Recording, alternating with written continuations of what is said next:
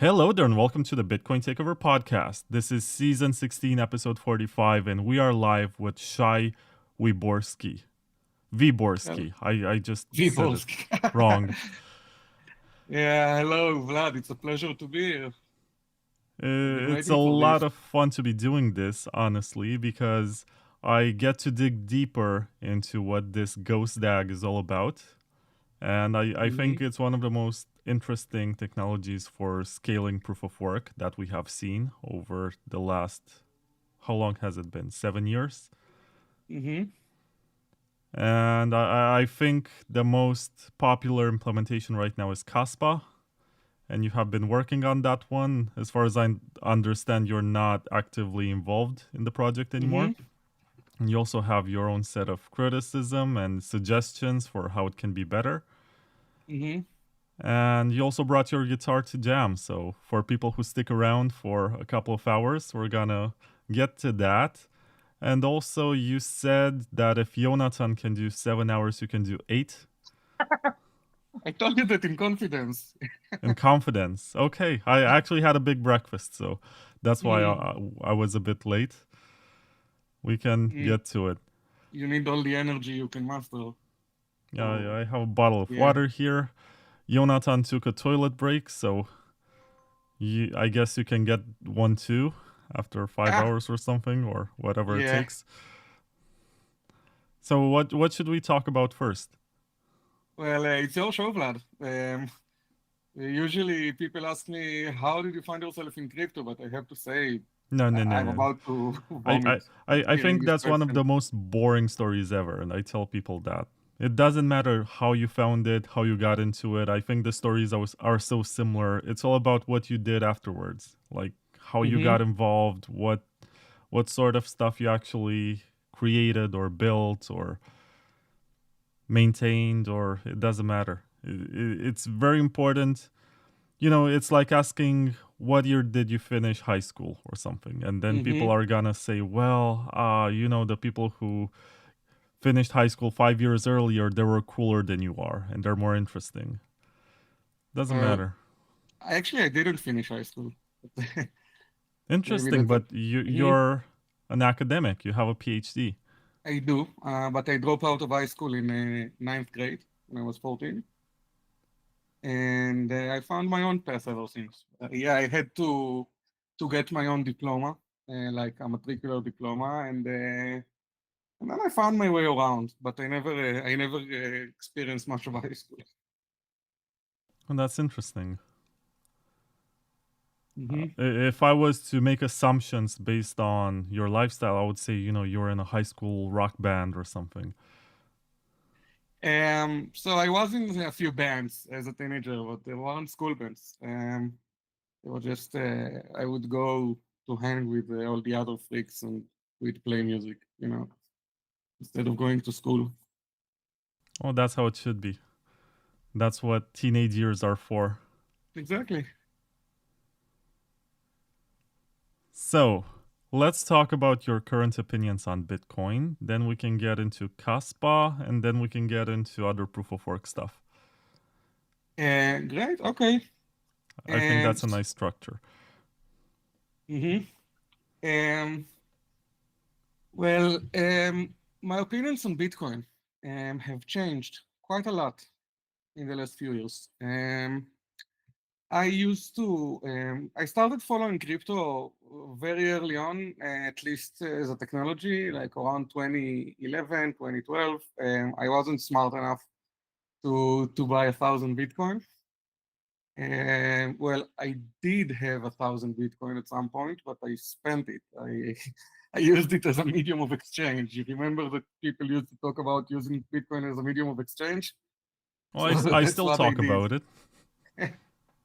Um, and Anyway, then what did you buy with your 1,000 Bitcoin? I'm not at liberty to discuss that, but uh, I bought stuff that's good for creativity. Um, yeah. Well, after around 2013, 2014, I started to get disenchanted Bitcoin because with crypto in general, because I felt like all the promises were kind of broken, and people propose solutions, but nothing really moves on, and maybe there is no solution to make proof of work practical. I think my two breaking points was first when Steam started to accept Bitcoin, and then a few months later they stopped because they said that Bitcoin, once it gets congested, it's just not reliable enough. And the time it takes a transaction to confirm is so long and the price is so volatile, they can't even regulate how much income they get for selling games. And then there was this whole SegWit 2 debacle.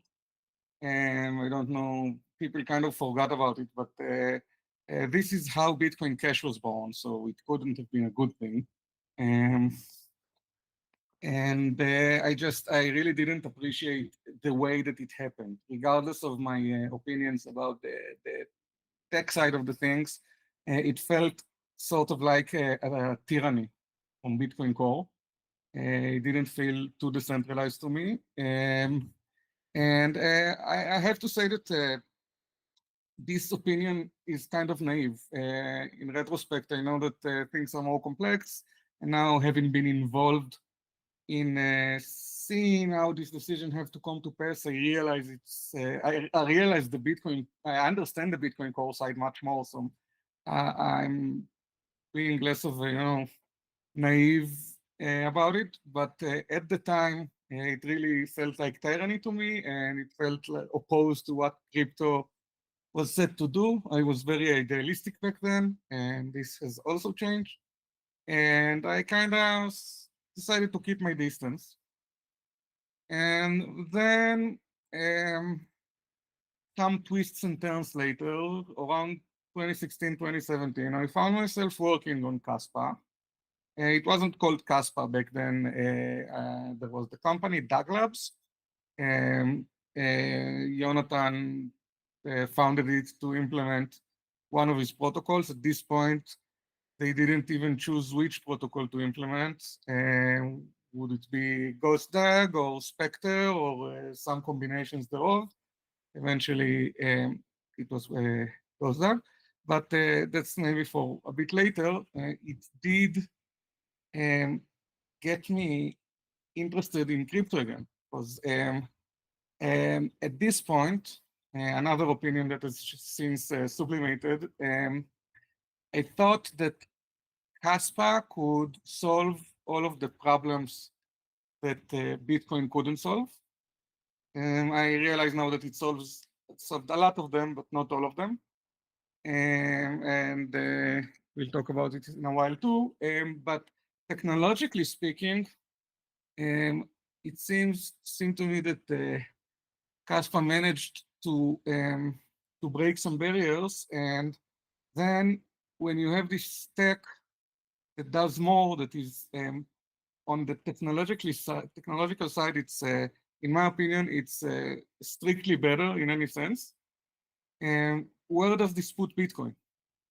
What's Bitcoin's place? Can you argue that Kaspa makes Bitcoin obsolete? And I'd say that if you think about Bitcoin as a medium of exchange, then by all means, Kaspa renders Bitcoin obsolete because it's a better medium of exchange.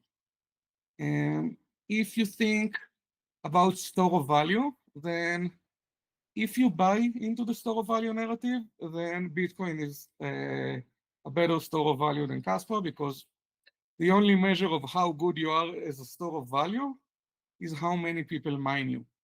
The more miners you're able to attract, the better store of value you are, full stop. Nothing else matters for this one. And we would all agree that Bitcoin has a lot of more capital and operational expense, like orders of magnitudes more. And the thing is, I don't really like the store of value narrative. I don't think this is the correct value proposition for Bitcoin. And I started to fall into another narrative that, I mean, I thought about it by myself, but there is no way that other thousands of people haven't thought about it too. It's not a particularly bright thought, but it makes sense. But I haven't gone and seen if other people pursued this narrative more seriously. But I think that Bitcoin will eventually be the ultimate decentralized safe. It's going to be like the Fort Knox of data and of proof of publishing. This is going to be the service you use if you want to make a commitment to data that you know people will trust in 200, you want people to trust in 200 years. And I think if this is like, you need this immutable time capsule and you want guarantees that it's gonna last centuries, and right now Bitcoin gives the best guarantees. And I think this is the way it's gonna evolve eventually, because if you think about it, like in fiat, we have like the banks and the finance and all the trade economy, and then we have like Fort Knox, right? This fortress where we keep all the valuables, and these things are separated, very, very, very separated, and it's for a very good reason, because you don't want.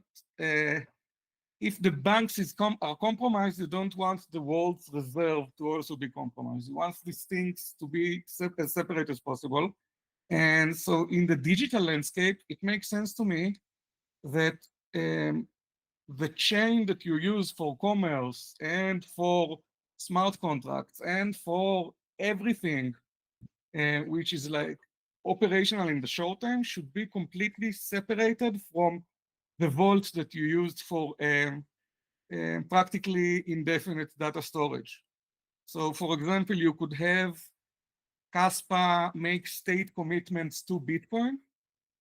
And then because Bitcoin is this safe that is the most secure in the world, people could use it to validate that Kaspa is, I don't know, is consistent for the last 50 years or something like that. And consequently, I think that eventually posting to Bitcoin, like just placing some data on Bitcoin, is going to become a highly exclusive service, highly expensive service, and it should be expensive because the thing people pay for is exactly to keep mining profitable, to keep the vault secure and locked. So I think this makes sense. It makes the scarcity valuable. It makes a correct use of what Bitcoin has to offer, and it sits very well with all the rest. You can use quick chains, pruned chains, chains that don't give you complete auditability. You could use them in a more ephemeral way to say like, okay, this has a security range of like 10 years. But if you want some records that will last 10 generations or 20 generations, use the vault. And this is how I see things possibly converging in the long run if crypto ever becomes, foundational to the world economy. So I don't know, maybe I'm just hallucinating, but this is the narrative that makes sense to me the most for Bitcoin, and I love it. I think it's a beautiful, beautiful utility for Bitcoin. It makes Bitcoin the way all of the people can come together to decide on what truth should be archived. It's like creating an immutable historical account ledger of the humanity. And I think this is a very noble cause, to have like just allow humanity to document itself in a way that is not censorable or not retroactively coercible. I think it's more noble than any monetary system that you can interact on it anyway. So I think this is a beautiful, even if it's not going to happen, at least it should happen in some sci-fi book, because I think it's maybe the most beautiful application of Bitcoin I could think of. You mentioned in the context that Kaspa solves some of Bitcoin's problems. The fact that Bitcoin does have problems, and I was going to ask you if you can present them. Well, I think the most obvious one is the throughput. Bitcoin doesn't have throughput. And if you want if you want a medium of exchange, and then you need to be able to follow through with the exchanges. And I haven't seen any good solution for this over Bitcoin yet. I have a lot to say about why I think the Lightning Network is not going to solve this problem. And Kaspa does. Now, Kaspa, people think that Kaspa is a GhostDAG, but Kaspa is actually an entire array of novel solutions that extract the benefits of Kaspa to its limits. There is a lot more to it than throughput and confirmation times, but these are the first two things that like the most immediate things it addresses. Now, the disadvantage is that if you want to have a high throughput, then you can't have auditability. Auditability is the ability to validate the entire transaction history to Genesis. And you can't have that because essentially transactions are non-compressible and they have this random information, the hash information, and it's pseudo-random information, so you can't compress it. So the size of the ledger actually grows with the numbers of transactions. So if you want to have high throughput, either you run into storage requirements that make operating a node completely impractical for almost everyone. You would need huge computers, or you need to realize that when you're talking, even in terms of 10, 20, 30 years of security, it's completely reasonable to propose an alternative trust model, a conscious trust model that understands concessions, and I can really dive into it later if you want. But to have some alternative to auditability, which is good enough for every practical use, but removes the need to store the entire ledger. So this is another thing. I wouldn't say that Kaspa solves this because it uses pre-existing solutions, but it adapts them very well. And I think if we go more abstractly, we have in Kaspa this cool thing and this multi-leader consensus kind of thing. I haven't heard your conversation with Jonathan, so I don't know if he got into any of this. But the point is that when a Kaspa block is included, it doesn't get the reward. It doesn't process the transactions on this block. The next block would. Essentially, every block processes the blocks below it simultaneously. So it means that when this block is processed, this block you could impose any protocol of how to take this, this cloud of blocks and extract from it one sequence of transactions, which includes all non-conflicting transactions and resolves all conflicts. And GhostDAG is just one way to do it, a very, very good way to do it. But the key here is that you have the ability to shape this. At every round, a lot of blocks are competing as equal partners. And that's very unlike Bitcoin, where the next block always determines the next sequence of transactions completely. And you can leverage this to do a lot of cool things. Even on its own, if you just, the way it is right now is already very beneficial because as a miner, if you try to do anything, you can't know what other blocks you're going to compete with because the block creation times are shorter than the confirmation times. Even if you look at all of the blocks that you have seen while mining your own block, if you try to update yourself, then by the time you hear of all the blocks in the round will be concluded. So you really have to work with partial information and with uncertainty, and this makes things a lot less gameable. It really reduces the threshold, not the thresholds, actually the threshold too, but it reduces the profitability of selfish mining, and it reduces the feasibility of MEV, and it enables doing really cool stuff like auctioning, which could be used for oracles. There is a bright guy called Elliot Mabe is researching this kind of stuff. And now how can you use this to just kind of let all of the blocks vote on a truth and then aggregate it so that you have a decentralized way to get an oracle, like to have contracts that depend on external information, like the value of dollar or something.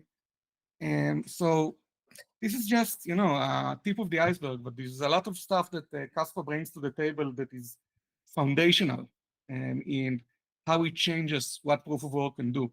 And I like to say that there are a lot of things that people think are universal truths of proof of work, but they aren't. They are artifacts of Bitcoin's specific structure. Some of them are positive, like auditability. Some of them are negative, like the fact that you need the network to be congested for the fee market to activate. That's something that's not true for Kaspa, but people think it's just a universal truth of proof of work in general. So if anything, even if Kaspa if Kaspa disappeared tomorrow, still the success of GhostDAG in practice gave us empirical, tangible proof that a lot of the things we thought we know about Bitcoin and about proof of work in general are not necessarily true, and we need this paradigm change. So I can really list more and more things where Kaspa improves on Bitcoin, but the key is that we took a lot of the lessons learned from previous protocols and really thought very, very hard on how to solve all of these things together. And some of the solutions that I used to like the rapid emissions, now I have second thoughts about them. But for the most part, on the theoretical, technical side, if we ignore the human/economic side for now, it's just a counterexample to a lot of truths about proof of work and about Bitcoin, which I think is extremely valuable on its own right. Right, so from the way that you present it, you believe that the main drawback in the case of Kaspa is not necessarily the technical design, but the way in which the monetary policy was created with the fast emission. And it's not just the fast emission. I think that in Kaspa, those that look from the outside and have like a full picture, I think what we are witnessing right now is a bit of a failure of the fair lunch model. Now, when I say the word failure, I mean it like when you say a market failure. The fact that a market has a failure doesn't mean that the market collapsed. It doesn't mean that it failed. It doesn't mean that the market is no good and you need to replace it. But it does mean that it failed for a reason and we need to understand why.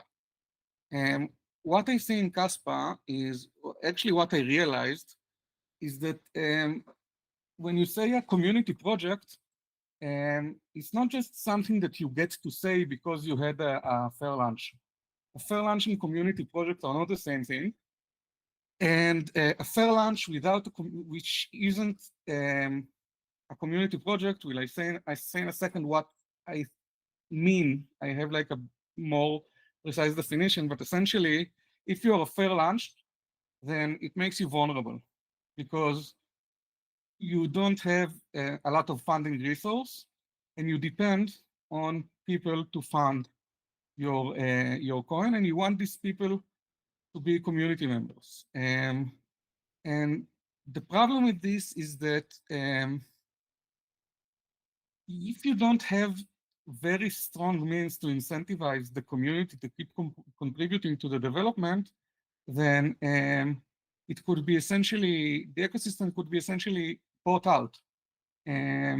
Someone with enough money, in particular someone that made money by manufacturing Kaspa ASICs, for example, could just come along and start footing all the bills. Okay, I will pay for marketing, I will pay for conference attendance, I will pay for this development and then that development, and suddenly they have full control of everything that's going on.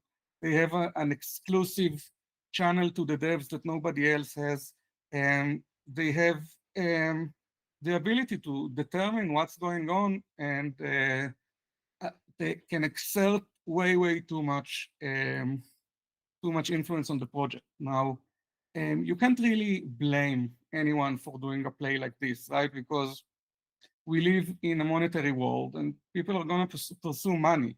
And whether these people are good or bad or ugly, it's your responsibility when you propose a new monetary system to have a way to deal with this kind of coercion attempts. And I realized that in a community project, if you want to call a project a community project, it's sort of a social contract between the developers and the community. That the community has the developers back, and that the community, the developers release all the coin into the world, so there will be a lot of wealthy contributors, people that hold a lot of the coin, and so that they could fund the development, and they could fund the development even in situations where the price is going sideways or even falling, and people are dissatisfied, and it should be the responsibility. Now, nobody told these people it should be the responsibility, and this entire discussion about this social contract didn't actually exist. It's something that hindsight is 2020, but I realized that without this social contrast, without this social contract, fail launch is just extremely vulnerable. So what I'm trying to think about now is how you can create like this launch model, which is reliant on being a community project on one hand, but on the other is not that coercible. So where do you put the line? I mean, because if you create a foundation and take free mines, that it's no longer a fair launch.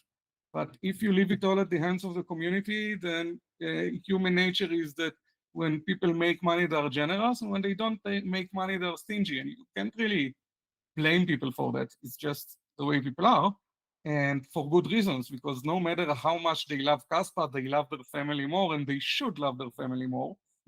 And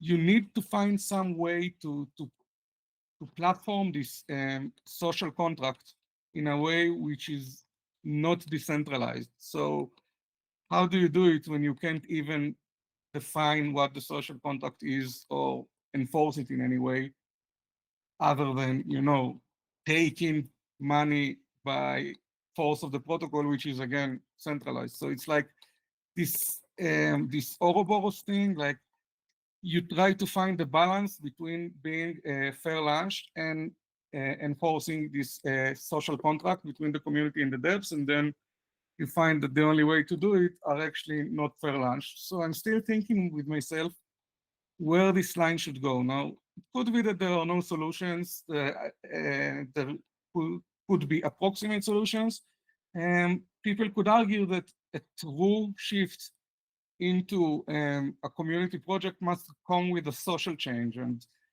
social change should come from social leaders and not from tech developers. There is a whole lot to say about it. Maybe the solution here is not to treat technology like a social movement, but understand that it could only be a part of it. But you first need the social movement of people dedicated enough to it. I don't know.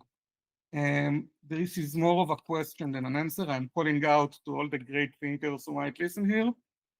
There is a problem with the naive way we think about fair launch and how it implies that the project is a community project when it isn't.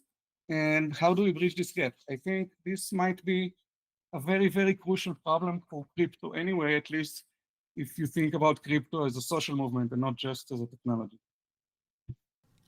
Yeah, I have a couple of remarks about this. First of all, it's very difficult to replicate the way in which Bitcoin was launched because there was nothing like it at the time, and people had no idea that this was gonna get big. So the expectations were not just low, but pretty much non-existent on behalf of the very early adopters. And for the first year, there was no market price. There was no exchange where you could sell. It was just like this funny software that was generating coins on your computer.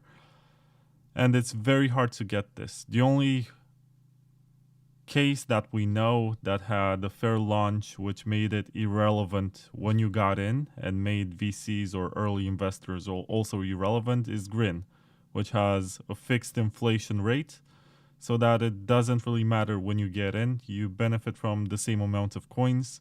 And you can also argue that the added inflation actually dilutes the price. So it's designed almost in an anti-pumping way.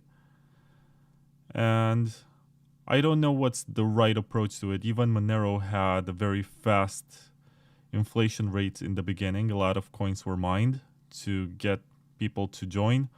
I think even Pirate Chain, which is a fork of Zcash, which eliminates the foundation and all of the dev tax and everything that some people don't like on Zcash, that one had a very fast emission curve. So they really wanted to incentivize early adopters, but once that phase is over, it's difficult to get people to stay. And especially in proof of work systems, you understand that miners are mercenaries and they don't care too much about the project itself. They just, as you said, they care about their families, they care about maximizing revenue. And as soon as the emission is not as high and they're not making the same profits, they're just gonna move to the next coin or whatever brings them the greatest amount of revenue. Yes, which is one of the reasons I'm such an advocate of a highly ASIC-friendly mining. I think that the only way to force miners, the mercenaries, to be on your side is to force them to get hardware that can't do anything else. And if it's cheap hardware that doesn't take a lot of electricity because you had the foresight to choose a highly ASIC-friendly algorithm, then it remains decentralized, especially if you happen to create a lot of blocks. Because they say that scaling is an economy of scale, and it's completely right. But the scale factor is essentially your block production. If you make X time more blocks, then the entry barriers to mining your network are 1/X times smaller. No? So combining all of this together do create ways that I think could lead to miners hanging around. But I think the key word that you use here is phases, because if you want to reach the moon, you can't just create a rocket, stick it with a lot of fuel, and launch it.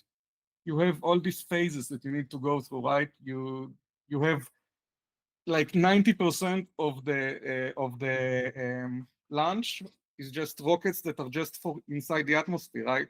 It has most of the shuttle doesn't even make it to space, right? Most of it is discarded along the way. And so this is kind of like this here. Yes, you want to be a fair launch project, but there are phases that you have to go through. And there is inevitably, if you launch, say, like we did with a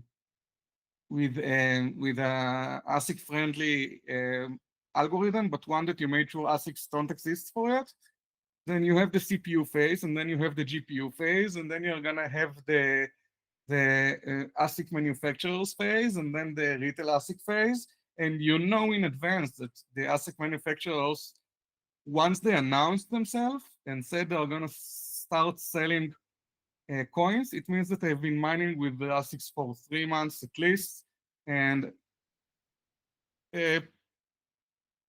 probably mined like 80–90% during this time. I mean, it just makes sense because ASICs outperforms GPUs to this extent, especially when you have an ASIC-friendly algorithm.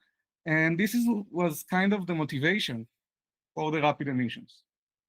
And it was like, we are gonna emit a lot in the CPU GPU phase, and then have most of the circulation out for the ASIC phase. I still think that there is some truth to it, but I do think that maybe the tail emission should be longer. I think, yeah, making them, I still believe that if you want to launch a coin, then you should have the balls to have the entire supply out by the time, within your lifetime and while you're still working on it. Okay? You shouldn't say, okay, this is a problem for my grandchildren. But I still think that it might have been a bit too ballsy to make it this short. Maybe it would have been a better choice to give it 10 more years. Well, yeah, but first of all, there's no way to know this until you actually do it. You figure it out along the way. Hindsight is 2020. And also, it's not like you cannot refine the tech and launch another project that learns from the mistakes of the previous one. Yeah, to some extent you can. But maybe you can. Maybe some future project is gonna take the tech and find a better launch model, a more mature and less naive launch model. I still believe that Kaspa can navigate outside this bog and attracts a lot of real adoption. And then, if you reach the phase of a large adoption, then it really doesn't matter how you got there if you manage to get there while still being decentralized. And I think right now there are forces that are trying to centralize Kaspa for their own gain. And I can tell you that the three individuals that hold the most Kaspa, and I'm talking about individuals, and together they hold, I think, at least 1.5 billion Kaspa, so like more than $100 million. How much is that of the total supply in percentage? About 6%, maybe. Those 3 of them own 6% collectively, or each of them owns 6%? But you see that like the wealthiest members of the community, they aren't creating alternatives. They're just all colluding together with this the foundation, and you see that it just really centralizes the development, and it manifests in several ways. But it harms the innovation over the platform. I've heard about builders that tried to build over Kaspa, but couldn't because they had questions and there wasn't documentation and there wasn't enough response from the devs, and the devs are busy. They can't respond to anyone, but you need to find somewhere in the middle. And if you have like a foundation that has this global picture of what's best for the coin, then they will fund.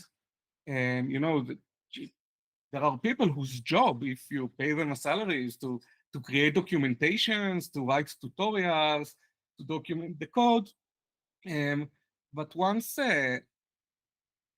100% of the community funds all belong to this single core of very few people, and it's in their interest that the technology remains poorly documented because it gives them an advantage due to their exclusive link to the devs, and you have a problem.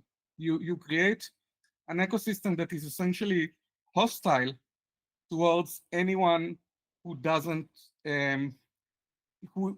collaborate with them, with this particular milieu of people, and it really centralizes the development. I have concrete example of how this happens, like several of them. I won't go into that right now, but I think this is the biggest problem Kaspa is facing right now as a project and as a technology. So this is not just about Kaspa. This is, again, my musings about what we can learn in general about how to fair launch and how to do it better in the future. Someone in the chat mentioned that he thought I was wearing a hospital gown. Like,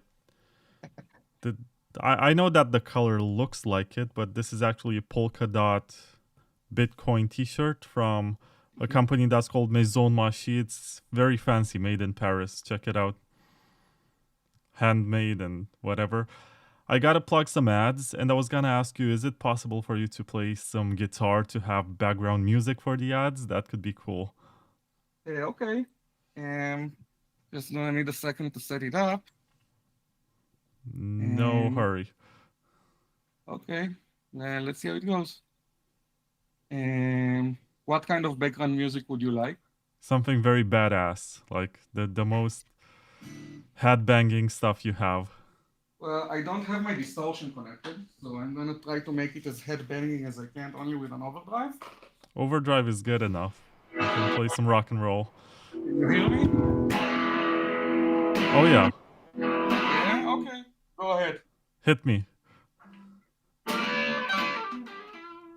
Oh yeah. Sideshift.ai is the place where you can exchange something that you have for something that you want.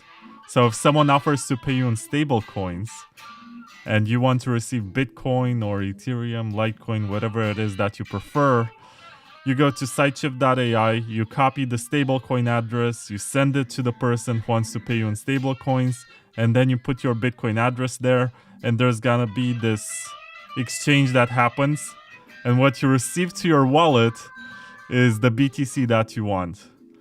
They have a lot of liquidity, low fees. Check out Sideshift.ai. This is so cool with the music. There's also NoOnes.com, which is a peer-to-peer exchange. The CEO, Ray Youssef, is very adamant about his mission to empower the global south. And most of the users that he amassed on the platform are from Africa, are from the Middle East, are from South America. And he's trying to empower what he calls the Alliance of the South. And if you're trading on NoOnes, on the spot exchange or the peer-to-peer exchange or even the gift card exchange, you are providing liquidity to these people so that they can do their hustle and run this chain of exchanges. So check out NoOnes.com. They have this mission, and I'm pretty sure you can hustle some money for yourself because the system is called Everyone Gets a Seat at the Table and Everyone Eats. It's NOONES.com. Also, Bitcoin.com news is one of the places where I actually read about Kaspa last year. At the time, they were saying that it's the most profitable proof of work coin to mine. I should actually ask Shai about this. And are you hearing me? Yes, I do. On Bitcoin.com news, actually, last year, I read that Kaspa is very profitable to mine. And there was actually this piece of news that I remember at one point where someone went to a hotel room with some ASIC miners and basically made like $5,000 or more. Anyway, it was very good for marketing at the time. What I'm trying to say is that Bitcoin.com news has pretty good coverage on a large number of topics, and it's very good for escaping your bubble. So if you spend too much time on Bitcoin Magazine or CoinDesk or some of these other websites, you might get stuck in this VC world, which is very American-centric. But on Bitcoin.com news, you also see reporting from other parts of the world. And I like that they also talk about gold, they also talk about silver and oil, and some lesser known projects that might be technologically interesting for you. And I know that a lot of the listeners believe that Bitcoin.com is the place where they promote the green Bitcoin and they say BCH is faster and has lower fees and you should not be using BTC, but they rebranded recently. If you go today to their page, you're actually gonna see that they went from green to orange. So check it out today. The URL is news.bitcoin.com, and I'm sure that you'll find something interesting to learn. I will have 2 more ads to present throughout the episode, but I actually want to get your opinion on them because one of them is for drive chains on Bitcoin, which hypothetically can also implement a Kaspa drive chain or something. I'm not sure what it is, if I'm being completely honest. You are familiar with sidechains, right? As a concept, yes. So it's trying to do two-way pegged sidechains which are enforced by the miners, so that the miners are in control of these sidechains and they collect transaction fees from them. And it's an idea for Bitcoin to basically have a security budget for the miners, as the rewards are going down every 210,000 blocks or 4 years. And also it's an idea for Bitcoin to get use cases that it doesn't have. And right now they have an Ethereum sidechain, they have a Zcash sidechain, they have a big block sidechain that's prunable, and there's much more. You can check out their stuff at LayerTwoLabs.com. And they also have software that you can download on the Bitcoin Signet for testing. And there's a Telegram chat where people can send you some coins for playing. And I think it's interesting technology. And I can ask Paul, who is the CEO, if he can do a Kaspa sidechain. Maybe that can be interesting. Maybe. I don't know much about the tech. I left an open tab with the website. So I'll have a look. Once tomorrow, if we are done by tomorrow, I'll have a look tomorrow. And yeah, but I think any sort of interoperability is nice. I think building bridges makes sense, even if only because we still need to learn how to bridge. As a humanity, we don't do it very well yet. There are a lot of problems. Yeah, I agree with you. Like, I think the smartest people after the scaling wars in Bitcoin, they started building bridges because they figured out, okay, it's not only gonna be Bitcoin. We're gonna have this Ethereum and maybe some other stuff. And how do you get Bitcoin on Ethereum, for example? And I think the least elegant solution is what we have today is WBTC, which is wrapped Bitcoin. It's custodied by BitGo and issued as a token as an ERC20 on Ethereum. And it's not trustless in any way or trust minimized. It's not censorship resistant, but it's useful for some people to use smart contracting features and DeFi. To build bridges, that would be very interesting. And this is the last sponsor I will present in this episode, and then we can just have a free-flowing conversation. Citrea is trying to solve this with a ZK-rollup on Bitcoin because it inherits the same security of the base layer on this ZK-rollup, which is very much like Ethereum. So for people who like Ethereum, they're gonna love Citrea because it's proof of work, it's more secure, and has faster block times than Ethereum. For people who are into Bitcoin but they don't like Ethereum, I think they're gonna like Citrea too, because it adds extra scalability and features that currently Bitcoin does not have. And they're gonna launch later this year. It's citrea.xyz. And they also have a testnet for experimentation right now going on. Cool. Yeah, there's a lot of stuff happening. It's really exciting. And it's also exciting to see that in an industry which is focused so much on proof of stake nowadays, there's stuff like Kaspa, there's stuff like, there was something else called Shai Network. Quai, not Shai. Quai Network, Quai. your Shai. Yeah. Quai, Q-U-A-I. Yes, I'm working with them, actually. There was also a Lithium, which does something called proof of less work. Not exactly. I mean, they have plans for proof of less work, but as far as I know, it's not activated yet. Proof of less work is interesting. I think a Lithium goes like with this approach of parallel chains. Quai also Cadena. I mean, it's a common approach, and they use this protocol called Blockflow.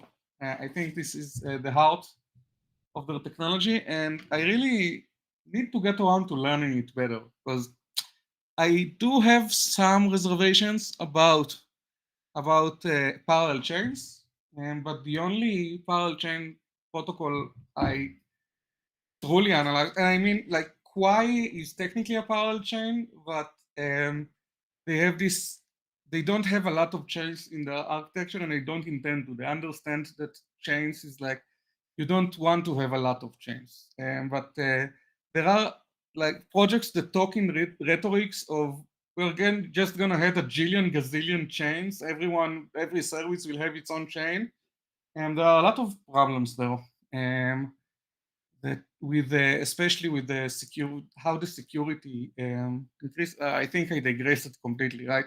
So I'm just saying that I studied Kadena to understand these problems, and now I want to study a lithium better and to understand first if these problems are universal for parallel chains or if they're more of a consequence of Kadena's for particular chain web protocol. But just it seems like an interesting protocol, and it seems I don't know. They seem like they're doing a good job. So I think I want to learn about it more. And Quai are very interesting. I'm working with Quai. This is the full disclosure here. I'm not working on Quai. And in fact, there are a lot of aspects of the protocol that I don't really know. And Quai were just generous enough to offer me a grant so I could keep working on proof of work education in general. And it doesn't mean that they can't ask me for doing specific stuff. They do, and I'm helping them right now, and they're working on solving this problem of selfish mining and of liveness attacks by a large minority of miners. And I used to think that selfish mining is more of a theoretical curiosity than it is an urgent problem to address. But then Cubic came along and attacked Monero. Oh, I was gonna ask you about that. Yeah, and I've seen how they managed to obliterate their liveness with I don't know. I estimated. They asked me. Cubic actually commissioned me to write a report about this attack, and I estimated that they had around 28% of the global hash rate, and but they still managed to disturb liveness very much, and they didn't even try to deliberately attack liveness. If they've done a concentrated liveness attack, I think they could have done more damage. It just happened because they were selfishly mining, and this is why the moment I said, "Oh boy, okay, maybe we are heading towards a world where you need to understand selfish mining better." Now, one thing I want to point out, I keep saying that if you want to be decentralized and secure, then you're going to need to be very ASIC-friendly. And Monero uses random X, which is the exact opposite, right? You need a CPU to compute it usually, and not only that, but it takes a long time to compute a single hash. You know, the global hash rate is very low, and I think that's what made them so vulnerable, because they use the most generic hardware available to secure their network. So it's not the amount of CPUs that mine Monero is like a small drop of the ocean of CPUs that are available in the world. So yeah, it isn't an operation to rally a lot of CPUs to mine Monero, but it's not like a scarcity issue. It's not like you have to get a lot of this exotic hardware that it's hard to come by and hard to create, or you need to fabricate it yourself. And I think this is the main reason why Monero was attacked so easily. But I do think it also signifies that the scale of raids have gone up. And suddenly selfish mining isn't just a curiosity about fairness of rewards. It's an actual concern against liveness attacks by a large minority. And this gives me a whole new appreciation of why coming up with nice solutions to selfish mining is of the essence. Now, selfish mining in DAGs, in Kaspa, is not well understood, but there are indications that the DAG structure naturally makes selfish mining a lot less of a problem. And in a sense, it decreases, I think. I mean, I only done some back of the envelope, but my intuition strongly suggests that selfish mining on Kaspa has lower thresholds in the sense that it's easier to do a selfish mining attack, but also lower profitability in the sense that even if you're huge, you're going to gain a lot less from a selfish mining attack, which if you don't think about it as selfish mining, but as liveness, it means that you need a lower threshold to do a selfish, a liveness attack that could technically work, could technically delay a bit of transactions, but your success probability and the amount you would actually manage to delay is very, very small. And it's even smaller when you consider that the delay is measured in blocks and not in real world time. So since there are a lot of blocks, then delaying a transaction in Monero for 10 minutes, 10 blocks means you delayed it for, I don't know, 2 hours. And delaying a Kaspa transaction for 10 blocks means that you've delayed it for 1 second. But still, when you talk about selfish mining and stuff like that, how long you can carry the attack, it isn't measured in real world time, it's measured in blocks. So the high block rate is another factor that makes this, if you think about it as a liveness and not a selfish mining attack, I don't think it's a concern for DAGs, I don't think it's a concern for Kaspa. I do think we found out that it is a huge concern for chains. And if you don't want DAGs, if you want chains, then coming up with interesting solutions for incentive alignment could be very beneficial from a security standpoint and not just from an economic standpoint. And in this case, I really do like the work that Kwai are doing. They are, so do you know what fruit chain is? Food chains? Food chains? Fruit chains. Fruit chains. No, I don't. So it's a theoretic protocol. It wasn't implemented. And it's essentially a protocol, a beautiful protocol, amazing work by Rafael Paz and I don't remember the first name, but together they created actually a protocol that has perfect incentive alignment, but it has drawbacks that make it totally impractical. And it's very significant from a theoretical standpoint, but trying to implement it, you find that the parameter regimes are just impractical. You're gonna need to waste tons of bandwidth, and it's gonna take days, if not weeks, for the thing to converge. And Kwai are working very hard on the proportional reward splitting mechanism. And I can say in 2 sentences where the big difference lies, but the thing is that it kind of gives you an extra knob. It's like you can think about fruit chains as like this extreme protocol.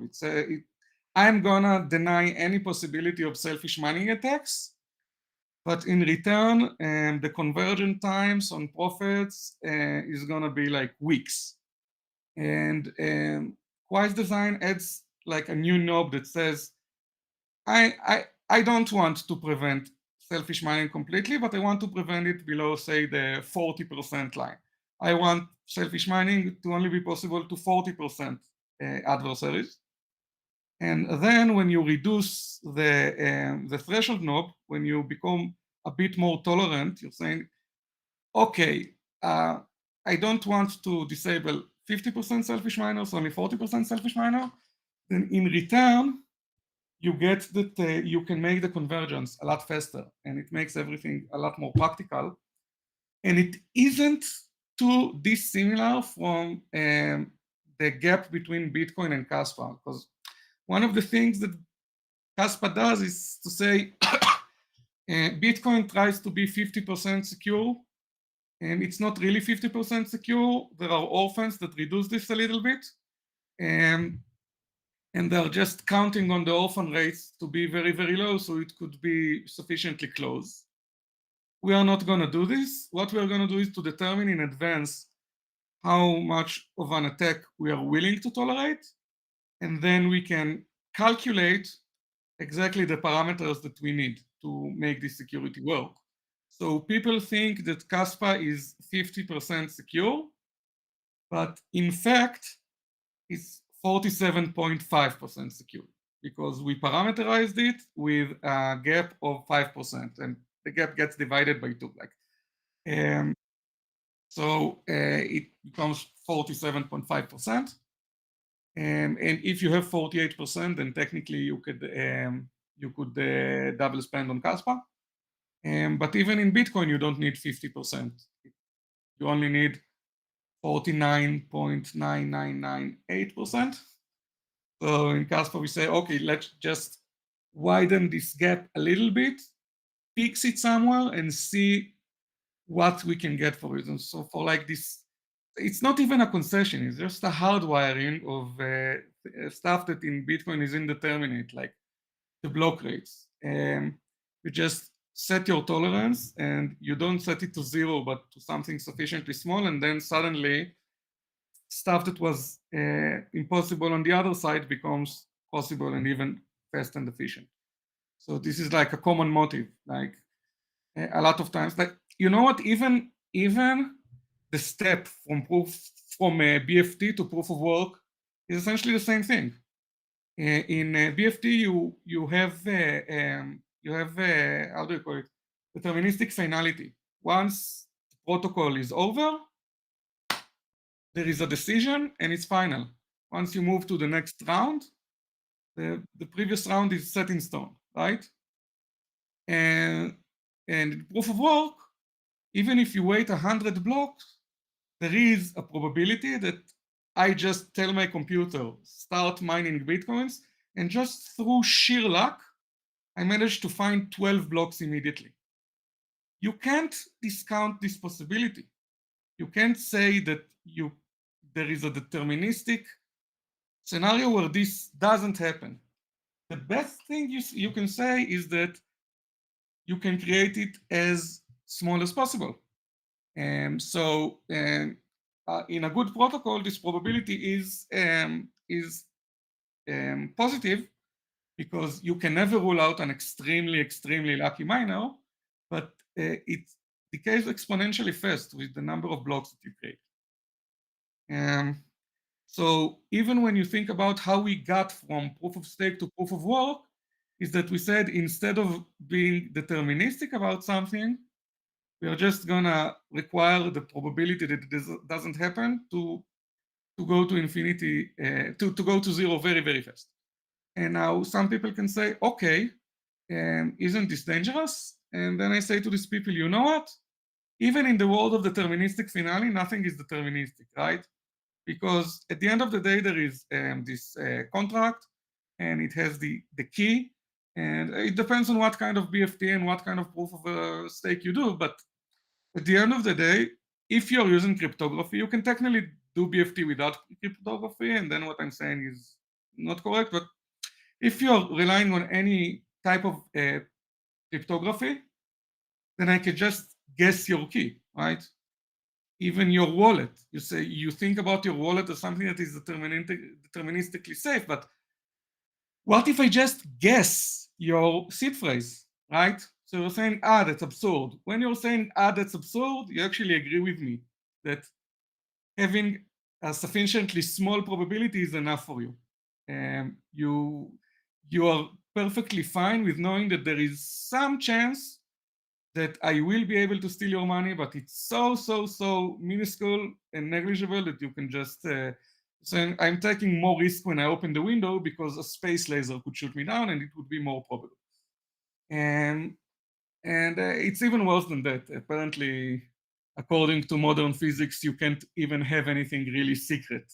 So if you really pontificate on this and you go to the realms of like useless philosophical discussion, like pothead computer science, then you realize that yes, if you believe that string theory is true, then the holographic principle implies that actually secrets are impossible. So there isn't even anything such as a secret key without any additional assumptions.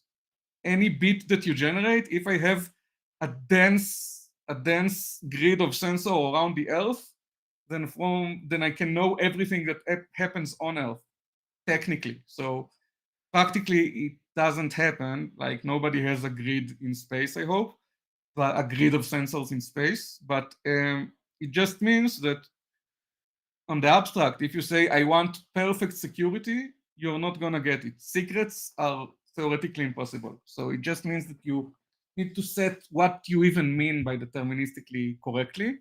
And then when you make these small concessions, then one of them brings you to public key cryptography. Another similar hop takes you from a deterministic finality to proof of work. And then similar hops can get you to stuff like Kaspa or like PRS or that kind of stuff. But I really like the work Quai are doing about selfish mining. I think it's essentially the only meaningful work in years about this. I haven't seen any other direct attempts to correct the past Shai algorithm, and other approaches to selfish mining like bobtail. I have other reasons that they rub me the wrong way, but I think it's gonna get too technical if I'm gonna talk about this. No, it's interesting, but at the same time, for the people who are watching this, and I see a bunch of questions about price, so I guess they don't care too much about selfish mining, but we gotta define what this is, and at the same time, I gotta criticize the term, because selfish mining implies that you are mining without adding any transactions to the blockchain. You're just getting the reward without getting the transaction fee, but it's not really selfish. It's more like mining without taking the money from transaction fees. The term selfish assumes that there's no transaction fee to collect for the miner, but you're actually diminishing your reward. Means. Say again? That's not what selfish mining means. Selfish mining is a completely different thing.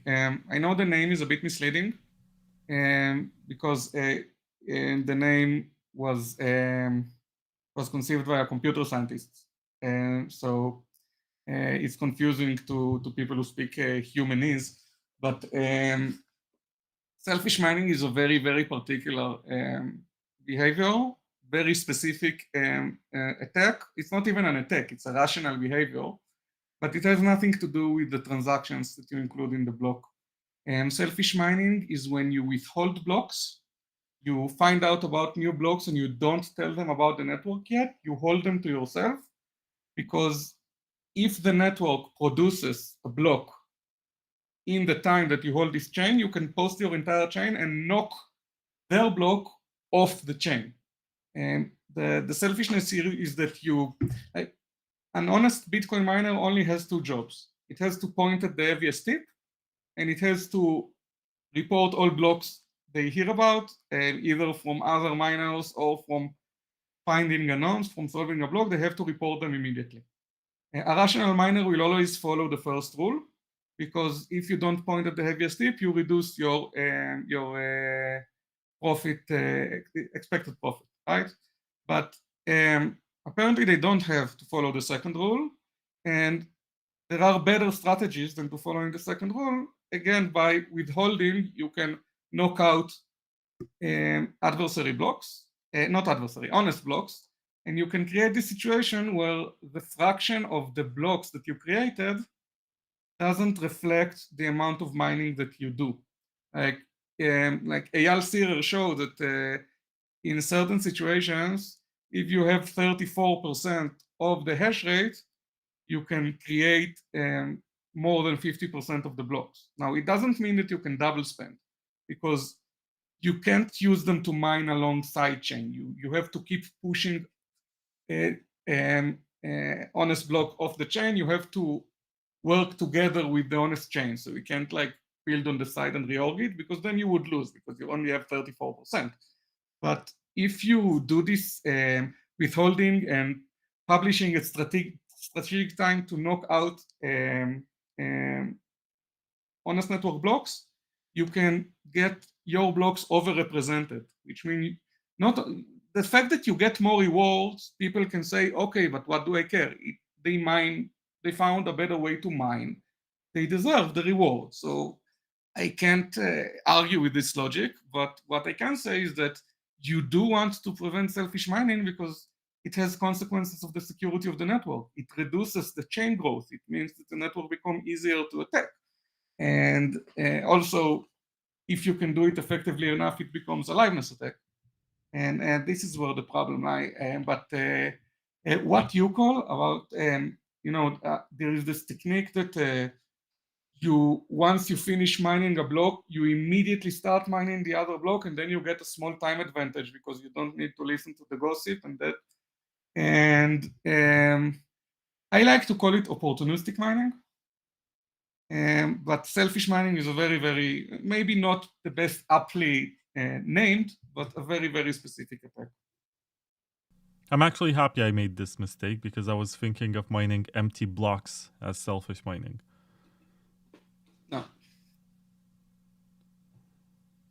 Yeah, anyway, let me take a step back and ask you, why does proof of work matter so much? Because we spend so much time tinkering with it and thinking about it. And then you have people in Ethereum or Cardano or Polkadot, and they'll say, we fixed this with incentives and proof of stake. I don't believe that you can make a truly permissionless system where the resource that you need to establish your influence is intrinsic. I think that such a system will always have the dynamics of this system will always have internal loops that will eventually cause money or resources or coercibility, I guess, into this select few. I think this is a property of flow of wealth in general, and people naturally want to maximize their profits, so they will do whatever they can to accumulate more. And in systems like proof of stake, in which I don't count Cardano, by the way, because Cardano doesn't give you minting fees. Cardano is extremely interesting, but if I understand correctly, it's not exactly proof of stake, and it's something a bit else. Maybe it is, because you're still staking, you still get slashed, so maybe it is. But I mean, there are a lot of things about Cardano that are very not typical to how proof of stake is usually done, and I think, if I remember correctly, how the Ouroboros work, then you don't get minting fees. So it's completely different. But if we talk about most proof of stake systems, then the fact that you get minting fees already creates this rich get richer dynamic. Now, rich get richer exists everywhere, right? But it's not codified. In proof of stake, it is codified. The fact that if you have more money, then you can make more money than anyone that has less money is the rule of the land. It's written hardwired into the protocol. And now it's not a problem that's going to go away. Rich get richer and economies of scale are always things that are going to happen whenever there is money and whenever there are people who are trying to be productive and have capital. But if you attach your network to an external value, then you delegate this problem to a much bigger world economy. And moreover, you introduce flexibility. Like if things change, and I'm thinking about energy and hardware as right now as perfect proxies of the economy. It's not completely accurate. You can talk about maybe the problem in Bitcoin and proof of work lies in the connections between the actual economy and the energy and hardware economy. I completely accept that. I don't have anything to say about it because I feel that only experts can really say something meaningful, and anything that I would say would inevitably be misleading.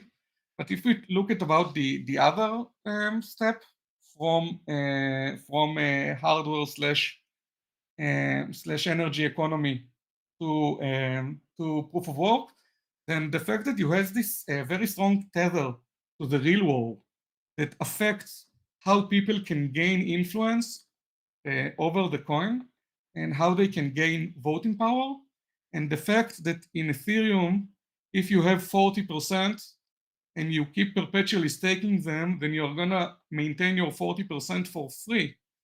But in Bitcoin, even if you have 90%, you would have to keep paying a lot of operational costs, and you have to keep procuring more and more hardware just to maintain this advantage.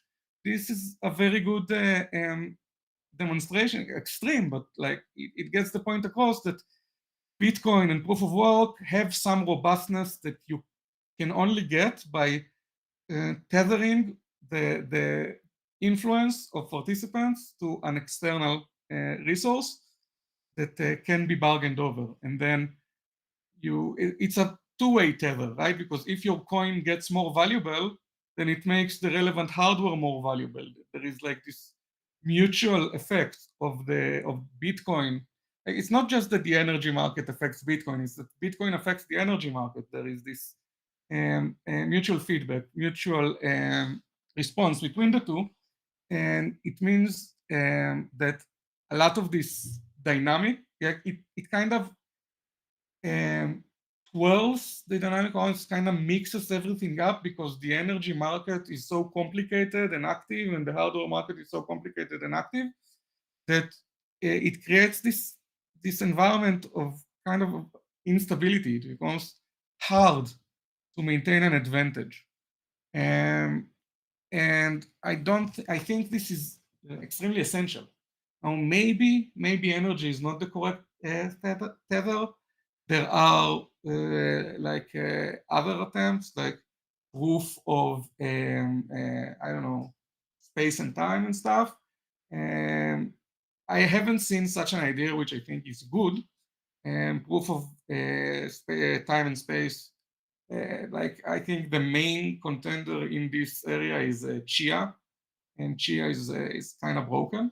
And Space Mesh came up with some interesting solutions to the trust bottlenecks in Chia, but I haven't studied it a lot, and I've heard about them like 2 or 3 years ago, and still doesn't seem like things happen, so I don't know, but at least in theory, at least they pointed out at the correct problem, even if I don't know if they eventually provided a solution. But on a more general term, I think that if you rely on something intrinsic like coin holding or a reputation or delegation or history or observation or all of the other variants, all of the proof of anything that can be read off completely from the chain, and then you're just gonna have you're just isolating the entire thing. You don't have any external link to dissipate all of this accumulating dynamics. And since when you launch, your economy is inevitably much simpler and more isolated, you're just asking people to accumulate it slowly, to create a disadvantage while they can and while it's simple. And it's just gonna stay this way forever. And this is what concerns me about proof of stake. And like on small scales, maybe it could fight with proof of work about coercibility, but I think any proof of stake is doomed to converge to a situation where a very small amount of entities, maybe even a single entity, has enough of a majority to exert a lot of influence on the network, maybe even complete control if they get a supermajority. And I don't think you should even have these concerns in the back of your mind.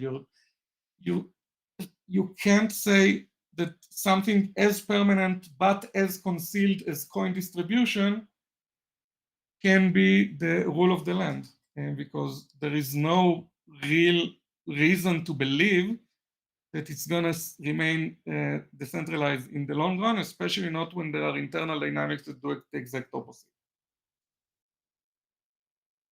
Yeah, it's really interesting. I was gonna go back to the issue that Monero has because I've seen the community propose some ways to fix or basically protect themselves from another selfish mining attack by Cubic.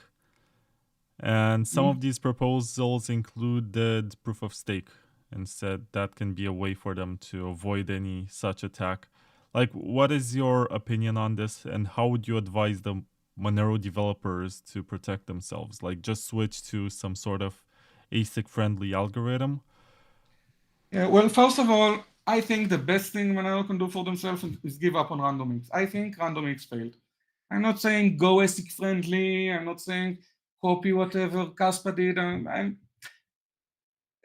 Some people think GPU is better, some think whatever is better, I don't care. I just think they need to let go of randomX and realize that this entire CPU mining thing failed the test of reality. It's just too easy to attack, and they need to come to terms with this.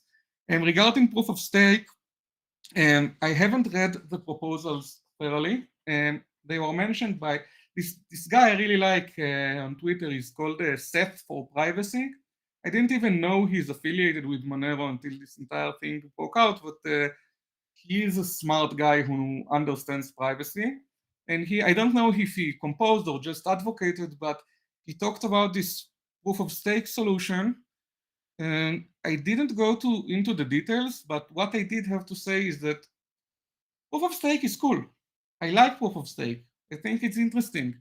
I am not opposed to using proof of stake for making decisions, even governed decisions, even protocol imposed decisions. The only rule I have about proof of stake is that if you want to say that you still have the decentralization properties of proof of work, then you are not allowed to use proof of work for sequencing. Including for inclusion. Proof of work must determine the inclusion and the order of transactions. If you use proof of stake for anything else, it's fine. I don't understand exactly what they want to do, but if they are not using proof of stake for sequencing or for inclusion, like the proof of stake mechanism can't tamper with transaction ordering and it can't censor transactions, then I don't see a problem with it. This is the key point. The most sensitive thing is inclusion and sequencing. Once you manage to decentralize this, make this decentralized and secure, then whatever you do above it, it's like an application thing. It doesn't really matter. The sequencing and censorship or inclusion is the crucial part that if you manage to decentralize it, you can do anything. There's also something else which shares the same crypto node protocol with Monero, and it's called Xano. It's also a privacy coin that's optimized for issuing tokens on it that inherit the same base layer privacy. But the way in which it's secured is that it has a hybrid between proof of work and proof of stake. And alternatively, you get a proof of work block and a proof of stake block every 1 minute. And I think they use ProgPoW or something. So it's not RandomX, it's something that you can mine with your GPU. And maybe that they figured out something that the Monero people haven't. Mm-hmm. But what do you think about using a hybrid between proof of work and proof of stake? Is it too much complexity? Complexity, I don't know the complexity. The only people who really understand the complexity are people who actually try to build it. And if someone tells you it's too simple or it's too complex, ask them if they ever tried to build anything similar or they're just expressing their biases. I have never worked on a proof of work, proof of stake hybrid, and so I can't attest to how complex it is on a development level. And in the architecture/trust level, then again, it completely depends on what the proof of stake can control. If the proof of stake can affect transaction inclusion and ordering, then I would say this is a proof of stake world, and probably proof of stake chain, and probably the fact that it's a hybrid even makes it less secure because it creates a false sense of security, and maybe because staking is not essential, and not the only way to make money, then less people would stake because some will mine, and this will make the network even more coercive. If you use proof of stake for stuff where proof of stake trust is fine, like for example, you can use it for bridging between coins for interoperability, and then I think it's much more palatable for me. Like if I know there are two pure proof of works, and in the middle there is a bridge between them that is controlled by a validator network, and the validators are permissionless and they have sufficient incentives to participate, and I'm completely fine with it, because I know that if you look at each network separately, then it can't be coerced by this proof of stake. The only thing the proof of stake can coerce is the bridging. So this is not something I would be opposed to. If this solves a lot of problems with bridging, and bridging is hard, then it's definitely better than all of the actual bridging solutions we have now, which are essentially centralized. You have a liquidity operator, liquidity supplier, and then you pay them to lock the coin and buy the reps coin for you, and you trust that everything is solvent, and then they pull the rug on you, which happened also to Kaspa, but happened, it's a story all this time. I remember like 8 years ago or something, there was a lot of experimentation with proof of work, which we have with projects like Kaspa and Kwai nowadays, but it used to be more widespread. Like proof of stake was not the industry standard. It was not the most popular, maybe top 100 in CoinMarketCap. But there was something called Verge. I'm not sure if you remember that one. And I think it was mined with 3 or 4 different algorithms. I don't recall exactly how. And I remember it was like the laughing stock of the industry because it got hacked like 2 or 3 times. And the hacking just required one of these mining algorithms to get 51% attacked. Because when you have more of them, you have a larger attack surface also. It sounds more secure in theory because you say, well, to get full control of the network, you need to 51% more algorithms. But in reality, you can run attacks just by getting a majority of the hash rate with one of them. And then... Okay, that's a bad way to combine them. Yeah, it is. But it was still some experimentation, which honestly, I feel like we have less of it nowadays. To be honest, I spent quite a lot of time reflecting on this and thinking if there is a cool way to incorporate a few modes of civilness together to aggregate them, and I couldn't come up with anything intelligent. If you require all of them, then you just make mining more difficult for everyone. And if you require any of them, just one of them, then you become very attackable, just like you described it. A vulnerability in one of them compromises the entire thing. So maybe there are more clever ways to have a hybrid civilness, but all the ways I've seen are kind of naive and attackable. I also want to add that there is an economic and political argument that is to be made about proof of work, why it's superior to proof of stake. Because you can argue that proof of work creates honest money, and it's exactly the proof of work component in Bitcoin that made it almost absurd to call it a Ponzi scheme. Because there is no central issuer, there is no central coordinator, the money doesn't come from any kind of central entity, and there is no kind of central entity that issues most of the currency in perpetuity. Like, it's such a competitive landscape that it's very hard to predict what's going to happen next. And just because you get this mining pool that gets 40% of the hash rate, as was the case with Bitmain, I don't no, not Bitmain, Antpool or something, one of their pools.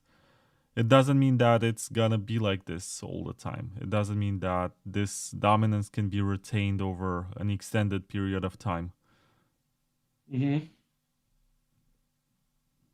Yeah, I completely agree with this. When people tell me that Bitcoin is a pyramid scheme, I ask them, who is the tip? Who is the tip of the pyramid? Satoshi Nakamoto is dead. So I think a pyramid scheme, like people who say that crypto is a fraud in general, it's like, doesn't even make sense. It's a not even wrong argument, because how can an idea be a scam? Now people that claim concretely that Bitcoin is a scam, okay, so who are the scammers? What's the structure? How is the money getting funneled in? And they say, okay, the miners take all the money and there are very few of them. Then I say, okay, so according to your criterion, like the food distribution industry is also a pyramid scheme, because we only have like, we have less supermarket chains than we have large Bitcoin mining pools, right? So is it also a pyramid scheme? Or is it just the way the economy turned to shape itself naturally? So the fact that there are large pools doesn't, it's just concluding from that it's a pyramid scheme is just stupid. And I could never get a more concrete or more detailed argument out of the it's a pyramid scheme guys. I mean, it's like it's an absurd accusation. Well, yeah, but I think there are also a lot of scams that attract newbies and they fall for them because everyone dreams about Yeah, getting into Bitcoin on day one, and someone tells them, well, this is the new Bitcoin, and this yeah, one and is there going are to a play lot of out the same scams way. in crypto. That's definitely true. And many of these projects have pre-mines, they have a shady amount of decentralization. Like, it's very hard to argue with a straight face that there's any decentralization at all. Mm-hmm. And I think this stuff takes years to build. Like, it's very hard for me to get excited about something that was launched this year or last year because there's so much to still prove to the project. Like, Kaspa at least has been around for how long has it been? 4 years or something? And we are reaching 3, right? It launched on the no, it launched on November 7th, 2021. So almost Yeah, 4 we are years. we are. Oh my God, I'm old. Yeah, we are reaching the 4th year. You guys have seen a bear market, a bull market, and now it's still unclear where Kaspa is Mm-hmm. at. So there is some resilience. There is some merit to the technology that it wasn't broken. Mm-hmm. I'm not very I mean, enthusiastic to jump onto something which is super new and avant-garde because there's still a lot of proving to be done. yeah, Kaspa, I would say that the KRC launch, like the first Casplex launch, as a launch of their product, it was an utter failure. But as a test of the Caspa, a stress test of the underlying Caspa network, it was a huge success. At the time, it was the largest live proof of scale experiment in history. And it just like the network became extremely congested because the launch was poorly planned. And but the Caspa network just faced, it was unfazed, completely unfazed by this a lot of congestion, and the nodes worked at full capacity beautifully. And then during testnet 11, we've seen it again. Um, we stress tested 3,000 transactions per second, over 10 blocks per second, where the nodes running, or the nodes were running on $100, $150 hardware, right? Nothing exceptional. And it worked beautifully. And this is the most successful, largest volume, most meaningful demonstration of the power of proof of work in the history of cryptography. And it's not even my opinion, it's a fact. People talk about the test of reality. There is no project that managed to scratch the surface of Kaspa's achievements in terms of throughput and decentralization in real world conditions. And if you want like a proof in the pudding, if you want the only network that proved that it actually can withstand these throughputs, then Kaspa is basically the only one. Yeah, and I guess it was interesting to launch this and see in real life how it actually works as a live net. You've spent a lot of time working on the paper and refining the theoretical aspects of it, and then you finally saw this going live. And before we go into the details, there's something I've been thinking about. Basically, the protocol is called GhostDAG, right? And the network is called Kaspa. Is this like a reference to Casper the Ghost? No, Kaspa is Aramaic for silver. Oh, interesting. Yeah, I was not aware of it. But to me, Yeah, I was that's thinking, also the oh, name. it's called GhostDAG, and then Kaspa, it's like Casper, which is a popular ghost. And the history of the name is really annoying. I think GhostDAG is literally the worst name you could choose for this protocol. Again, in hindsight is 2020. At the time, it was just another choice of a name. But the thing is that there was Bitcoin protocol, right? And then Aviv Zohar and his students came up with the Ghost protocol, right?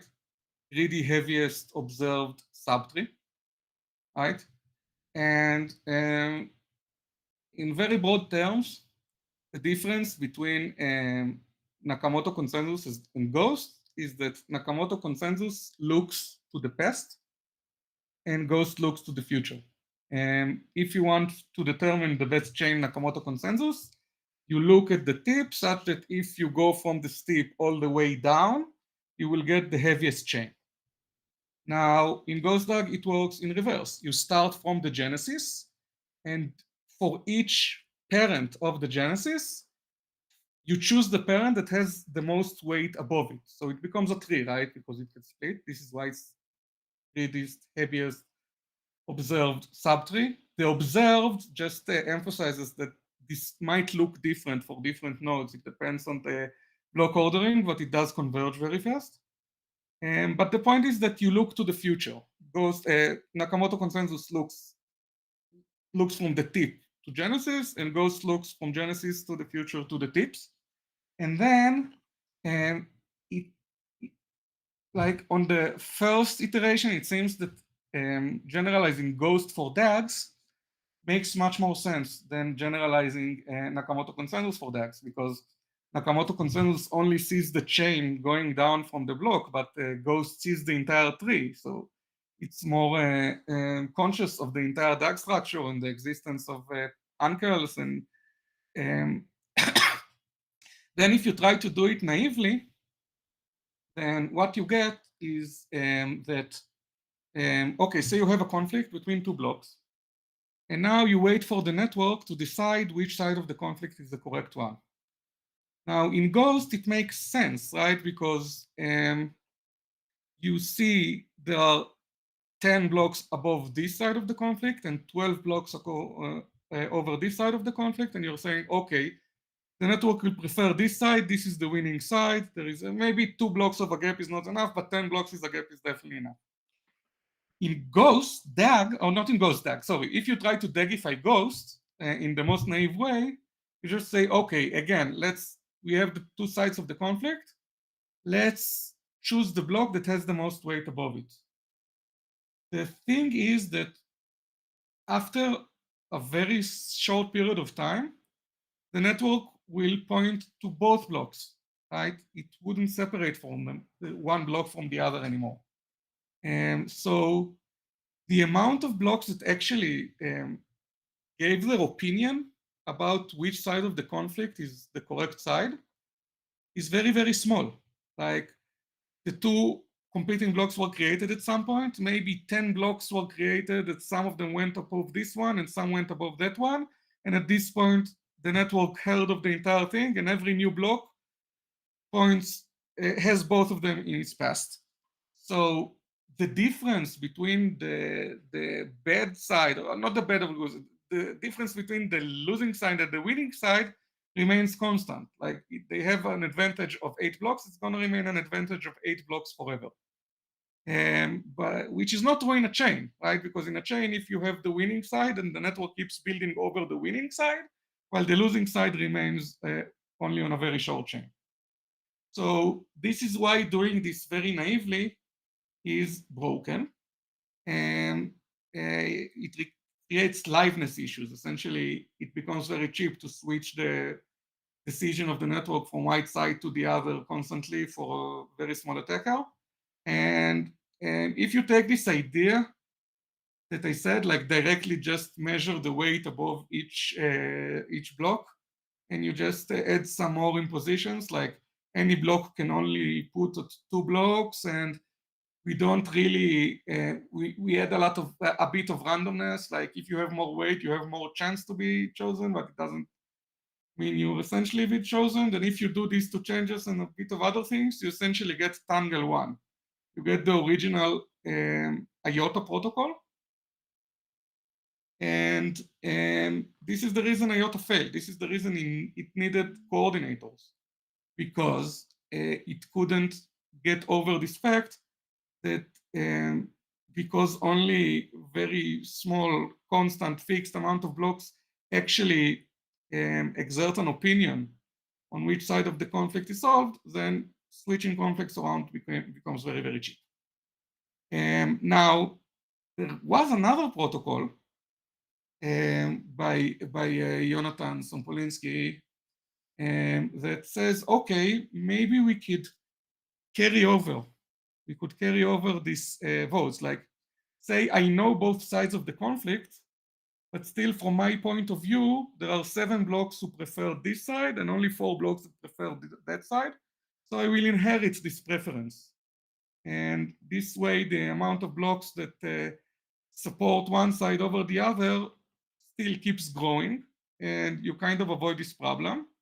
But if you analyze it very, very subtly and notice all the details, you realize that this ranking also has to propagate downwards, not just to the future, but also to the past, as in a sense, you can consider a block as retroactively voting on a block that didn't exist yet when you mined it.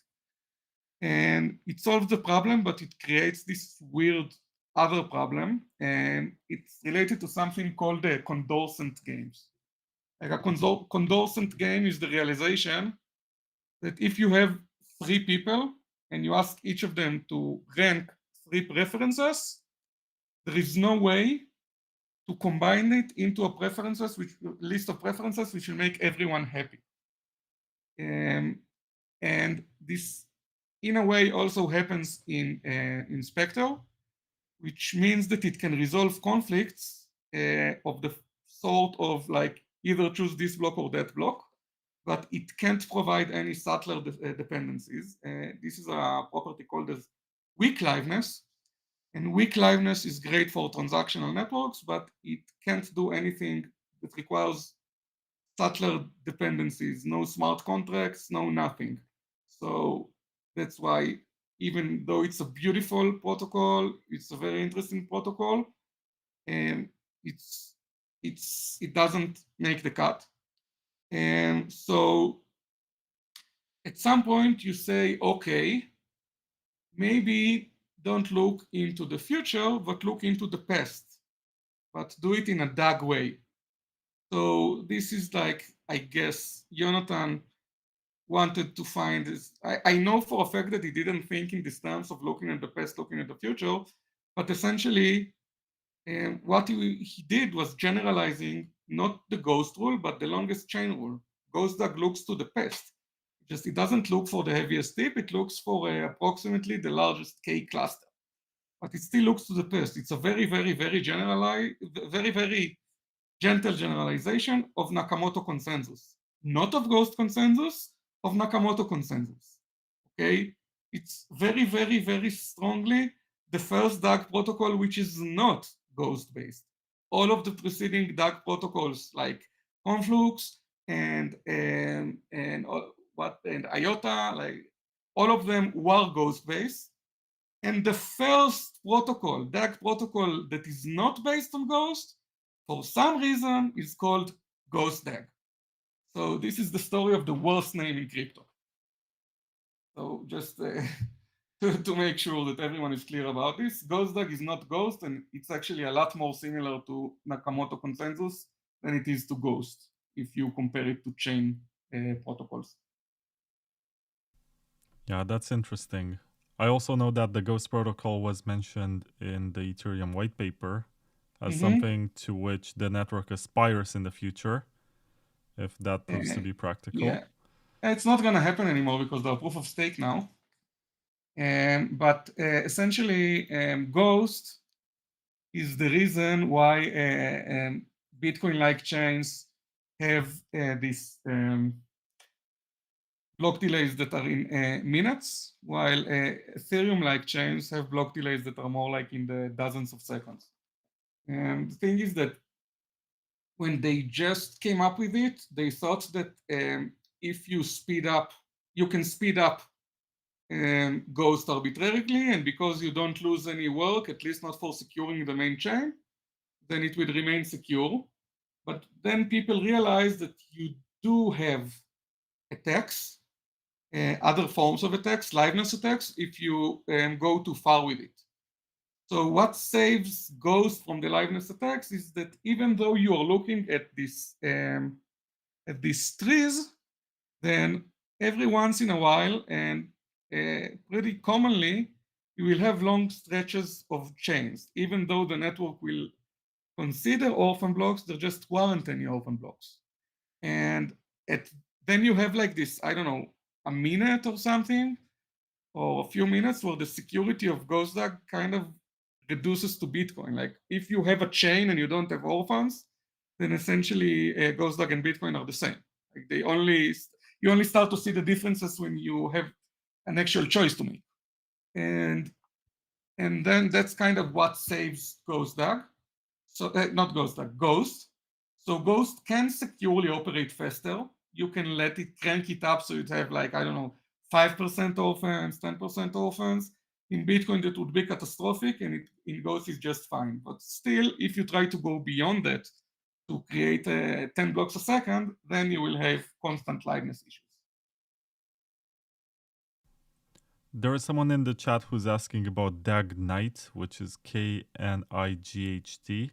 It's supposedly the next upgrade to Kaspa, about which Jonathan spoke during the interview that we did.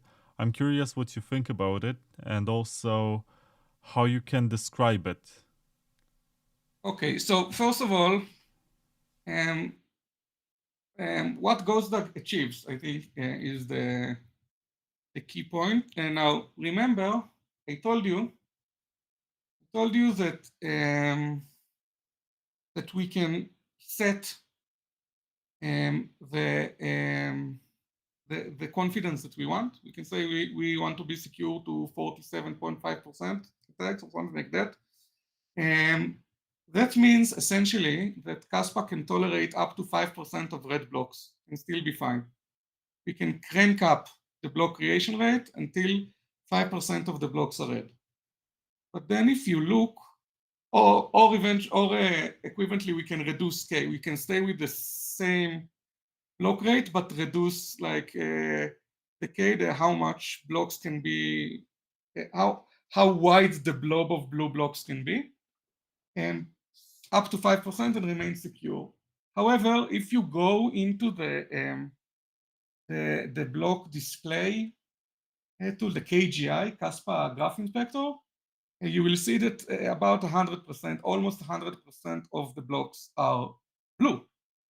So you can say, okay, so doesn't that mean that K is too high? Because you can reduce K so much that you would get 95% of the blocks blue and the rest red, and then you will still be secure, but now you can confirm transactions much faster because the slack that you get from setting K to large it affects how long you need to wait. Or it essentially, the larger the K that you parameterize than the real K that you see on the network, the more gap you have between them, the more maneuverability an attacker has, and you need to wait a little more before you know you can start accumulating confidence. So if I take this entire 100 words I said, and I want to say it in 3 words, is that Kaspa is not running optimally. And it's not just Kaspa, it's pretty much all of proof of work protocols.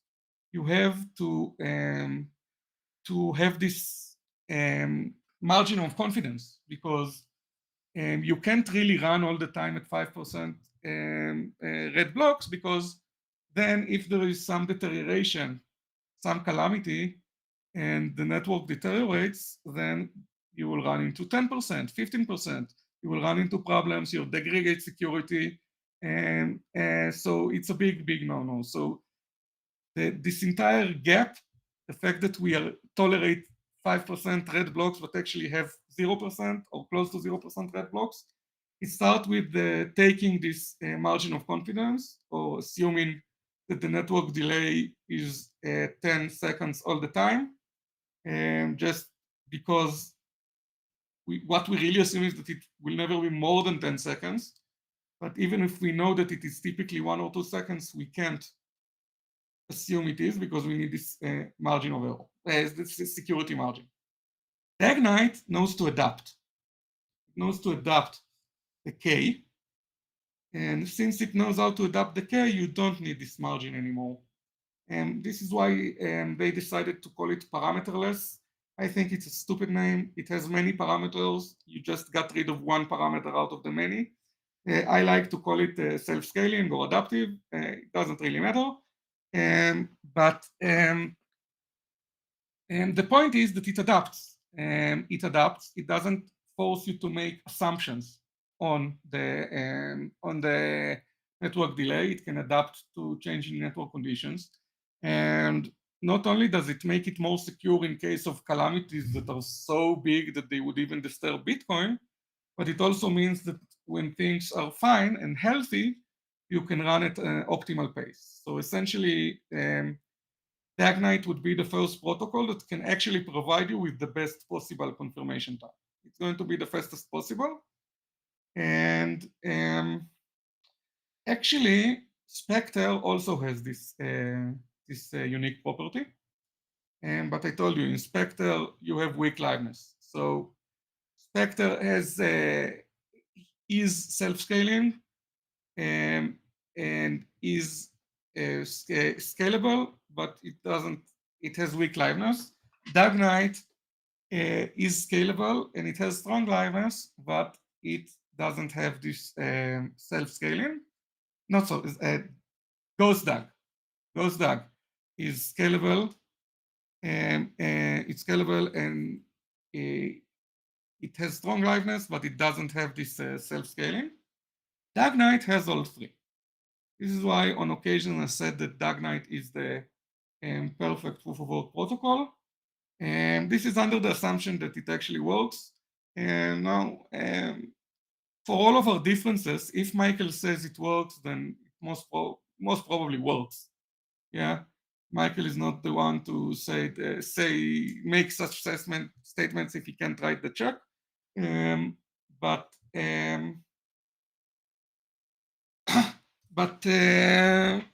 it is what it is. I don't really understand all of the details of how the protocol actually works.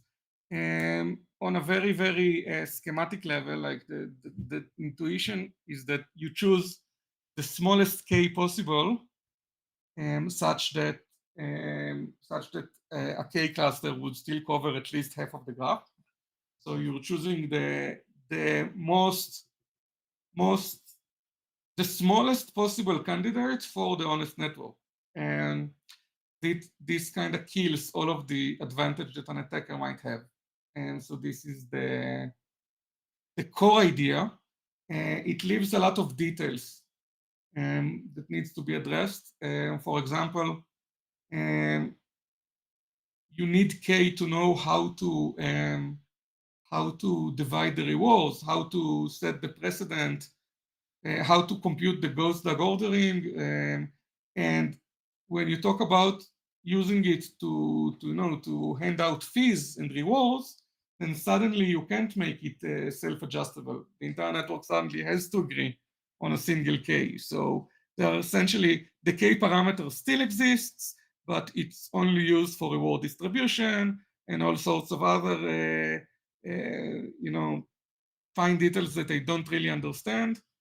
But it has marvelous properties, and I do trust the professionalism of the people behind it enough to say that if they say that it provides these properties, then most chances that it does. Regarding the name Dark Knight, I really don't know. I actually got this question from Dr. K. I'm not sure if there's a coincidence here. Dr. K, the creator of Kwai. Mm-hmm. Does he call himself K because of the K that you described in this situation? I'm not sure. But the question... It's his name, Carl Crader. The question is, wouldn't Kaspa have faster finalization if you maximize the graph anti-chain? The maximize the graph anti-chain? Mm-hmm. I'm not sure that I follow the problem, follow the question, to be honest. So Kaspa would have the fastest finality if you have the best K. The only thing that affects finality is the K. And if you can always have look for the K cluster, which is the best representative of the network conditions, then you will have the best finality, because the deterioration of finality as you choose larger and larger K is exactly that it gives, if you choose K equals 100, but the typical K is 5, then in a sense, it gives the attacker 95 blocks of manipulation before they go into a block race, and you can start counting confirmations as reducing the inversion probability.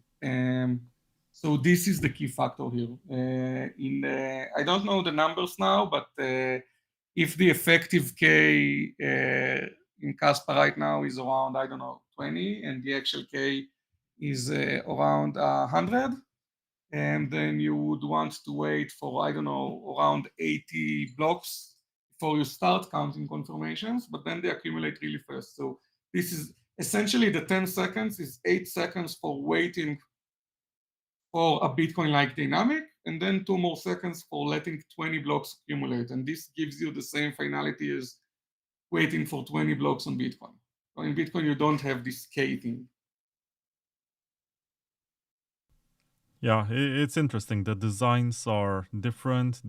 You need to make a mental adjustment every time you think about the networks. I've asked this question to Jonathan, and I'm curious how you're going to answer it. If you were to launch Kaspa again and the year was 2021, or maybe today, what are some of the changes that you would make based on what you've learned in the meantime? Well, one thing is that I think I'd change the emission schedule, but only like the tail. Like I think the first 60-70% of the emission schedule are fine, but the remaining 30%, maybe I'd spread them instead of spreading it over, I don't know, it's gonna turn out like 10 years. It depends on when you put the cut, because some people say, okay, it's gonna last 15 years, but at the end you're gonna get like 5 dvorks each block, so it's like you're not getting the rewards. But I think maybe making it 2 or 3 or 4 times longer might have been smart. I think the aggressiveness has played its part, and there is no reason to remain this aggressive at this point. I think it's even detrimental. So I think this is one choice I would have made differently. And not on a technical level, but on a social level, I'd work much harder to raise money for development from the community in advance instead of trusting the community to provide this funding when it's needed, because again, people are happy to contribute when things are on the rise, but you need to have contingencies also for the bears and for the winters, and you can't expect people that are in the mindset of we are losing money to contribute money. You need to like, if you want to be funded from the community, you can't just trust the community to manage it on its own. You have to set some infrastructure for it, or it's not going to happen. People are happy to collaborate as long as there is someone that forming the infrastructure and rallies them to it. Like once you delegate the entire work of even figuring out how to cooperate to the community, then you are leaving a vacuum that you shouldn't leave, like a lacuna in how the project is going to evolve. So I think in my current knowledge and experience, if I could send a message to my past self in November 7th, 2021, I tell him, you need to make sure that there are sources to fund the development 2 or 3 or 4 years from now, because some highly selfish players are gonna find Kaspa, and you need to be prepared. Yeah, in the case of Bitcoin, in the first 4 years, we had 10.5 million coins that were issued. So basically, 50% of the supply was mined in the first cycle. In the case of Kaspa, you mentioned that the first 60% was very quickly mined. How fast was it? I don't really remember them. I think it took about a year and a half. I really like the first 6 months. I don't remember the. I think it's in the order of a year and a half before 60% was mined. Would you argue that this was necessary to bootstrap miners and users and get more people to care about the network? Or could you diminish it and make it maybe not 60%, but 40, and then distribute the next 20 over the next 5 years or something? For me, the main motivation for the rapid emission is to actually emulate Bitcoin's schedule, in the sense that you don't want to look at the x-axis as the axis of time, but the axis of adoption. And right now, when Bitcoin, 10 years of Bitcoin in terms of adoption, like from 2010 to 2020, is like 6 months of adoptions today, right? So the adoption rate is much, much faster today. So you need to renormalize your graph for that. And then if you look at the Kaspa graph next to the Bitcoin graph, you'll see, okay, in both graphs, retail ASICs hit the market on the pretty much the same point, the same level of emissions. So this was the idea. So I do still think that you need rapid emissions at the start. You want as much of the coin to have already been mined when ASICs emerge. You want GPU miners to mine most of them, because GPU miners have a lot of operational expenses, so they are forced to sell and the coin spreads further, and they don't sit on huge pile of dragon gold like ASIC manufacturers. So no, I think actually the first part of the emission schedule, it does invite some criticism. You need to explain it. It's not that easy to justify, but I think it's completely necessary. And it's the end of the emission schedule that I think might need to be reconsidered. But you can also argue, or at least the critics can, that there is this concept called information asymmetry, which ensures that people who maybe are not so hardcore and don't care about the paper or the tech are not going to find out very quickly about the launch of a new protocol. So let's say that we have some more or less professional miners who are into this stuff, but they don't find out about Kaspa until maybe the first year or something, and by then they will have missed out. Not Yeah. entirely, but still, it's not like mining since day one.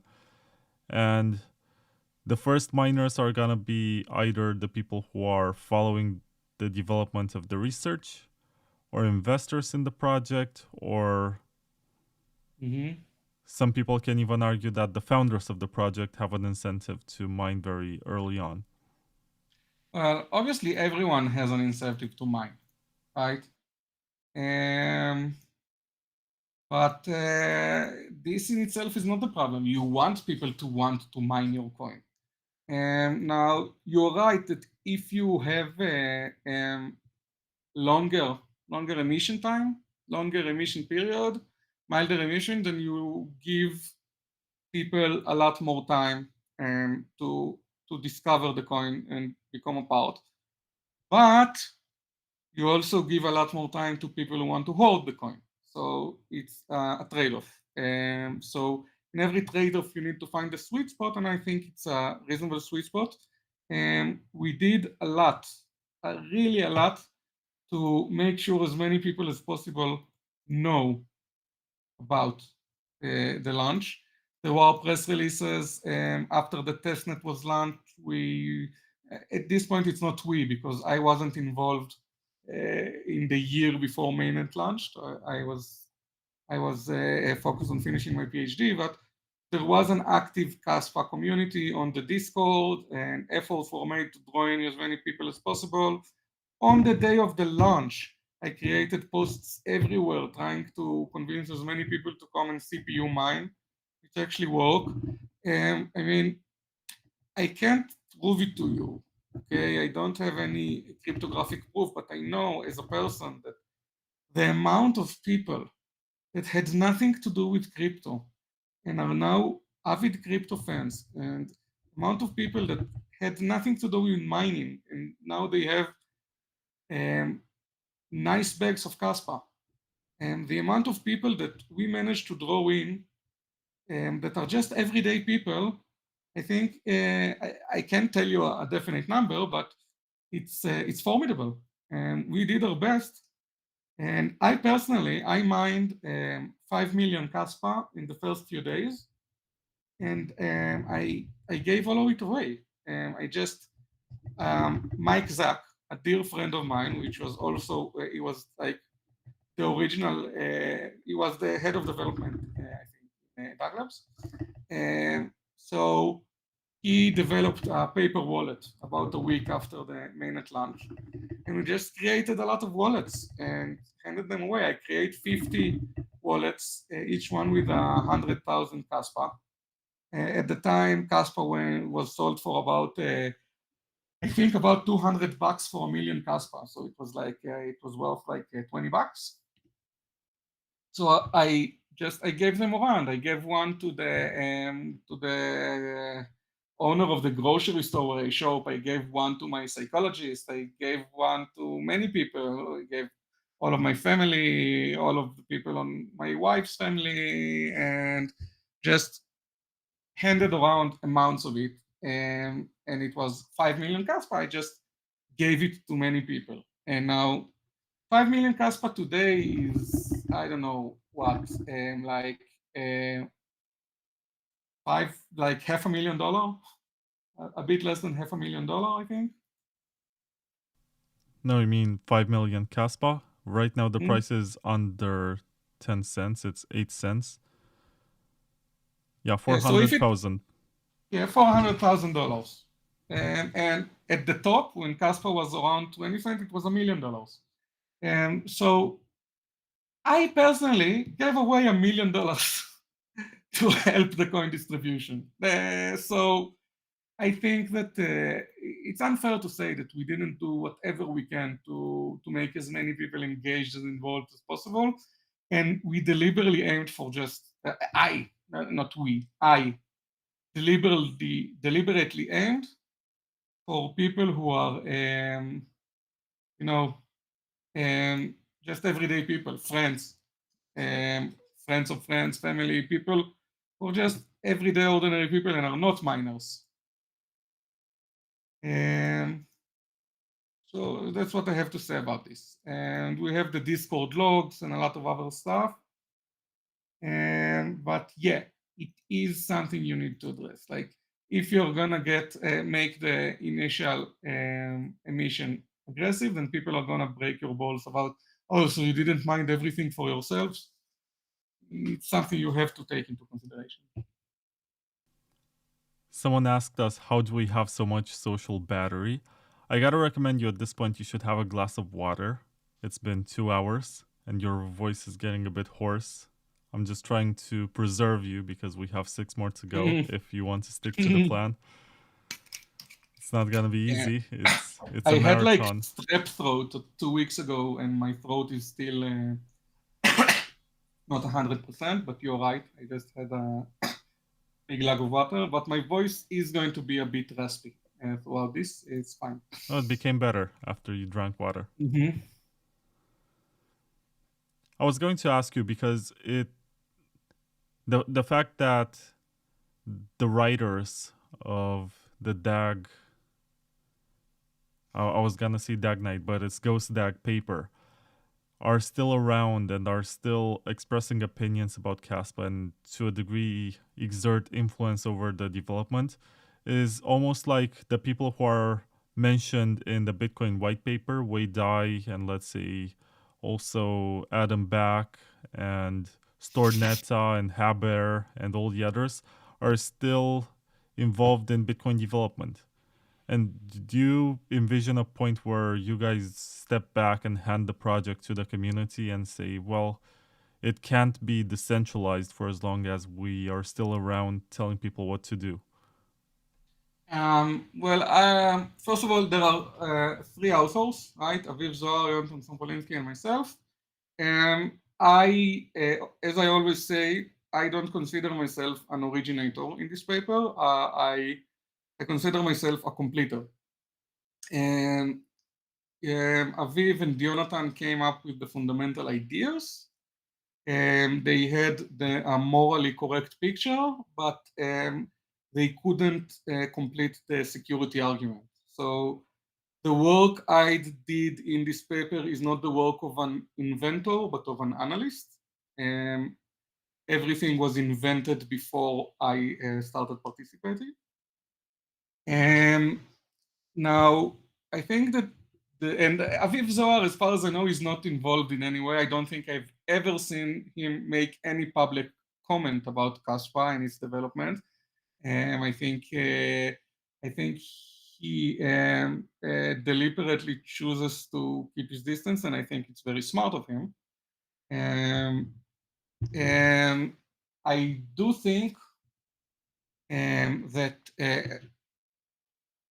Jonathan, I think that Jonathan's contribution on the technical and theoretical side, coming up with ideas and speccing and suggesting stuff, I think is great. I think he's a great visionary. He has groundbreaking ideas and a very, very deep understanding of the technology and the economy and the user space and how they intertwine.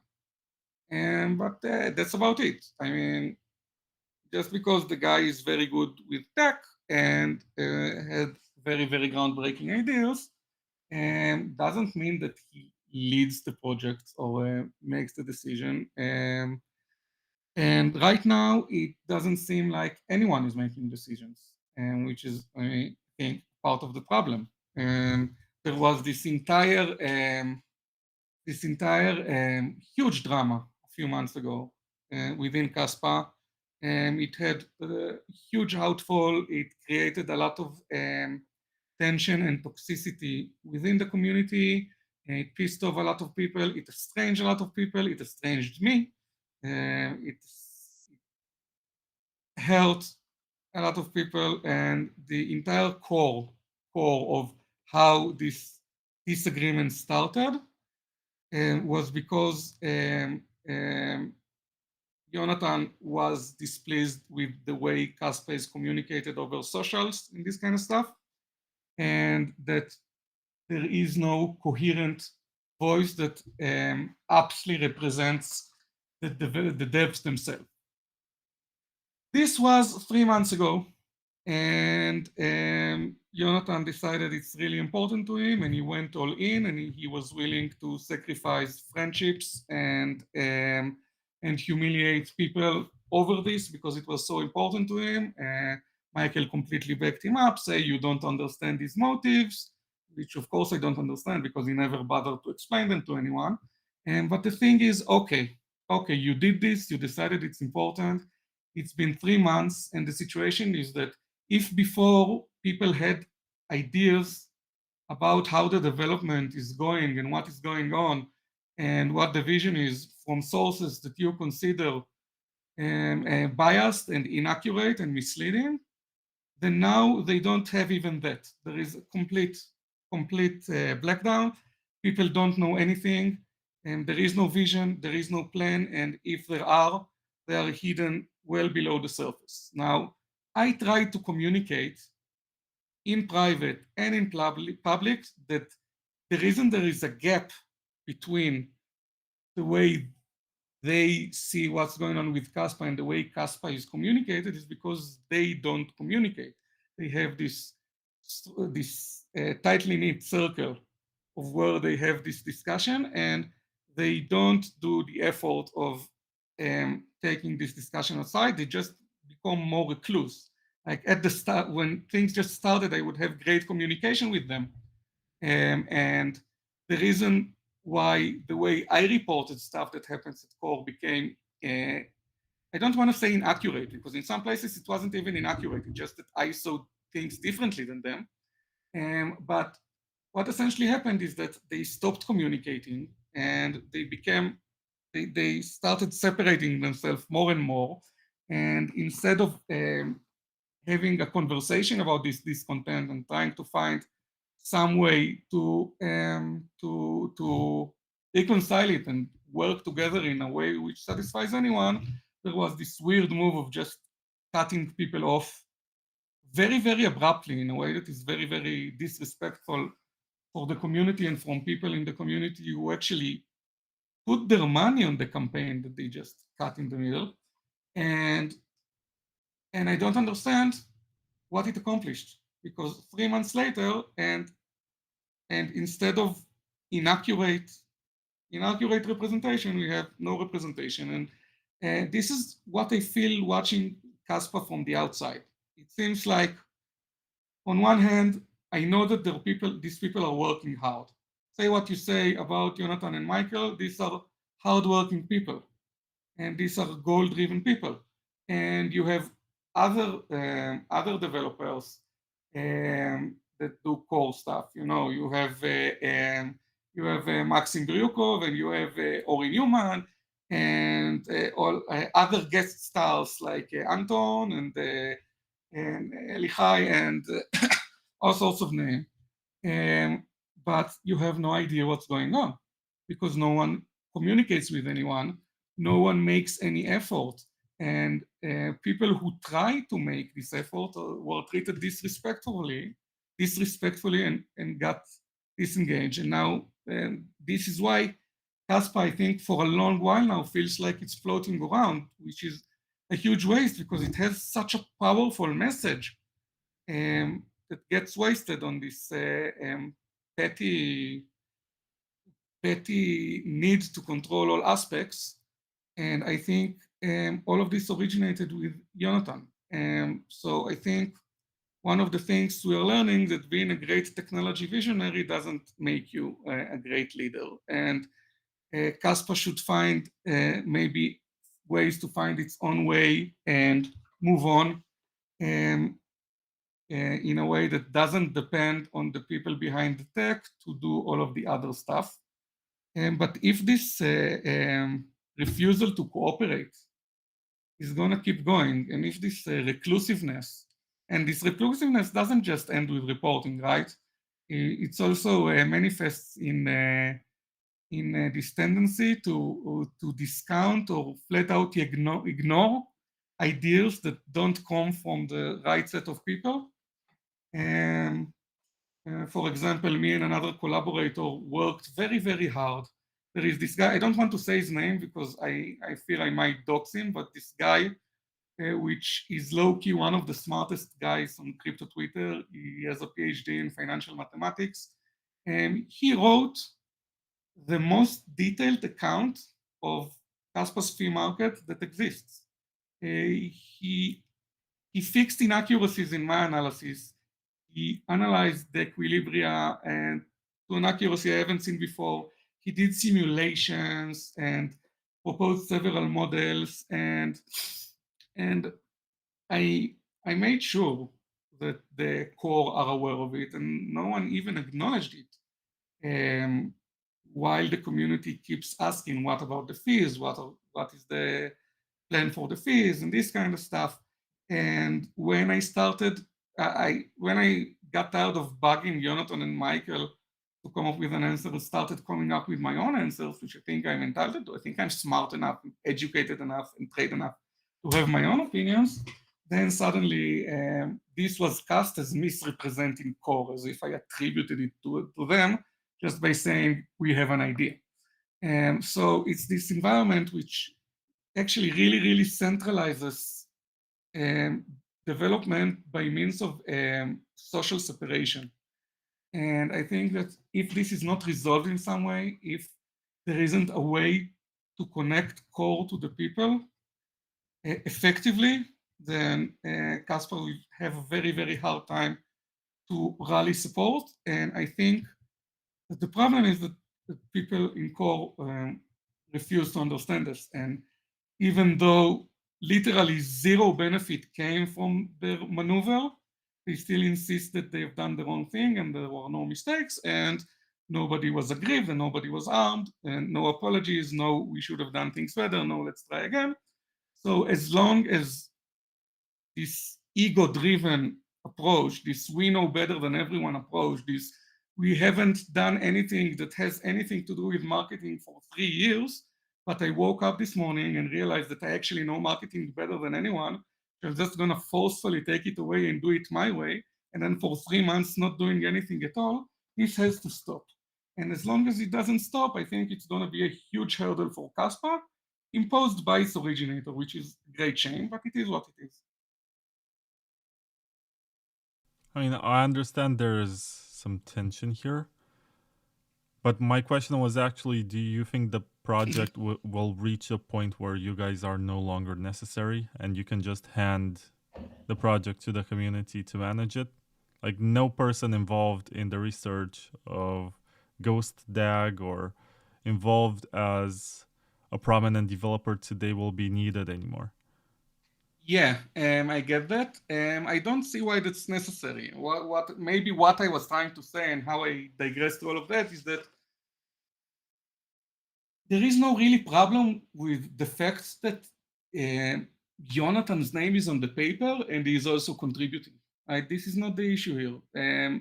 The thing is that just because his name is on the paper doesn't mean he owns the project and that he even has the possibility to say, I'm handing you the project, because it's not in his hand. It's a global project. Anyone can do whatever they want with it. And he's just another contributor with very, very, very, very good takes and ideas in the tech realm. So why would you want to squander this resource? Why would you want technology visionary and theory giant to step away? Because you think that because his name is on the paper, then he exerts a lot of influence. Well, my name is on the paper too, and I don't exert any influence right now by choice, but also not by choice. So I don't think really hanging on to this tiny detail that a contributor is only in one of the originating papers is really meaningful. So maybe I didn't answer your question directly, but I answered why I don't think it's an important question. I'm sorry for taking the politician's road of answering it, but this is how I feel about it. There's someone in the chat who goes by the name Polynet, who I presume is also BitTom on Twitter. Mm-hmm. And he addressed the exact same question. So he said, please tell me what challenges you are currently working on to generate 100 blocks. And I think he means 100 blocks per second or something. Mm-hmm. If Kaspa achieves 100 block generation, what possibilities do you see for Kaspa? So what are the possibilities after this milestone is achieved? As far as I know, right now the limit is 10 blocks per second. Mm-hmm. And Jonathan, during his interview, he mentioned this like some sort of arbitrary goal that he wants to get to this to show to people that it's possible. Yeah, well, the question was challenges you are currently working on. So it depends on who you is in this question, because I am not working on anything different. This is not just a falling out with influence. There are deeper things here that I don't want to get into publicly at all, but it's much more than just a falling out. Regarding Michael, I already said 1,000 times. All he needs to do is to approach me privately and we can sort things out. I don't see us being friends or working again together, but we could still at least, be on, find like this common ground. But Michael approached me privately for a lot of months now. That's his decision. But as long as he insists to make public comments but never to speak with me privately, then I have no interest in engaging. So that's just it. If he wants to reconcile, he knows where to find me. I tried more than enough times to approach him and I got tired of being ignored. So as far as I care, if he wants to sort this out, he knows where to find me. You guys sound just like, I guess you're Slash from Guns N' Roses or something. And you're saying, I never want to speak with Axel again. Maybe, yes. But Slash and Axel eventually became friends again, right? But it took more than 20 years. Yes, but it took more than 20 years. And I got to see them in a concert live, playing together, which was amazing. Went there with my wife. It was a gift from one prominent Kaspa holder who used to be a friend, but again, when things go south, some people will just take a side, which is a shame, but it also tells you who your true friends are. Kaspa Oracle in the chat is asking when book, and I know that you were working on something which is an open book, which from which you already published a couple of chapters online. Is that one of your focus projects right now, or is it just a hobby for your spare time? Okay, so the thing is this. I wanted to write a Kaspa book, and I got funding for this book. Instead of going directly to the community, I got this funding from this Kaspa Ecosystem Foundation and Kasmedia, which was probably the biggest mistake I've ever done. If I could go back and change one decision, it would be asking these guys for money, because they live under the impression that if they pay you for something, it means that they are doing you a favor and they own you. Never mind. And I worked on this book for 6 months and I was completely on schedule. And if they wouldn't have cut me off in the middle, then pretty close to now, we'd have a book that documents all of the crucial aspects of Kaspa. I posted a draft I wrote about this very delicate point in the protocol called the reachability queries. It's the only documentation of this part that you can see. I plan to write an equally detailed documentation of how the UTXO model is implemented in Kaspa, which is complicated, about difficulty, about pruning and this kind of stuff. It would have been almost done by now if things went according to plan, but they didn't. And since I have, to make a living, I tried to raise money from the community to create the book, but that was a complete failure. And it was even worse than a failure. People hold this attempt against me. Like some people think that I owe them to do it for free. Never mind. But the fundraising didn't work. So I had to put it aside. But right now, I'm preparing. During the month of October, I'm going to be very, very busy with some other stuff, like this temporary job. But after that, I'm getting this grant from KY, and the purpose of this grant is to fund proof of work education. And I talked about them. Like I make a living right now from taking temporary projects. I don't want any long-term jobs. I don't like long-term jobs. And I finished a big project that I worked on for a few months, and I realized that my schedule is gonna be cleared a bit. And I realized that maybe instead of taking on more clients, what I should do is to devote more time to getting back to writing this book, which has changed. It's not Kaspa book anymore. Now it's a general book about proof of work, which is the book I wanted to write to begin with. I changed it to a Kaspa book so that it would have a clearer value proposition to why I'm asking money for this. But now that it's the source of funding is not related to Kaspa, then it becomes the a book about proof of work in general. And since my schedule is clearing, I asked KY if they would be willing to double the grant from one weekday constellation to a 2 weekdays constellation. And this way I'll have twice as much time to work on this educational stuff. And this will help me get back into the routine of writing the book.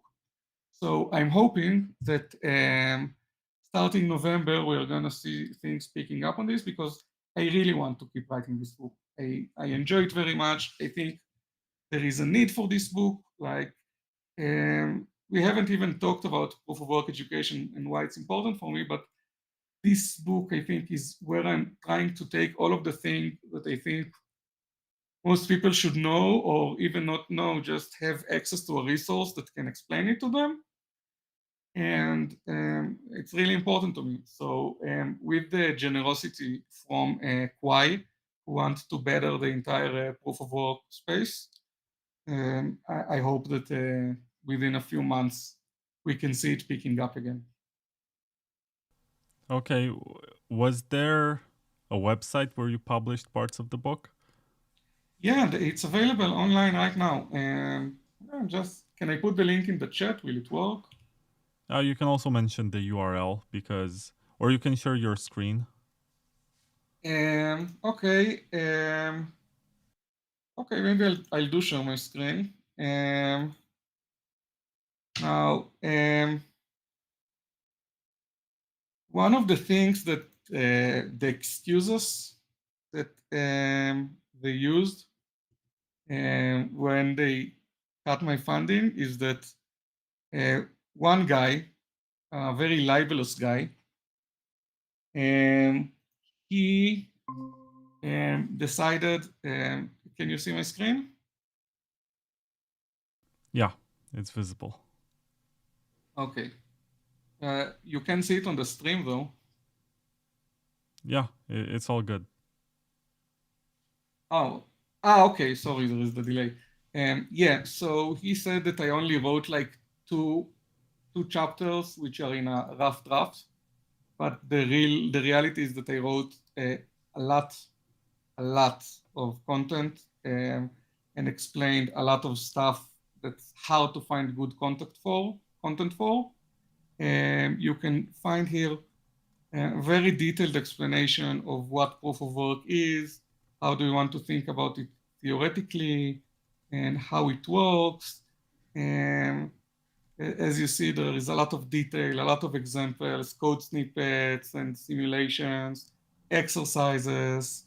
And I started the work of there is actually a lot more, and it hasn't been migrated yet, but I really covered and did a lot of foundational work that is meant to be to set the ground, and it was supposed to set the ground for creating for writing specifically about Kaspa, but it became so. Here is an example of selfish mining. We talked about it previously.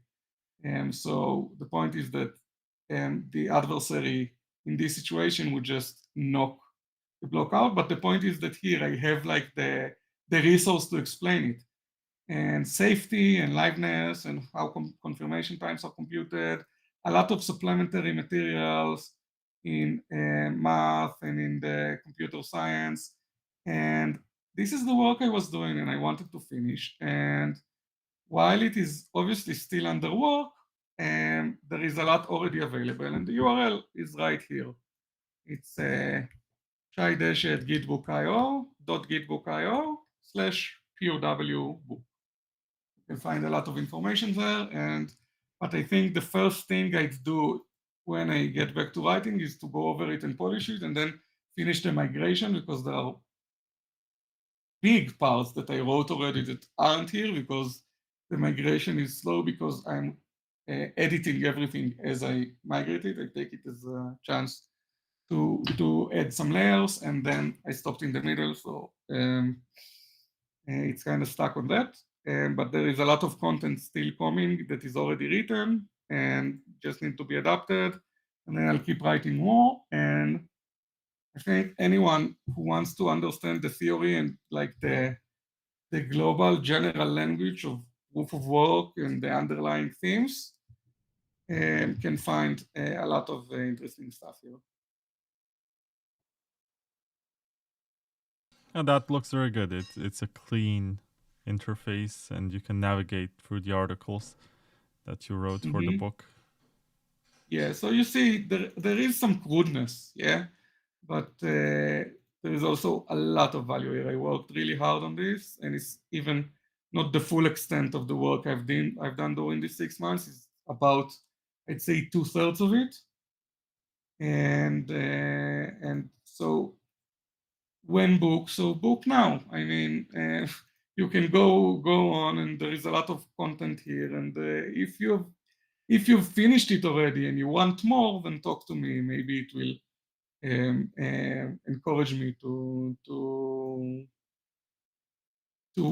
give it more attention. But for now, I think there is already a lot of things you can read here, and a lot you can learn from this resource. So who is this for? What's your target audience? Is it just any proof of work enjoyer? Is it Kaspa people? Is it Quai people? Definitely not Kaspa people or Quai people.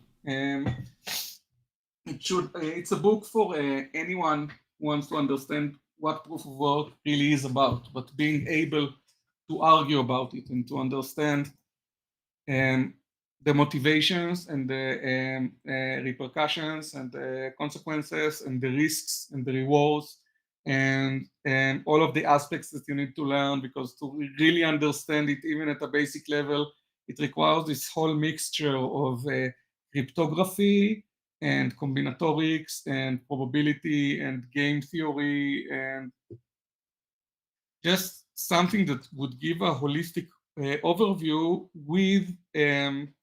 with more excursions into the deeper stuff that are, but could be skipped. I really want this book to be suitable for audiences of a lot of levels, but the common thread is that these are people that want to solidify their understanding of proof of work and the concepts that it's built on.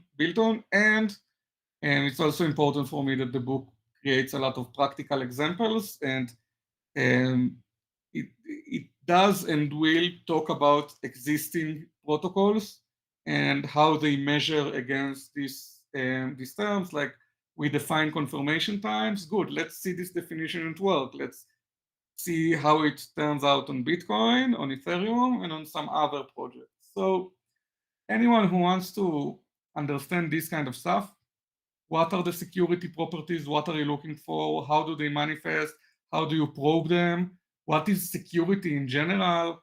And all of this from almost scratch. I think the only thing I really assume is some intuition of. I don't want to start explaining what a block is. You know, some intuition, but I don't. I think it's would be a good read for anyone who wants to understand the theory, understand selfish mining, understand liveness and safety, understand difficulty adjustment, a lot of stuff that I think anyone who is interested in proof of work has to understand, but many people do not, including a lot of Bitcoin maxis. Well, yeah. I spend a lot of time arguing with Bitcoin maxis, and I consider myself one in the sense that I want to maximize what Bitcoin is doing. I don't want to be a conservative when it comes to it. But I do realize that a lot of these people are super clueless, and they say, yeah, but we spend 40 hours a week listening to podcasts. You're just listening to the wrong stuff. You're just seeking assurance and the kind of content that doesn't teach you anything. It just makes you feel smart and makes you feel like, oh, you invested your money well, you're going to get rich. There's some stuff that's being built which adds some value to the project overall. And it's just reassurance. It's not real education. Not too many of these shows talk about what can go wrong or how your assumptions can get broken. I get it. It's unpopular. People can lose money, but yes, and I think like the people who you described are not going to read this book, but maybe people like you who want to have a better conceptual framework to contradict them and to challenge them would find value in it. Would you also publish it as paperback or hardcover or something? If it's ever done, if it's ever complete, and I see that people want to buy a physical copy, I would love to see my name on a physical book. Yeah, it's a nice feeling. Mm-hmm. And then you get invited to conferences as a book author, which is a very weird experience. Like, did they think just because you wrote a book, you have authority? Like, you didn't have it before. You didn't have the knowledge. It's weird. Yeah. And anyone can publish a book if they have money, right? You can self-publish. Yeah, and nowadays with LLMs, it's even easier to just get some ideas across. Like, you just make an outline and then you use your ChatGPT or Grok or whatever to extend the ideas, and then you just go through the arguments and you make some minor corrections and you have a book. It's not ideal. It takes away some style. Like, I appreciate people who have a writing style, a voice. The point is not just to convey information, but also give information to people in a way that's interesting and engaging. And provoking. I think you really need to provoke the reader if you want them to stay. It's like telling a story. Like, when I tell you a story, I have to get you to listen to it. Because you can also think about something else while you're listening to me. You can also misunderstand me. So I have to do a good job to explain to you. Or have a hook. Like, explain it to you through a point of view that is interesting for yourself. This is why I love FUD so much. I used to just adore it when people would try to FUD Kaspa, because what a better way there is to have people engaged in reading than when they see you and see it as something that gives them confidence after someone else tried to undermine it. Like once people FUD Kaspa, then anyone who is invested in Kaspa or cares about Kaspa now has a personal stake in it. So if you use this moment as an educational moment, it's extremely effective. And I've never seen any other way other than people trying to FAT Kaspa, where I could get more than 1,000 people to like a 2,000 word post about I don't know, something highly technical, about hashing algorithms or whatever. It's an extremely effective. It's like, for me, when people attempt to FUD something I understand, and when they are wrong about it, then it's a golden opportunity. It's just the best way to get into the technicalities, and having people actually go through the effort of reading it. They read it like their life depends on it. It's the best educational moments you can think about. Yeah, but the question is how many of these people who like the post actually read it? And from those who read it, how many actually try to understand what's there? Because the way in which So a lot of people think is that it's like two camps fighting each other, and then it's the camp that they prefer that came up with an answer, and they try to boost it with likes and retweets, and they say, look, our guy is smart and he knows what's happening. It's yeah, it's important. unavoidable. But at the end of the day, what one of the things that made me very excited and even made me feel like I've accomplished something is that when I see people come up with this FUD later, and I see people from the community explaining to them why they are wrong. But they are not just, linking to my tweet or copy pasting what I say. They explain it the way they understand it. And they are getting it right. And they are making the correct argument. And they've really learned what I tried to teach. They're not reiterating. Okay, maybe they haven't read it as critically as a scientist would, but they still understand what I'm saying, what I'm trying to argue. They're not just echoing me. And this is like the only true indication of how effective the message is, but it is. And I'm getting emails and DMs from people who became actual researchers, funded researchers, builders, academics, whose first stepping stones were the tweets I made and the book I started writing. And I understand that you can't read this stuff and become a professor, but it's a really nice starting point. Yeah, there's someone in the chat who asked something very funny, and I'm not sure you should do this. I'm just gonna read the question. And before that, I have to mention that Twitter has kicked us out after 2.5 hours, and I don't know what happened there. Basically, there's a second stream you can check out in your notifications. It's called the exact same, so exact same title. It's like after 2.5 hours, that old stream was stopped by Twitter and another one started. I'm not sure exactly why they do this, but that's what happened. And we lost some viewers in the process because people thought that we ended. There is this guy in the chat who says, can you please show us some pet of yours beside Nacho so we can start another meme coin? You should condition it and ask them to send you like 50% of the supply or something. Yeah, well, I don't have 50% of the nacho supply. I have, I think, around $50 of the nacho supply. Pets, I have this guy. My wife hates him, but I've had it since I was a small child. That's a piggy bank? That's a piggy bank. It's not a real piggy bank because you don't need to break it, but so what other pets do I have here? I have a rhino, I guess. Okay, but do you have any live pets? Oh, now you're making it much more difficult. No, I don't have any more live pets. So Nacho, what was that? Your dog, your cat? My cat.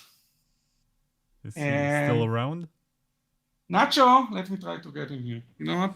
Give me just a second. Well, let me also get my cat, just for the fun. Nacho.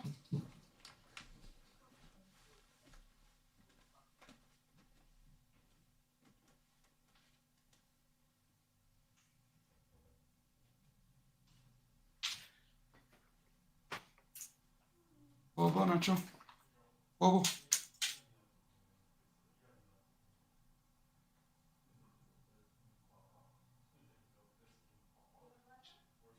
שלום למצלמה.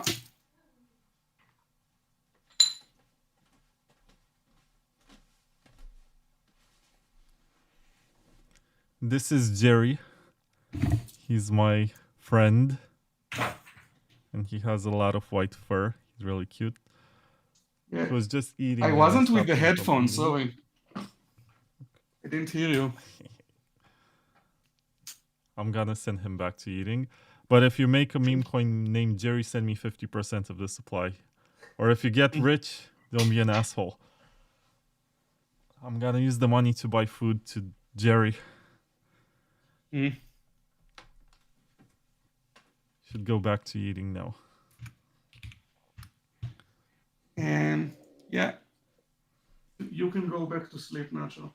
And now he wants me to play with him, so Yeah. I stopped him from eating, and now he's just here licking himself. But yeah, he's not quite my pet. He's just the cat I sometimes take care of, because he's sort of a stray cat, and I just feed him and let him sleep, and then he goes back outside.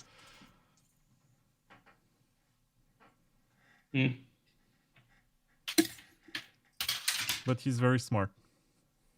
Yeah. Nacho is too smart. Smart for his own good. He knows how to open doors and how to play catch and how to shove my face away. How old is he? Almost 3. Oh, so pretty young, like almost middle age for a cat, but still young. Yeah. Let me look for other questions in the chat. There are also questions in the socials.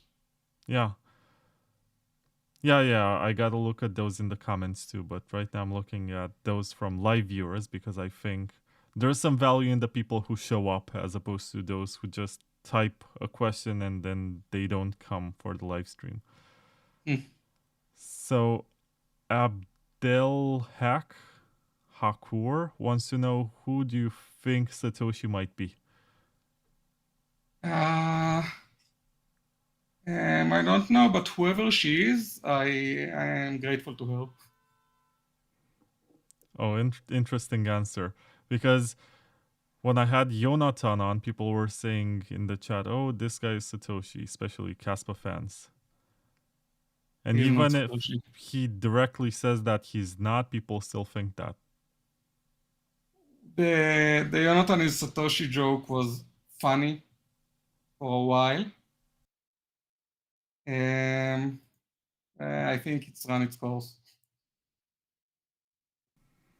On the topic of FUD, you have a question which I think is much more interesting.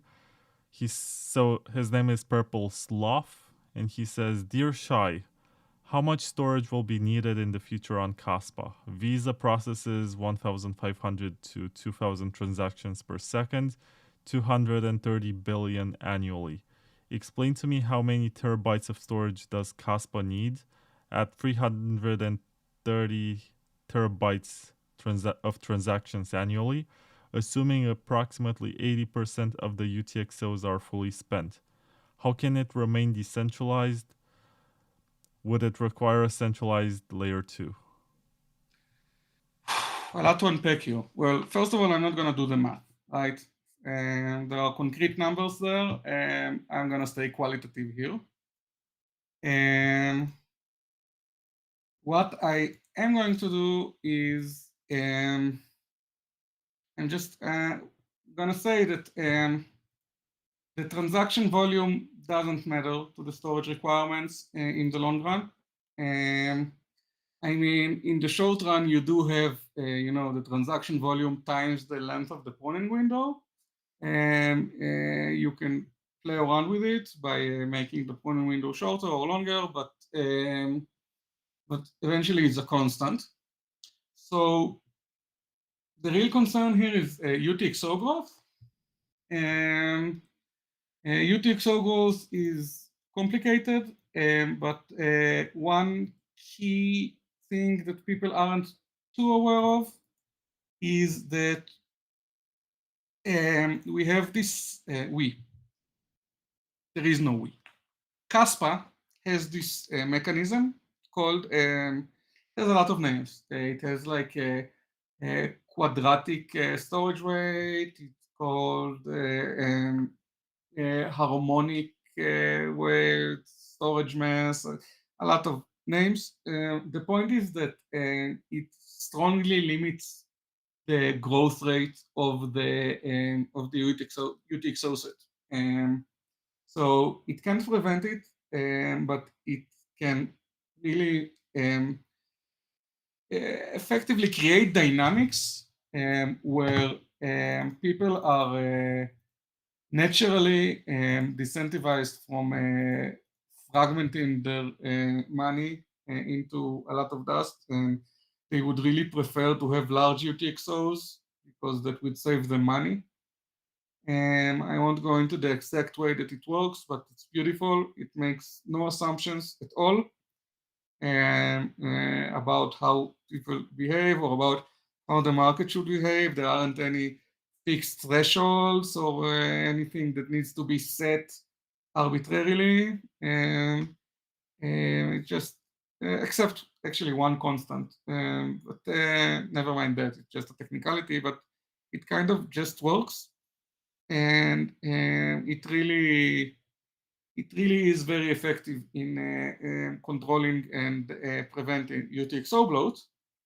So concrete numbers, I don't think you could even compute them because there are all sorts of stuff that you can't really predict. I mean, even the size of the ledger depends on the transactions, and because you can have very few transactions with a lot of storage, or you can have, like, there isn't this direct correlation between the number of transactions and the size of the block, because some transactions are larger than others. So it's really impossible to predict exactly, but the point is that you can predict an order of magnitude, and you can then control it by finding a sweet spot between the length of the pruning window and the throughput.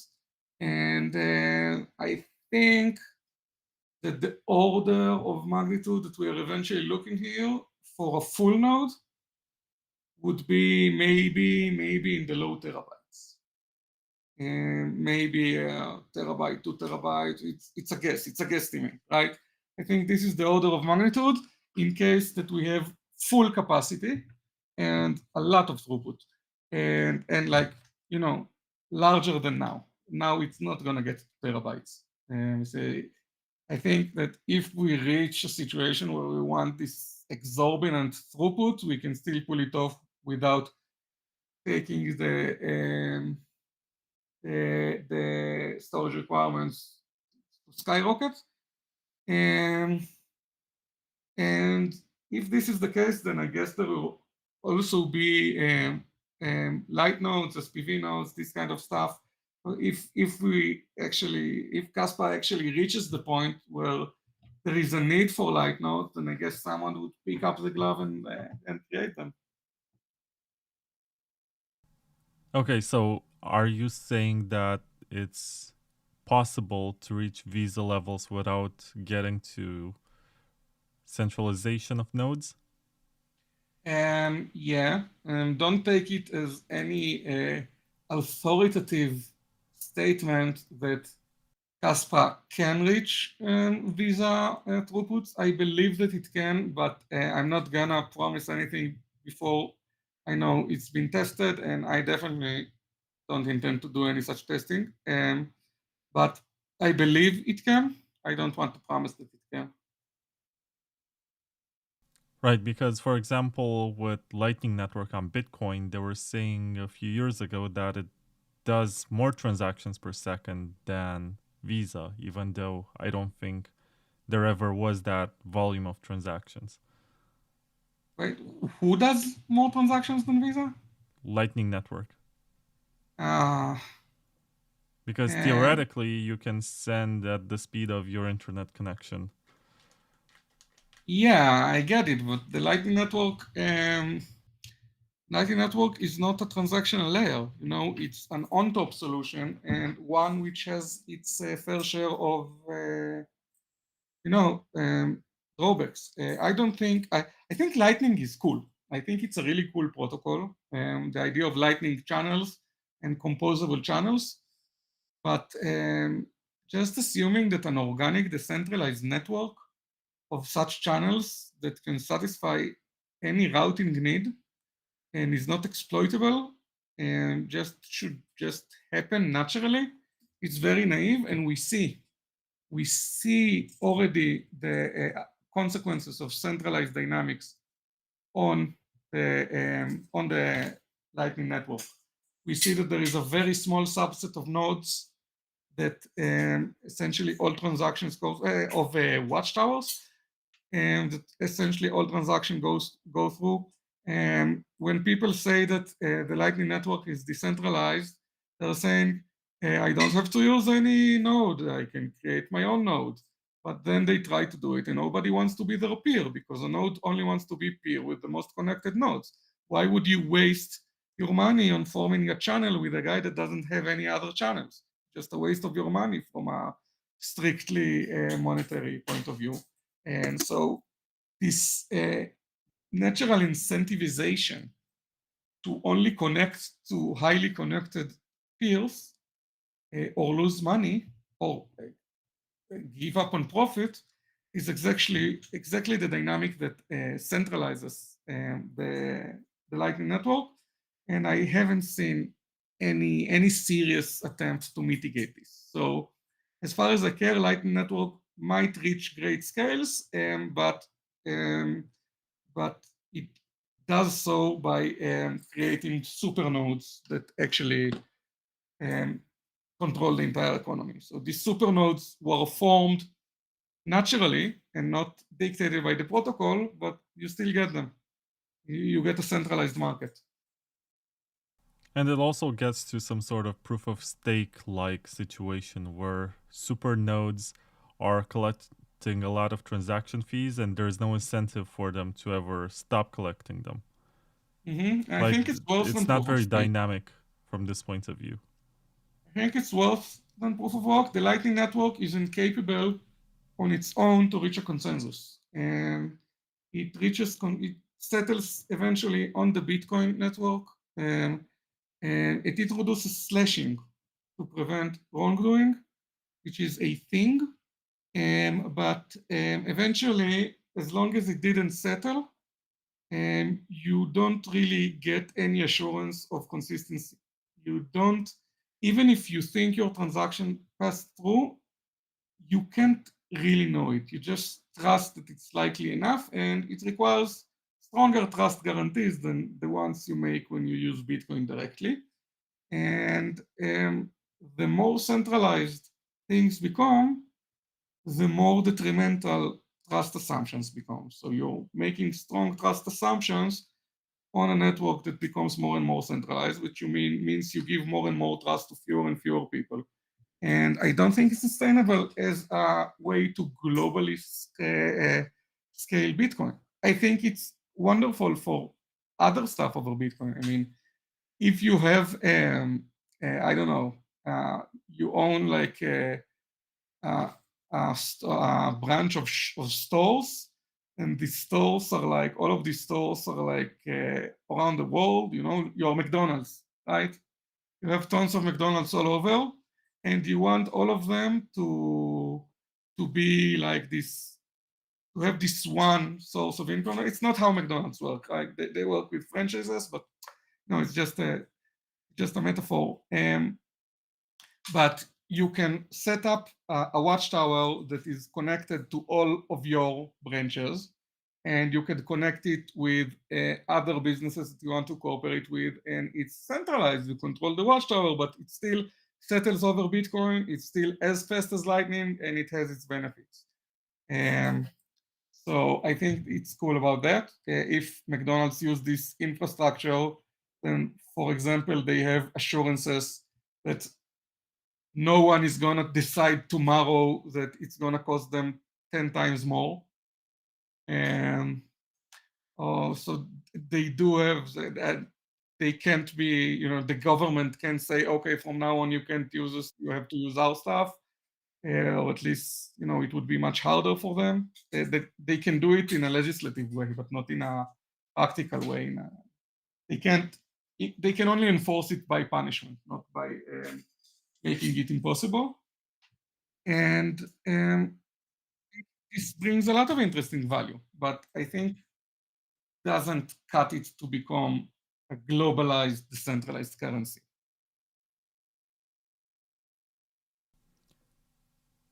Yeah, and hi Nacho.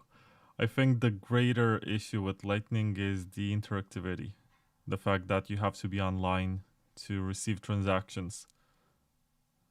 I mean, this is, if you have a service that does it for you, I think it's fine. So that's centralizing, essentially.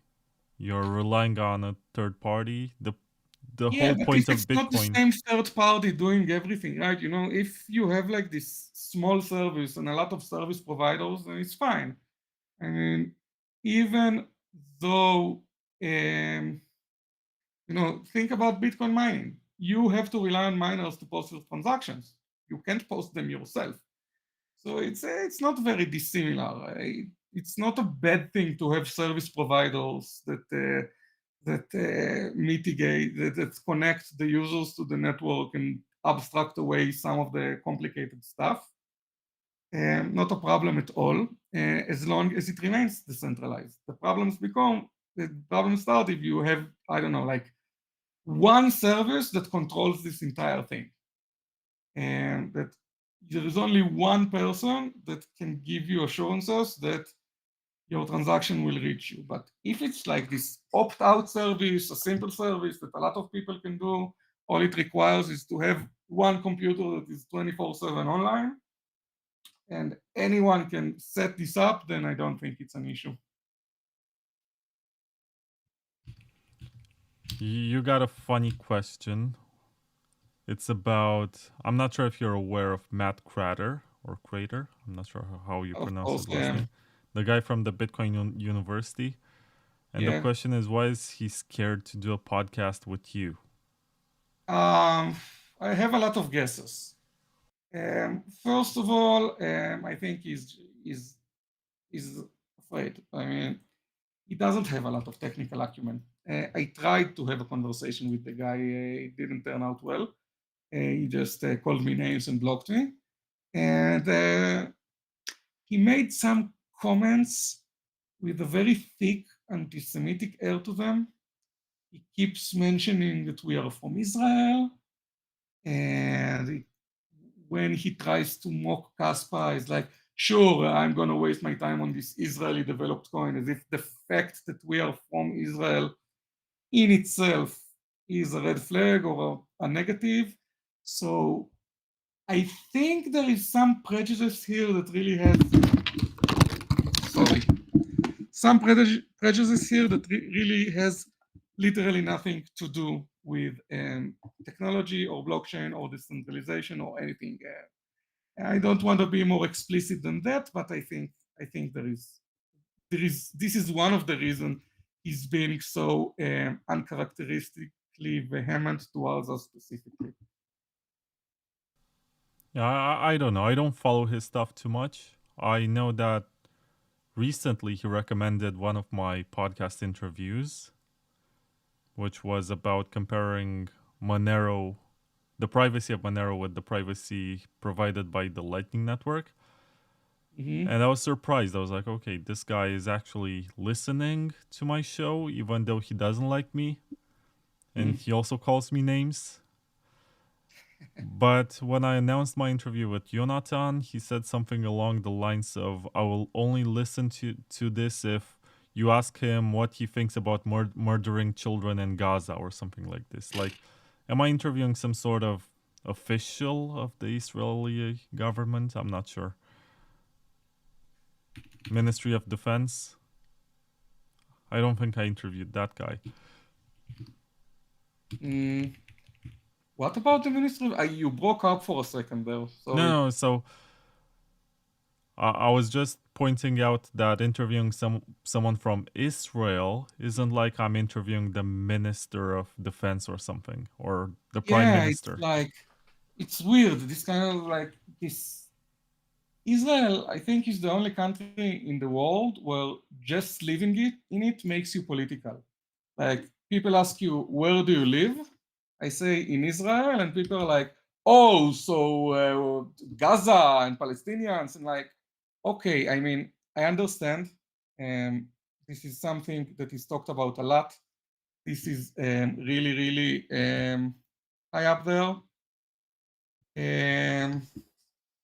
And I understand that a lot of people are sensitive about it. I understand why.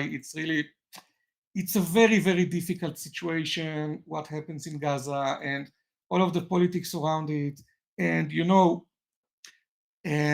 people sometimes blame me for taking this stuff personally, but I have to remind you that many people I know have died on the same day. You know, it tends to bring out emotions in people.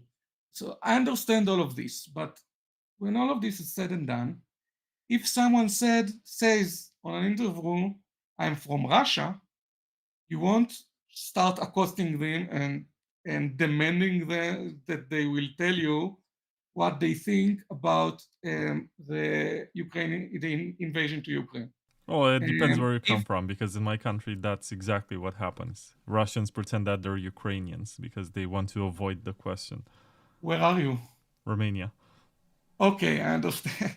Yeah, and it makes sense, but I mean, like in the crypto sphere, right? I haven't seen like someone says, "Oh, I'm Russian," and people start saying, "So you support Putin murdering children or whatever," and you can say, "I'm from China," and no one would ask you about the Uyghurs, right? And the men that you explain. You can say that you are from, I don't know, any country that is involved with wrongdoing, of which there are a lot, you know, and only when you are an Israeli, then just the fact that you were born where you were born and that you live where you live somehow makes you personally accountable. And people feel entitled to demand answers from you personally, even in completely non-political contexts.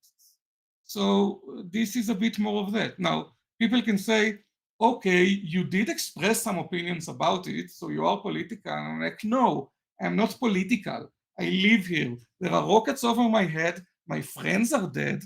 And some of them were raped and tortured, literally. How many people even know the experience of someone who used to be their friend raped and tortured? So I had some response to this emotionally, and I'm sharing it on outlets because I also use them to express what's going on in my life. It's not like I'm reading about this in the news and I have an opinion.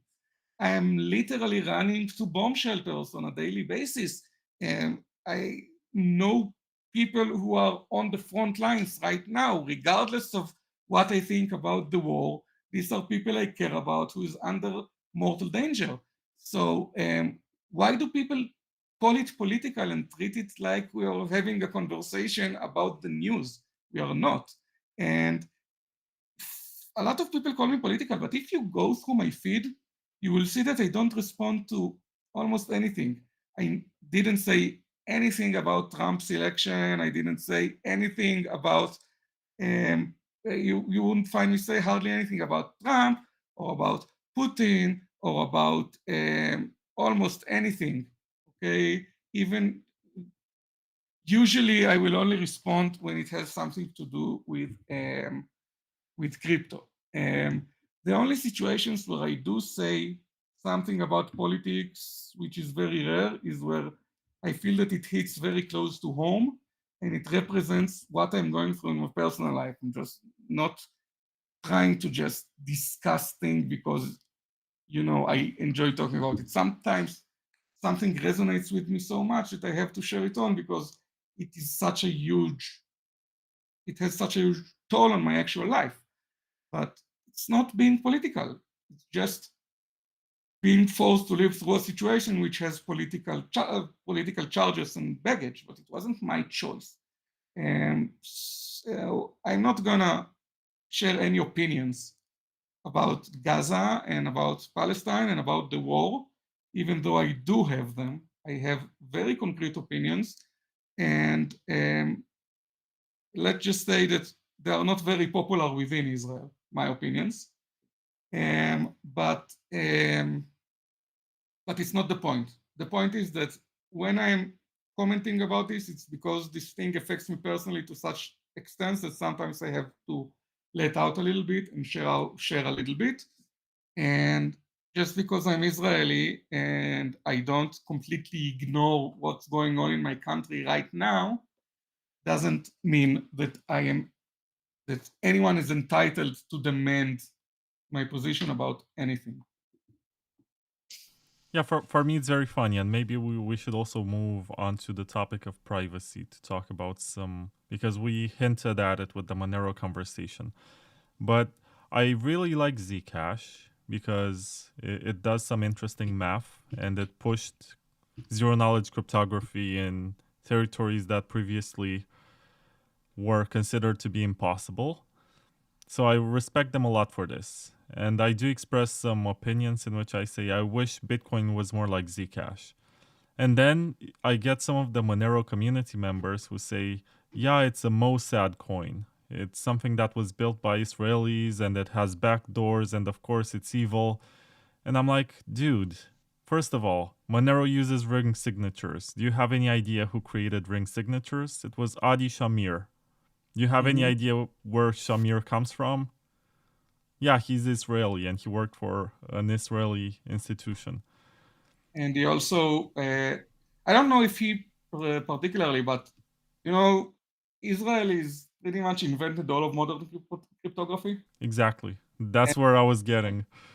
And a lot of them were also part of the security industry in Israel, you know, because you don't get stuff like Iron Dome without involving academics. And academics also want rockets not to hit their children. So they cooperate. And just because someone worked with the Israeli security services, even with the IDF, doesn't mean that they even worked on anything offensive. Okay, and you know, cryptography in general is more of a defensive thing, like helping the Israeli security forces, the one that keep me alive, um, securing their data better, not something that someone should be condemned for. Yeah, it's the kind of conversation that gets reactions from people, but at the same time, you have to be aware that a lot of modern cryptography comes out of Israel, and a lot of open source cryptography was built there and published there. Mm-hmm. And some of the best cryptographers in the world come from Israel, and there's nothing you can do about it. Monero is gonna. Yeah, and the irony is that in Israel, people like Oded Goldreich and I think also Adi Shamir, they are being socially persecuted for being too left-winged. Like Oded Goldreich, the father of modern cryptography and a laureate of the Israel Security Prize for his contribution to data security, he was supposed to get the Israel Award. We have this the Israel Award. It's like the most meaningful national award. He was supposed to get it for all of his for basically for reinventing cryptography. But then someone found out that a few years ago, he signed a petition against the settlements in the West Bank, which I agree with, by the way. I'm completely opposed to settlements in the West Bank. And because of that, the Ministry of Education at the time, Yoav Gallant, refused to give them the reward. And even though he is not supposed to exert influence on the committee by law, he ordered them not to give the reward to Goldreich. Why? Because Goldreich is too left-wing for his taste. And then people see someone Israeli like Goldreich, not specifically Goldreich, but someone Israeli could be very, very left-leaning. Like myself, who I pay personal tolls all the time for being too leftists for a lot of parts of the Israeli society. Leftist I think Americans understand this term completely differently, so try not to to project on me. I mean leftist in my positions about how Israel should handle Palestinians in Palestine. And then, on one hand, you pay all of these social prices for having a very left-wing position about this.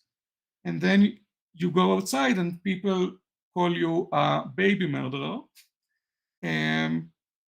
because you refuse to consider that the country you live in should exist.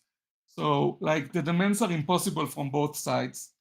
And you just live in this spot. You understand that no matter what you think and what you do, someone will be pissed off at you, but the only way that you know that you're doing the right thing is when everyone is pissed off at you. Because people from inside Israel are pissed off at me because I keep a high moral ground in how Palestinians should be treated, and I refuse to ignore their humanity. But I get hated on the outside because I still think the Jewish people deserve a homeland. So everybody hates me, but at least I wake up in the morning and I feel like I'm following my moral compass. So I'd much prefer that. Yeah, I agree with you. And it's funny when people just because you were born in a certain place and you choose not to move away from your family, they make assumptions about your views and they also vilify you. Yeah. Yeah. Anyway, privacy. Like it's a big deal. Yeah. In the case of Bitcoin, I also argued that privacy is necessary to prevent miners from censoring transactions. Like if they are able to know where the transaction comes from, then they are able to effectively not mine them. That's true. So the censorship resistance depends on a degree of privacy in Bitcoin. I understand that.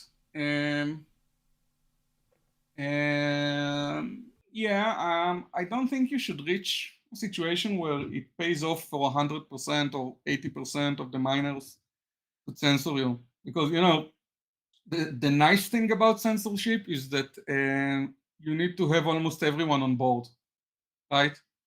It depends on how much they are keen on censoring you. If there are like 55% want to censor you and they are angry enough that they are willing to try and overturn the chain whenever someone else slips in a block with your transaction, then they might be able to do it for a long time, even though they will eventually fail. But if they're not willing to reorg the chain just to censor you, then even if 80% of the miners just don't include your transactions, it means that you will get included 5 times slower, but you will still get included once one of the other 20% does include your transaction. And once you do, you need to wait for the same 6 blocks, right? So it only adds delay on the waiting for inclusion part, not on the counting confirmation part. And so I think perfect censorship is very, very hard. It has to be airtight.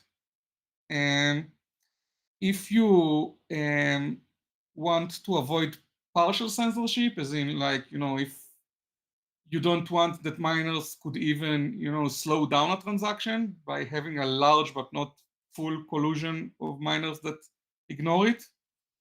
And then maybe privacy is a way to go, but privacy creates a lot of other problems, and some of them are in terms of compliance. Now, it's very easy from the armchair to disregard compliance and say compliance belongs to the old world, and we are in the new world of crypto where we don't have to comply with everyone. We are cypherpunks and code is law. So on the idealistic level, cool. I mean, great, but you still need resources. And the world currently most of the world expresses value in terms of TradeFi. And you need an interface between TradeFi, not TradeFi, TradFi, between traditional finance and DeFi, if you want DeFi to have value, because value is like heat. It needs a conduit transfer, right? And privacy coins have a lot of problems in terms of compliance for reasons which, whether justified or not, they are obvious. You understand why authorities would want to oppose an untrackable way means of payment. You can argue that they don't have the mandate to do so, but if you're going to the privacy route, you essentially maximize the friction you're going to get from TradFi when you're trying to find your bearings in the world finance. Ideologically, what I think about privacy coins is that there are a lot of small moral issues that I really haven't determined what I think about. But practically, I think that in the current landscape, going for a privacy coin is going to be extremely, extremely difficult because of the pushback you're going to get from TradFi. And you can love TradFi and you can hate TradFi. You probably hate TradFi. I think a lot of people have negative emotional charges with TradFi. But one thing you can't do is ignore it and act like you can go around its head, because you're not the Goliath in this story. Yeah, it's an interesting point of view. Do you believe that there could be a way to add base layer privacy to Kaspa? And So that would make sense? First of all, I don't understand fully the challenges in creating base layer privacy. In particular, I don't know how well this plays with pruning. Maybe there isn't reason for concern, but from my point of view, which is not too educated on these matters, I'm concerned that maybe pruning will causes problems with privacy. I don't know how easy it is to create a UTXO commitment, which is crucial for pruning when you are using a privacy coin. And maybe this is a non-issue, but the point is that there are a lot of aspects of Kaspa, and there are a lot of aspects of privacy. And before I go and have a deep reflection on each one, then there could be a very, very obvious curveball for privacy on Kaspa that I'm missing. So I don't want to take this risk. I do think that privacy on a higher layer makes a lot of sense, and maybe much more sense than on the base layer. On one hand, there is the common reject. You can say that opt-in privacy is no privacy. The second you send your money to the privacy coin, then everybody knows that you use the privacy coin, even if they don't know for what. So it's like Mike Zack once told me, opt-in privacy is not privacy. And maybe it's a bit of a purist point of view, but it definitely has merit. So it's like, it's a pickle. On one hand, it's not very good for the base layer because it's very, it has a huge overhead, right, doing privacy. But on the other hand, you don't want to make it opt-in. I really can't tell what's the best way to do it. I also haven't thought about it a lot. I think this is a question that some seasoned dev or researcher from Zcash or Monero maybe would have a lot more insight.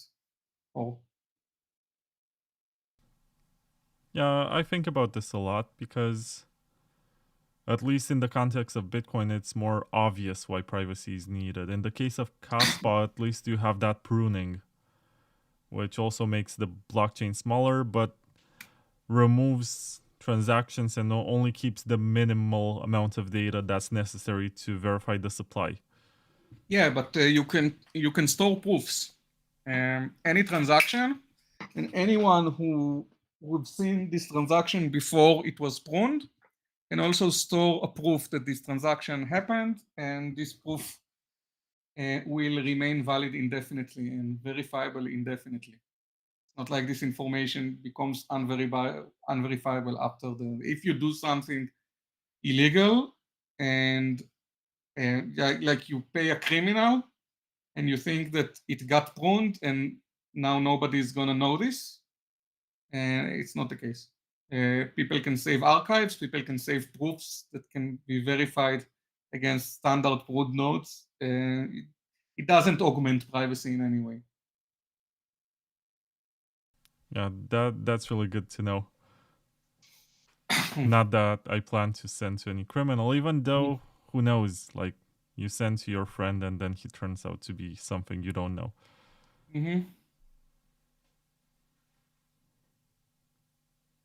Yeah, I think this is the biggest flaw with all of this open ledger system. Because if you give someone cash, they're only held liable for the moment when they actually do something illegal with that cash. But when you send them something on an open ledger where you can backtrack to see all previous transactions, you can actually find yourself being complicit by... Sorry. You can find yourself being complicit into something weird, like of which you are not part of just because you got entangled somehow. Yeah. Like with dusting attacks. What? Dusting attacks? It just Dust attacks, yeah. Yeah, when people like, it's not like I've seen the terms used in two different ways, which is annoying. Dust attacks, sometimes they mean just sending a lot of small transactions to spam the UTXO set. And this is not what I'm talking about. I'm talking about the type of attacks where you send small amounts of money to many wallets. And that way you can kind of track what they're doing and also like get involved. And it depends on exactly what you're doing, but just the point is just why there is nothing that prevents anyone from paying coin from any source into any other wallet. Then people find ways to abuse it by just putting minuscule amounts of coin that were all spent from a contract that they control that then somehow tracks the root of this coin and all sorts of weird stuff that they can abuse, weird ways that they can abuse the system this way. So this is also something that privacy prevents. Yeah, that's true, because when you have scale, it's very cheap to dust attack. There's another question from the chat from someone named Colton. He says, what was the rationalization behind rewarding parent blocks? Does every child reward their parent? For example, if block X has 3 children pointing to it, would said block then get block rewards from all of the free children? Okay, good question. Okay, so first of all, the motivation should be, it's more than a motivation, it's a necessity. When a block is mined, it has transactions, and the transaction pay fees, right? But there could be other parallel blocks, right? And some of the blocks could share transactions, and then only one of the blocks would get the fee, right? And when you create your block, you don't know for each transaction if you're gonna get the fee or not. Now, in Bitcoin, it's very simple. Either your block is not included and nothing happens, or it is included and it gets to decide everything. So when you create the block, you already know exactly what's going to happen, assuming this block is included. And if it's excluded, you don't care because it's discarded. In Kaspa, you only figure out how much fee you're going to get once the round, in quotes unquote, is concluded, once there will be no more parallel blocks. And this can only be determined from the point of view of what you call the merging block, the block that says, okay, moving forward, there will be no more parallel blocks. Now, a block can't know if it's a merging block or not for the exact same reason, but the idea is that each block assumes that it is the merging block and computes and splits the rewards as if it is true. And eventually, we will have a selected chain of blocks. Like we have the heaviest tip, and then its heaviest parent, and then its heaviest parent, and it gives you this canonical chain that is called the selected chain. And we only look along this chain. And all of the other blocks, we don't really ask them how they think the money should be divided. And then you get that you only look along the chain, but each block in the chain, it doesn't distribute its own reward, as in fees and block reward. It distributes the rewards of the block below it on the chain and all of the blocks in between. So this way, you can make all of this consensus and canonical, but the necessity to delay payout to the next round is essentially a consequence of partial information. When you create the block, you don't know how the fee is going to be distributed, but it also makes a lot of engineering sense, and it makes a lot of things easier. And if there are 3 children, then each of them has their own opinion about how the fees are going to be implemented and distributed, but only one of them, only the opinion of one of them will actually count. That's a good answer. I have about 30 questions that you received since yesterday on Twitter. Yeah, I I'm don't just even know gonna get a refill of water. Yeah, do that. I'll be back in a sec. Someone in the chat, Banana Republic 2039 said, "Is that Shai LOL?" Yeah, it's him.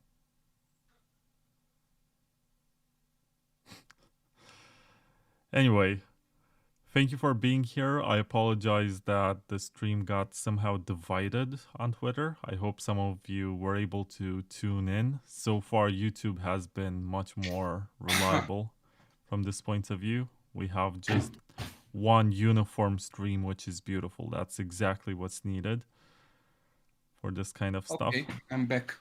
You're back. I don't know which question to pick first. Did you get a drink of water? Yeah, right here. That's great. You want to do a guitar jam? Like, it's been almost 4 hours. Yeah, let me warm. I can give you the rhythm, like a 12-bar blues, and you can solo on top of it. I can, but I just want to warn listeners that it might sound in sync to me, but to you it might sound out of sync. So make the rhythm slow and maybe... Yeah, I'll make it very slow. And also let me remove the noise gate so you can hear me. Yeah, me too. Noise cancellation is off. Now you should be able to hear me. Let me get some kind of improvised plectrum. So how about A? Yeah, whatever works for you.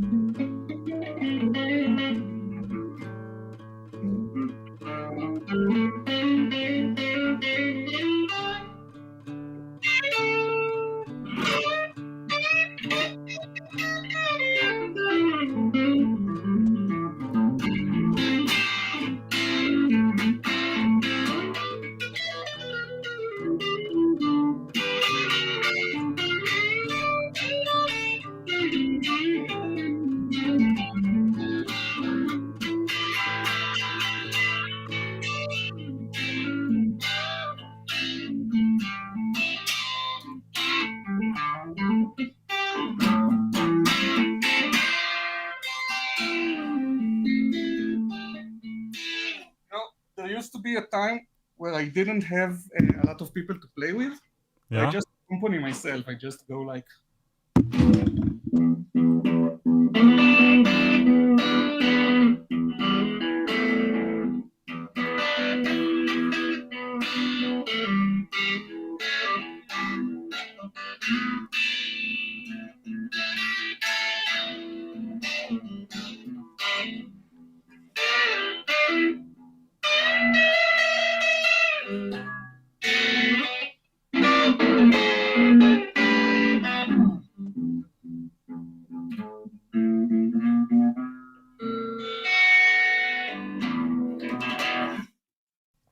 Man, that was great. Thank you. You're really good. Thanks. There's someone in the chat, he said you are sick on the guitar. Thanks. Best YouTube video live stream ever. Love me some guitarists. You guys are great. Someone asked you if you believe in God. I am a very, very extremely agnostic. It's hard for me to believe. Of course, I have beliefs in this term of like moral beliefs, ethical beliefs, but like when it comes to metaphysical stuff, it's hard for me to believe. I used to spend a lot of my time being envious of people with the capacity to believe. I think it gives people a lot of serenity and grounding. But I had to find myself a different way because belief didn't really work for me. A lot of years ago, I used to date an Orthodox girl. Now, as in Christian Orthodox or Jewish Orthodox? No, Jewish Orthodox. And Jewish Orthodox are harsh. I mean, she wouldn't hold my hand when we started dating. I mean, at this point, I was still, I didn't know where I stand with respect to God. And she was religious, and we had this unplanned emotional connection that kind of encouraged me to go and figure out my relationship with God. So I lived a fully Orthodox lifestyle by myself for 6 months. I went to the synagogue 3 times a day, I went to yeshivas for holidays, for Yom Kippur and Rosh Hashanah, and I met a lot of religious people, and we had a lot of conversations. And I actually went to this, the yeshiva I went to is very integrative. I expected to meet people, and I will talk about my secular cultural world, and they would talk about the religious cultural world, which is cool. I'll bring my Baudrillard and Nietzsche and Albert Camus, and they will chime in with Martin Buber and the Sages, and all of these are beautiful topics that has a lot to contribute. And the people that hosted me in the yeshiva happened to be very, very, very educated about modern and continental and analytic philosophy, and we talked a lot about morality and about meaning and about absurdism, which is the philosophy that pretty much guides my life for years now. And through all this conversation, I realized that I feel very, very strengthened in my secularity. I realized that I don't need belief, not because I have any contempt for belief, but I am incapable of it. And I have other measures to cope with the burden of existence. I think my answer to do you believe in God, I said at least as much as I believe anything else, which is not too much. That was a long answer. We have a lot of time here. Yeah, and it's surprising to me that, I mean, it's not surprising, it's actually nice that of the existential philosophers, you mentioned Camus as opposed to Jean-Paul Sartre or some others who are more pessimistic about existence and your purpose in life. Mm-hmm. I'd say that my entire worldview, it has like three philosophical legs. I think the three philosophers that eventually, like I went into philosophy because I wanted to learn how to cope with existence, and it was I've been suffering from depression, anxiety, and existential burdens since forever, since I was a child, since I remember myself, and philosophy was one of my ways to navigate myself out of this. And the three philosophies that together, the three philosophical ideas that together kind of saved me and taught me how to be a happy person, which is content with their existence, is I guess a combination of absurdism and utilitarianism and the categorical imperative. And these are the three ideas that I need that guide me through the world. And ever since I didn't develop this consciously, I realized in hindsight that this is how I operate. But I think this is what allowed me to find happiness and calm and center. And I'm not saying this is absolutely the only correct philosophy, but for me, it's the only way I manage to tolerate living and even enjoy it. I think the best philosophy, and this is very subjective, and I'm a philosophy PhD dropout, just for the record. The best philosophy is the one that you read, and you read it as if your mind conceived it, except that it's much more elaborate than you could ever think.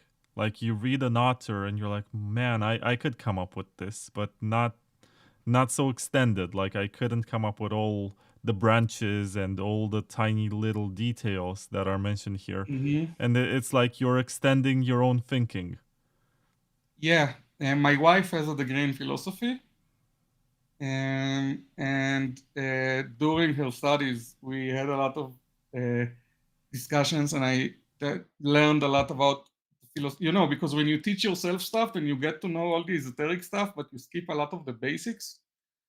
So I can talk about Baudrillard and Derrida, but I didn't know Berkeley's apple before she told me about it. all this kind of fundamental stuff. And we had these discussions, and I think it's mind-blowing how a very simple idea can has such a profound impact on your entire view of the world if it's the correct idea. Now, from this point of view, I'm also a Weberian. In sociology, you have three major schools of thought, and the most quoted ones are by Marx, and the Marxist doctrine imposes that it's capital that moves the world. Mm-hmm. It's always the money that changes stuff. The Weberian thesis is that it's the ideas. Mm-hmm. And it's this fundamental book. It's called The Protestant Work Ethic and the Spirit of Capitalism, which outlines Mm-hmm. this idea that it doesn't matter where the money comes from. There are empires and there are corporations and there are individuals that were extremely wealthy at some point, and they seem to be untouchable. But it was the rise of a different idea that became super popular that ultimately led to the downfall of the former Mm-hmm. strength. I don't know what to call it. The Yeah. status quo that was in power at the time. Yes, it only takes a single bad idea to completely disintegrate a good society. Or a good idea to replace something like Yeah. feudalism, for example, which Like what? feudalism, Yeah. Okay. which I can argue was horrible. Like It was. there It was was no objectively horrible. mobility. You were born into a family, you had to stay there. Mm-hmm. You could be brilliant, you never got any chance. You could be like a genius farmer. Mm-hmm. And that was the most you could ever be. Yeah. No, I'm glad we don't live in a feudalist society. Oh, that's one of the worst that can possibly be. And I think communism sort of takes elements from it. Yeah. My country was communist until recently, even though Romania? People will say, yeah, but that was not real communism. And I'm going to say, yes, fortunately it wasn't, because could have been much worse. I think that one of the things we've learned about communism, that maybe through communism, it might be amazing, but it's irrelevant because it's not implementable. And it's like this, what I call like this, like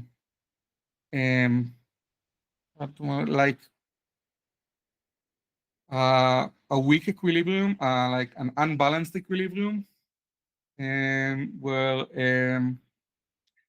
maybe if you set it just right, it could be great, but the smallest whiff of breath of air that is unexpected and the whole thing collapses.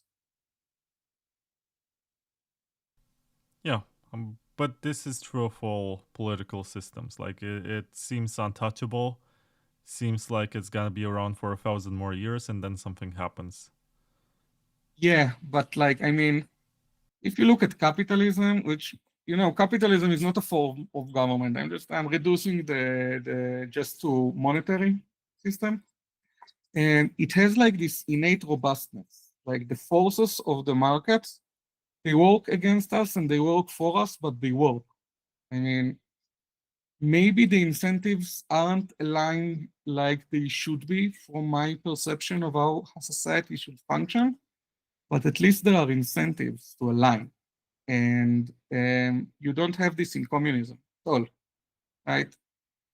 Communism is like, and I mean, you don't have it in theoretical communism. Then in practical communism, what you get is that people with the slightest amount of power are the only ones that can offer incentives. And then, you know, people go and murder their neighbor for a larger apartment. So eventually you try to stifle this idea of people economically incentivizing each other, which just means you just create a situation where maybe as long as nobody has any incentives to offer, and people will operate on another altruistic level and build a utopic society. But the second that one person has something of value to offer to another person, then there is nothing to keep that person in line except altruism. And this is kind of terrible. I actually got from the same person who asked you if you believe in God. I don't know. It's like we get this series of challenges. We Yeah. have 4 names and we're supposed to rank them from most important to least important. And it's Socrates, Plato, Aristotle, and Homer. Like, without Socrates, you couldn't have Plato and you couldn't have Aristotle. So if you're gonna rank them like this, they're all reactionary to each other. So, Yeah. but I Homer, I can. mean, he wrote some of the best, most epic works in literature, and they inspired generations. And people who never Yeah. I read mean. philosophy, they're aware of the works of Homer.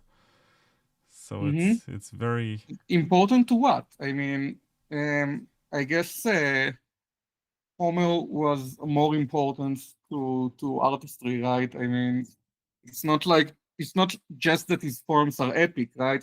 That they had like this ripple effect. He like really advanced the way poems are written.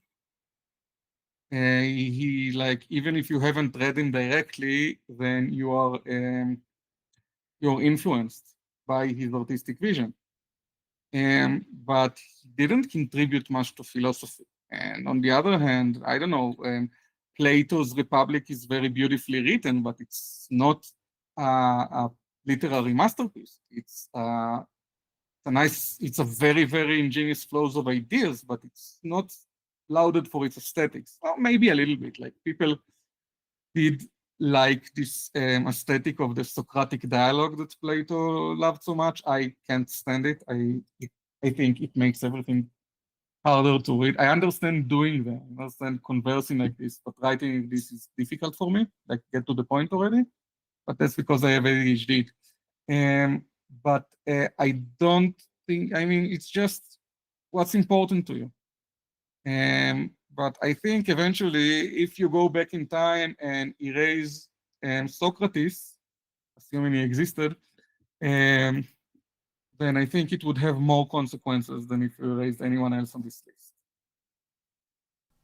I agree with that, but at the same time, without Aristotle, I can Mm-hmm. argue we wouldn't have a lot of the logical thinking, and you can say that other people could come up with the same stuff, but Mm-hmm. it was like the perfect storm because he was in the right position. He went to Plato's academy. He wanted to become the new leader of the academy. He sort of got phased out because it was a classic case of nepotism that I Mm-hmm. think it was actually a nephew of Plato that took over the academy. And then he needed a job, so he became like the educator of Alexander the Great. Mm-hmm. And with the money that he raised, he also created his own academy, which was called Lyceum or Lyceum. Mm-hmm. I don't know how you pronounce it correctly. And it's really fascinating that he had this life and this sum of experiences that led him to be much more skeptic than the people before him. Mm-hmm. And in some ways more radical. Like if you read his works on politics, he rejects with some ideas with much more boldness than Plato. For Mm-hmm. example, he thinks democracy is a bad idea. He thinks monarchies are great. Mm-hmm. I remember he has this classification of He like does, yeah. it's like a table, like the rows are good and bad, Yeah. And then the and the few columns are the and few the and the many. many, right? So like democracy is an example of like the bad, the bad, the bad ruling system of the many, Mm-hmm. and the good ruling system of the many is what it was politeia, right? Yeah, a Uh, combination of democracy and not oligarchy. That was the bad one. Aristocracy. yeah, it's like the nobles should lead the masses. And then you had monarchy and monarchy was no monarchy was the bad ruling of the many, right? The bad ruling of the no, No, it was the good ruling. Tyranny was the bad one. yeah, okay, monarchy, okay, right, yeah, I remember that. Actually, you know, when you want a high school diploma, you need to have an elective in most places. What's an And elective? you have to do all of the core subjects, but you also have to do some extra, right? You have to make some choices. And I dropped out at 14 or 15, depends on how you count. And when I was 18, I wanted to get a diploma. It's not exactly a high school diploma. There is two things. There is the high school diploma, and you completed all of the test required to graduate diploma. So the first one, I can't get it because I dropped out, but you need the second one. You only need the first one if you can't get the second one. If you get the second one, you're good. And I had to choose one topic, and it was 2 weeks before the exams. I wanted to get something that I can study for a week and pass the exam. So I took social sciences. And to learn, during this week, I've read like Jean-Jacques Rousseau and Montesquieu, and even Lenin and Machiavelli. And it was one of the most illuminating weeks of my life. And thanks to this choice, I started. This is what got me really into philosophy, into actually reading philosophy. And I think on the social science side, I think the book that influenced me the most, except, John Stuart Mill's Utilitarianism, it really affected me on my personal philosophy. But for me, it was On Liberty from Mill. I read that one and it was like, man, I wish I was this smart, because it's like something I've been thinking all my life, but I could never put into words. Yeah, he was his student, right? Mill was the guy whose name you just said. I forgot his name, but Mill was his student, right? Was the student of the guy who basically invented utilitarianism. It was name. What name did you say? I forgot already. Just a second. It wasn't Jean-Jacques Rousseau, right? No, you said it. Bentham. Bentham. Yeah. So I think The Whale by Thomas Hobbes. I read it at 17. I think it's still like the foundation of the way I think about economy and money, and like the social contract between the citizens and the state. It's refreshing to have this conversation, because usually when I interview people, they say, yeah, bro, Austrian economics, von Mises, that's everything you should ever read. Yeah. Rothbard, if you're weak and you can't go for von Mises. And if you're more eclectic, then maybe Hayek. Yeah, at least not Ayn Rand, right? I mean, a lot of people in the space say that The Fountain was a big influence. The Fountainhead? The Fountainhead, yeah. And also, very few, I think, have actually read... What was the name of the one on objectivism? Atlas Shrugged. Atlas Shrugged, yeah. So, well, I've read both. Fountainhead was an ordeal. Just a bad book. It's a badly written book. I can argue Atlas Shrugged is worse, to be honest. Now, Atlas Shrugged is even worse. Because, I mean, you said that you studied philosophy, you started a PhD in philosophy. You understand that, like, crossing the metaphysical gap and, like, trying to find a bridge between your ideals and your practicality is maybe the single largest problem of any practical philosophy, right? And then Ayn Rand just said, existence exists. There, I solved it. How can you take this seriously? I mean, it's like a caricature. Like, she thinks she's so smart that she can see problems away,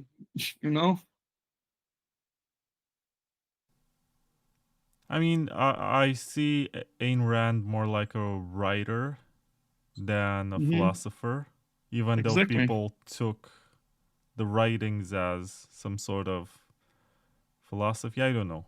It's just there are people that actually identify as objectivists. They say that they live their lives according to the Atlas Shrugged philosophy. They take it dead seriously, more seriously than I've seen many people taking many other philosophies, by the way. I mean, there aren't many objectivists, but those that are out there are very tenacious about it. I think Ayn Rand was instrumental in spreading anarcho-capitalism, for example. Mm-hmm.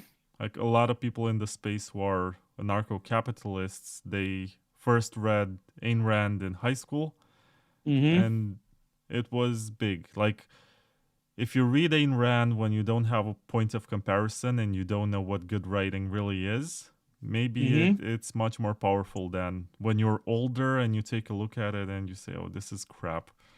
Yeah, when you're impressionable. Like I read Fountainhead at 19, and I think maybe I could have gone easily down the same path if I didn't happen to take this social science elective and already know, the fundamentals and understand, Sartre and Mill and John, understand their basic ideas. I was 17. I didn't, I read like um, selected excerpts from each and some commentary. But understanding the basic ideas, just I think when you read Ayn Rand and it's your first exposure to philosophy, and especially told by this, if you give her one thing, she's very good at making things very grand and very important, making things feel very important. And if you only read this, you can maybe think this is like the only philosophy in the world. Like, this is how you should look at things. But getting there when you already absorbed subtler but more grounded ideas, like the categorical imperative or like the social contract and the discussion around it, and you see that even 200 years ago, people couldn't even agree or convince you in any way that man is either good or bad.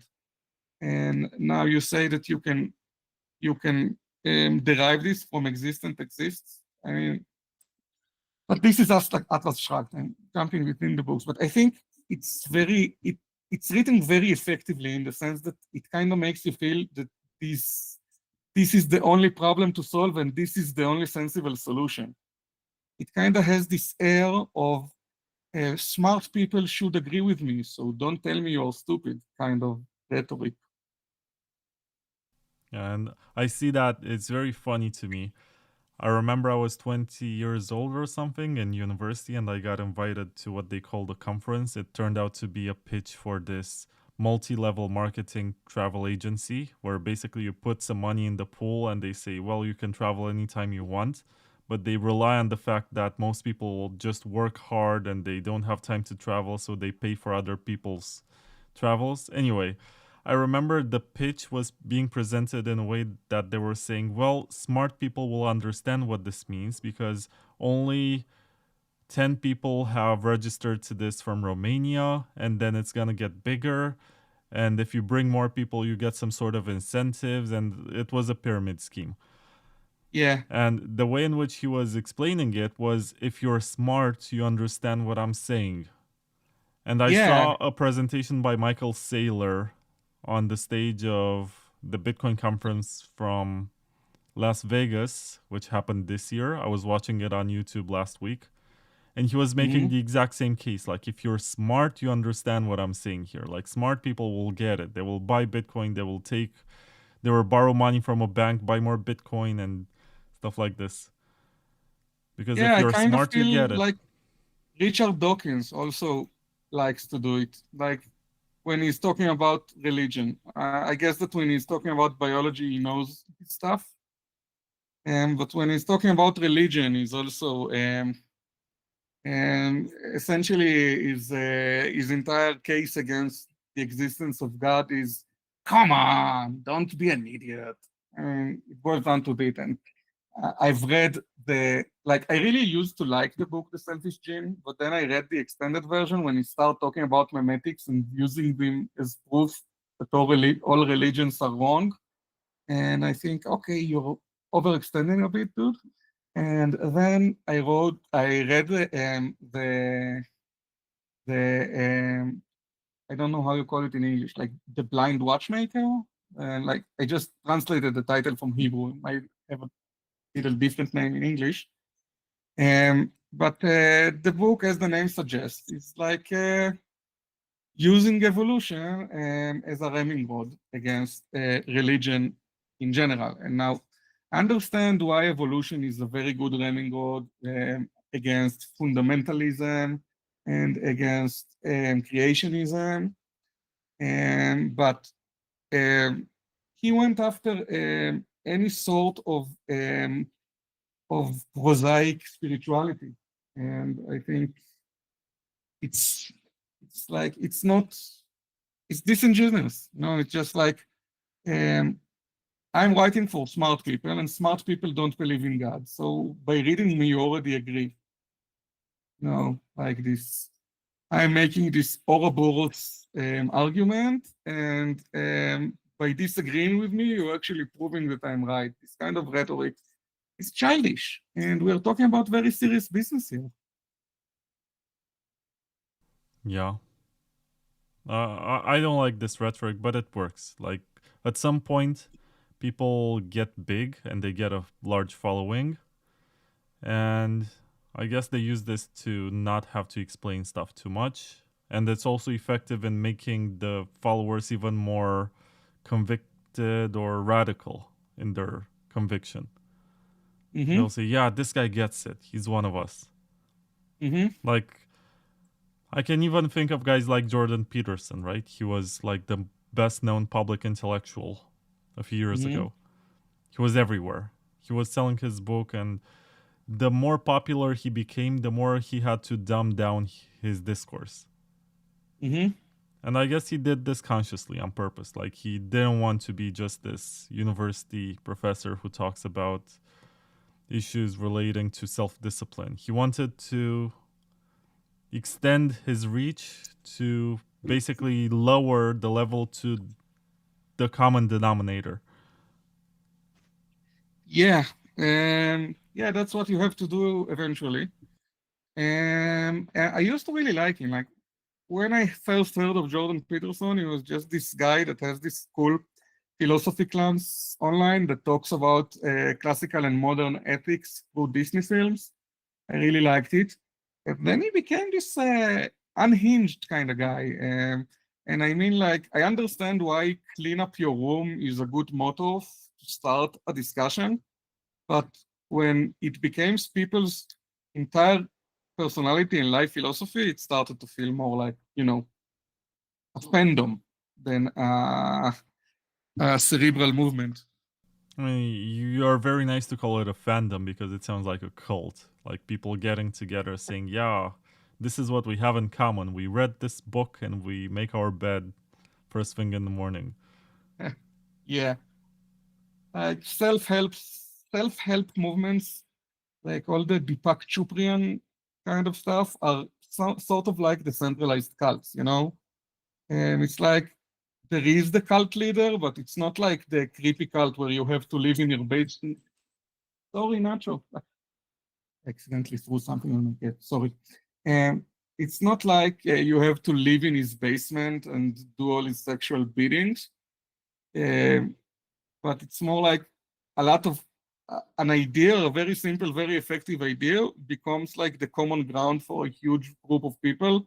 And then it becomes their personality and their identity. So it's kind of like a cult because there is a leader that they follow, but it's decentralized because it's really one-way communication.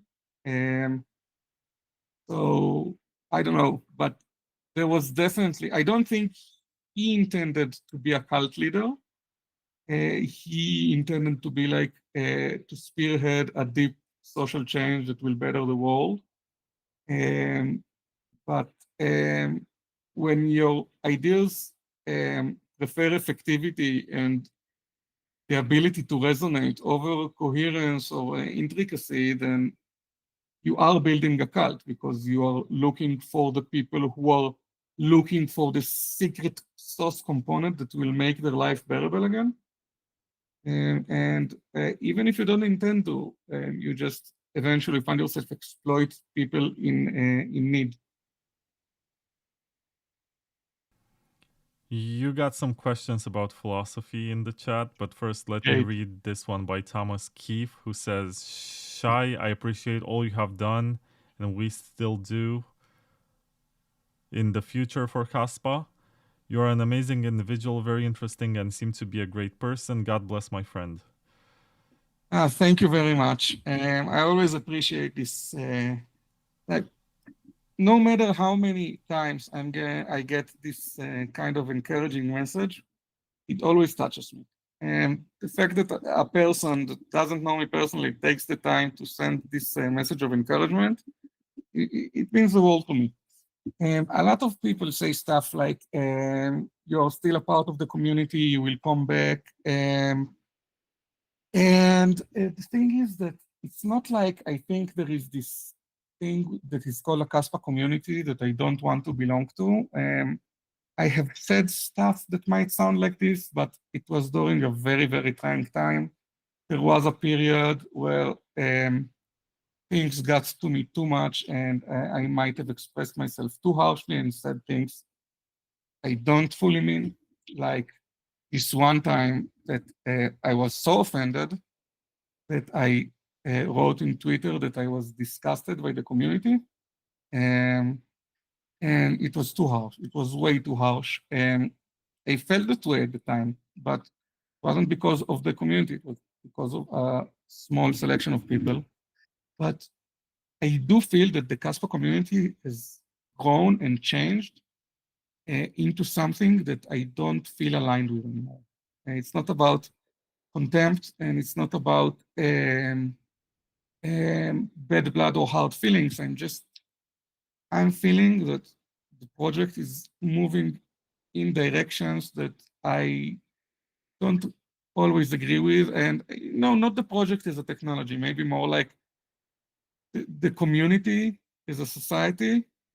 And it absorbs norms that are not only different, but kind of opposed to a lot of the stuff that is important to me and I try to instill. And this is why I don't identify with the Kaspa community anymore. It's like, yeah, there was a time when I was very insulted and very hurt.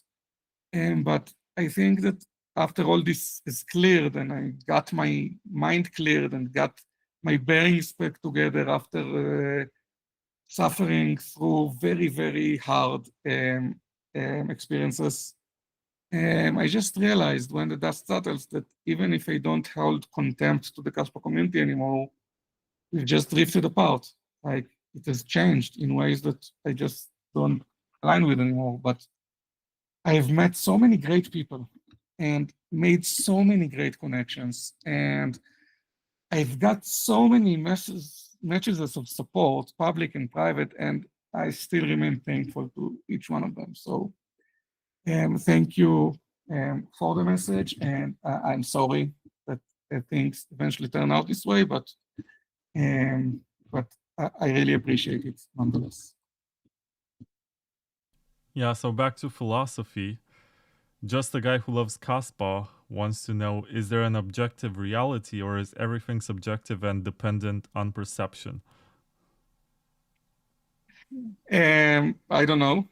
I just said that I'm ultra agnostic like a while ago. As far as I care, I don't know. Maybe there is an objective reality, maybe there isn't. I don't have a strong opinion about this. What about you? I do like to believe in objectivity, but the more I try to pursue it, the more absurd it gets. Like everyone has their own subjective understanding, and I don't know. I hope there is some objectivity. I pursue it actively every day. I hope that there is some kind of objectivity, some kind of justice overall, but I don't know. It's difficult. The same person wants to know, is it possible to live a morally good life in a fundamentally unjust world? I think it is. And I think what makes this feasible for me in my perception of ethics is the categorical imperative. I mean, it's one of the first ideas. Like for those who don't know, it essentially says that you don't have to be perfect. You don't have to fix all the problems in the world. You just need to be enough of a good person such that if everyone behaved the way you did, then the world would be a happy place. And it really takes a lot of burden from you because being just doesn't mean that you have to respond to anything bad, everything bad that happens around you. It's like this the perception that if you don't take care of everything, that you are immoral. If you let someone starve, then you are immoral, even if you don't have food for yourself. This is exactly, I think, the kind of things that that make it impossible to live morally, because it makes moral so stringent, it becomes unattainable.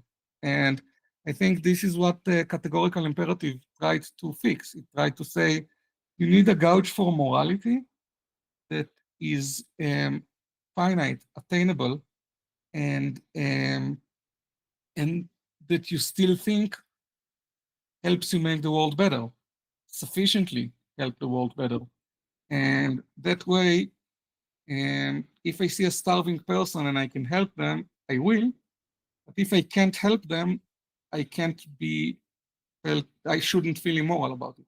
And if like this perception that says you only need to be as moral as you can be realistically, you only need to be good, give enough from yourself, as much from yourself that you think other people should give to create a better world. You don't need to go beyond. You can go beyond if you want to. If you want to devote your life to activism or to helping the homeless, terrific.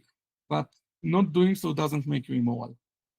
And I think understanding this really helped me with this. You know, it's really easy to think that if it's impossible to be immoral, then why even try? Just do what's good for you. And I think this idea really helps settling all this stuff together. Yeah, there's another question about philosophy. Should we prioritize individual happiness or the collective good? And how do we balance the two? I don't even know what the collective good means, but I'll let you answer. Mm-hmm. Yeah, so this is a difficult one. I mean, yeah, it's nice. We're going one by one through all of the tenets of my worldview, because this question is essentially a utilitarian question, right? And it's essentially what is your utility and how you increase it. And the thing is that, yeah, you say personal happiness or the global good, but what is good? Do you measure good by how wealthy people are, how well fed they are, or is a society where people are 10% more hungry, but 40% more content with their life, a better society or worse society? Because on one hand, you have more people starving, but on the other hand, people are happier with their life. So how do you even resolve it? So I think this kind of leads to this understanding that there really isn't, as you said, this notion of the good of the collective. You just, all you have is like, you say, I'll give the collective more food or more education because I think it will make people more happy, or whatever your utilitarianism utility is. That's like the beautiful thing about utilitarianism that a lot of people don't understand. It doesn't tell you what your utility is. It says that you should use the rest of philosophy to figure out your utility, and then it will help you pursue it. But I'm sorry that all of the answers are kind of like dancing around the point, but that's philosophy. If there was like a good, nice, concise answer, then it wouldn't have been philosophy, right? Because the entire point of philosophy is dealing with the hard questions that you can't concisely answer. But I think that you can't really answer this question. It's like you need to get into the particular choice you have to make and then judge it on its own merits. Like sometimes one choice would make sense over the other and the other way around. Yeah, it's always contextual. Mm-hmm, exactly. The more you the try context to here is generalize, everything. the more wrong you're gonna be. Yes. The same person says, please tell him I'm a huge fan. I love how easily he explains complex topics. Thank you. It's what I do best. Like, this is my personal superpower, explaining things. This is what I'm the best at what I love to do. coming back to non-philosophical topics, there is Abdelhak Hakur. I think I've read his name before, but it's still challenging the second time. Does Shai use Kaspa? Yeah, when I get to. Whenever I have to pay someone for something, I ask them if I can pay with Kaspa, and some go with this, others don't. But yeah, I try to use it when I can. I'm hoping we'll start to see DeFi soon, once an actually decentralized DeFi network launched, which I hope will happen sometimes in the first half of next year, but I don't really know. And then when there are more utilities, I'll try to use it more. I have even a few ideas from utilities that I'll try to bring onto Kaspa. And some of them I want to bring onto Kaspa because I want to use them on Kaspa personally. So that is the point. I use it as much as I can, but it's not too much because this point it's purely transactional, and not a lot of people do transactions in Kaspa. Sometimes, like a few months ago, this guy told me that he's an orthopedist and I just need new soles for my shoes. And I asked him, "Do you take Kaspa?" He told me, "Yes, talk to me." And I never got around to it. But this would probably be the most expensive thing I've bought using Kaspa. It's like $300. What other items did you buy with it, and how? Like, is there a shop for it, or did you just agree with people to accept it? It was always agreeing with people to accept it, and it was usually like, stuff like we ordered food and some guy paid and we have to pay him back. So, hey man, can I pay with Kaspa? We all go on a road trip and this guy fills the gas and everyone wants to split the gas. Can I pay with Kaspa? This kind of stuff. And there aren't shops in my area that accept Kaspa. That's something intriguing and something that makes me wonder if you guys are just a bit late, because there are coins like Litecoin and Dash, which technologically aren't as advanced as Kaspa, but they were launched at a time when it was easier to get listed on payments processors and exchanges.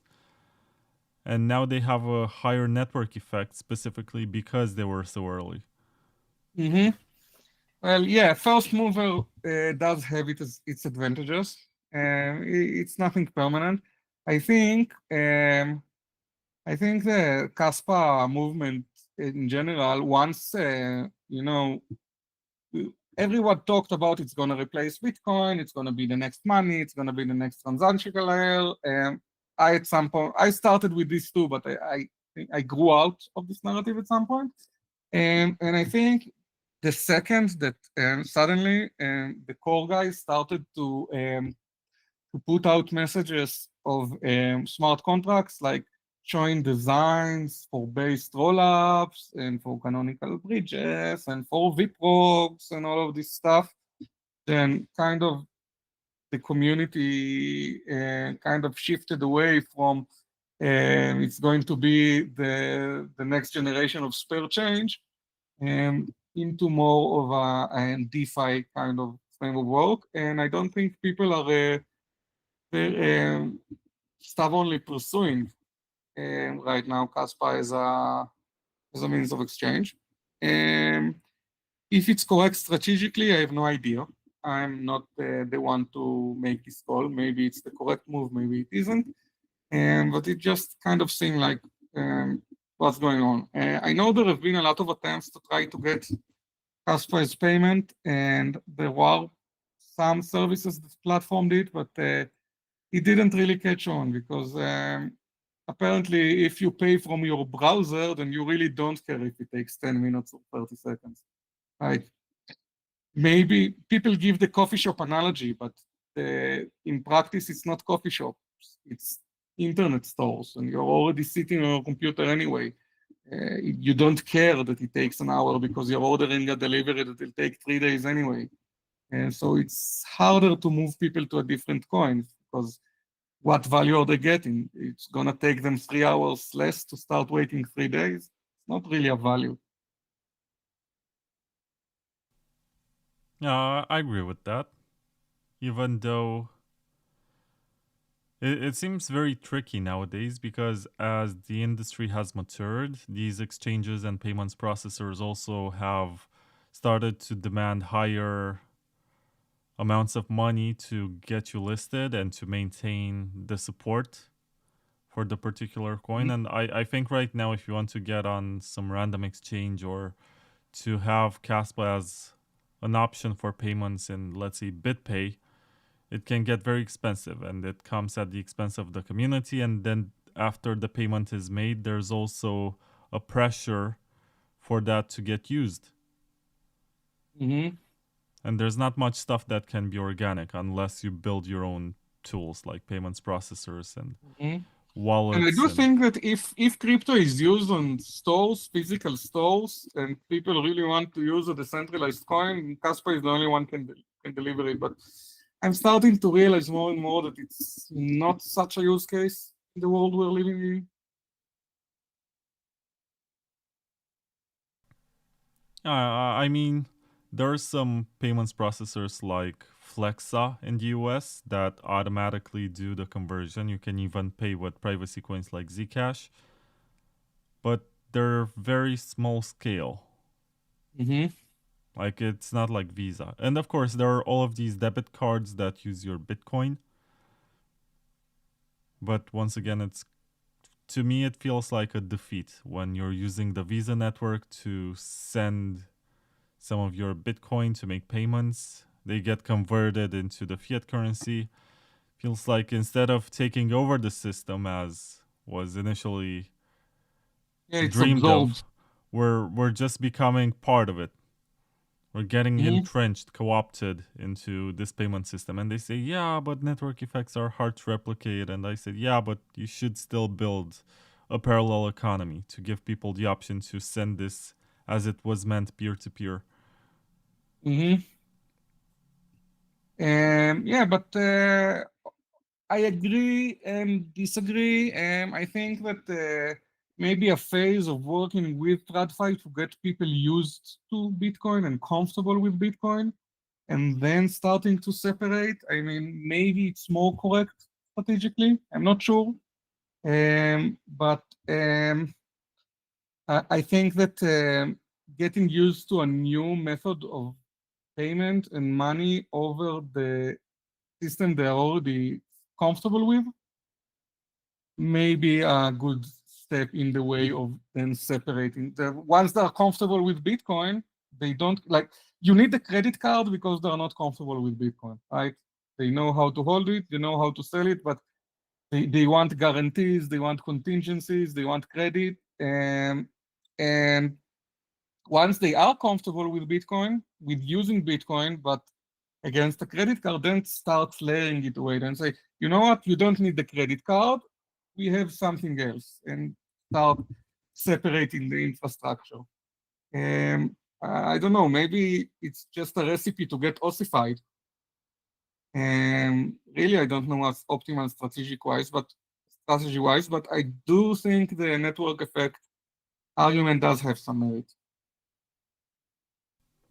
Also, the real tragedy is that while some networks are capable of handling maybe hundreds of thousands of transactions per second, they never really actually do that in practice because the space is still very small. The number of users is small. You can't realistically expect when you have a community of 10,000 people to have even 1,000 transactions per second. That assumes that 10% of your community is gonna transact every second. That's really not realistic. Maybe you're gonna have some applications and some stuff that's built on chain, and that's something different that can drive up adoption. But on one hand, there's also this failed metric, right? When people present the amount of transactions that are recorded on the blockchain and they say, well, this is the amount of users that we have. Or they measured the UTXOs or public addresses that exist on the network and they also measured that as users. But to be honest, this is much smaller. And I can also argue that many of these projects are actually overvalued compared to how much they deliver for everyday economy. I think it's just the promise that they can do much more that keeps the price up. And I think it's a general problem with the crypto industry that all of the valuations are casino valuations, right? And there are even the fact that they are so unregulated and so unobserved, and you have no transparency of what happens in exchanges. You know, people all the time speculate about price manipulation, and I don't know what's true or what not, but definitely there is price manipulation. And this is the problem with casino valuations, that people can, with enough exertion, can play with the valuation to make a profit of you, right? And I think it's a symptom of an even bigger problem. Crypto is the only industry that makes fundamental science and sells it directly to retail. Like an example I used to use is say that think about the auto industry, right? So if you're making a car, you're selling it directly to retailers, right? But say that you're not making a car. Say that you're a chemist and you work in your chemist company to create a better material that could be used to manufacture cars. Now, in a sane world, you go with your material to the car manufacturer, and the car manufacturer tests this material, understand what is a good material and what is a bad material, has their own science, knows how to compare it to other materials and make an educated choice about this and about how to make the flashlights and about how to make the windshields and about how to make the wipers and each and every nut and bolt and screw. And then they create this complete package of a product, and this is what they sell to retail. And now retailers can measure this product with, okay, it has this security rating and this pollution rating, these many doors, this many seats, blah, blah, blah. And everyone is speaking in a language that they understand. Am I starting to wear you down? No, I guess I should open a window or something because I need to get some fresh air. In the crypto industry, it's like you're a chemist and you created this metal and you think it should be used for cars. So you go out to the street and you're like, hey guys, I created this new metal for cars. And then this one guy comes and says, how do you call it? And you say, Kaspa. And he says, okay, that's a cool name. That's a cool color. I like this metal now. On the other end of the street, there is a guy that likes the orange Bitcoin metal better than the turquoise Kaspa metal. So they start arguing in the middle of the street and throwing at each other chemical terms that they don't fully understand and that they didn't really, they don't really have the background to say about it. One of them would say, my metal has more ionic bonds, and then the other said, yes, but mine has more carbon centers. And this is a meaningless fight, but still, whoever wins the fight would affect how much money is in each venture. And it's insane. And you're trying to understand, to explain stuff to Kaspa, to retailers directly, because you need money to develop, and retailers are where money comes from in crypto. It can also come from VCs, but it's very hard when you are an open source, a community project that doesn't have any revenue to offer. You don't have any locked coins you can give them a share of or something like that. And you really depend on retail. And then you have to explain to retail science at an industry level And then you see people start arguing about which coin is better, and you understand that even though a lot of them are smart people and attentive people and people who has done their best to understand it as deeply as possible, it's not their profession. And nobody can be as professional as a professional. You know, like I've never chopped wood. I don't understand about lumber. So I'm not highly opinionated about lumber. But in crypto, you see people highly opinionated about pruning versus auditability, or about using this sort of difficulty against that sort. And they are opinionated because first they like the coin, and then they justify everything the coin does. And it's really, really weird. It took me a long time to get used to, because I used to come with an attitude of, I will come with my scientific integrity and give out an argument, and then people would either agree or disagree, and we'll have like a rational discussion and reach the bottom of the truth together. And what I realized is that I say, okay, here is a coin, here is my reject about this project, what do you say? And people go me, shut the fuck up, you father. Why are you talking about other people's work? Go shut up and build. It's like, it's weird. It's like, on one hand, the entire discussion is relegated to retail, and there is no arbiter. There isn't someone who really understands what they're talking about, that moderates or steers the discussion. And instead, even if there are professionals, and I'm to blame for this myself, everybody uses the language and the narrative that is most convenient for their project. And then you see that people don't even talk the same language. And people use different terms or use the same terms in different ways, and they don't even agree about what they're trying to achieve before they start to argue about which one does it better. And it's absurd. There's another question from just a guy who loves Kaspa. He says, if all goes well, where do you see Kaspa in 20 years? What's your educated guess? 20 years is a long time. Yeah. 20 years ago, I thought that in 20 years we're going to have flying cars. And so I really don't know. I think as far as the technology go, it has huge potential. Probably it's the most potential crypto technology ever had. I really believe in this with all my heart. I think Kaspa is just the next level that nothing can compare with.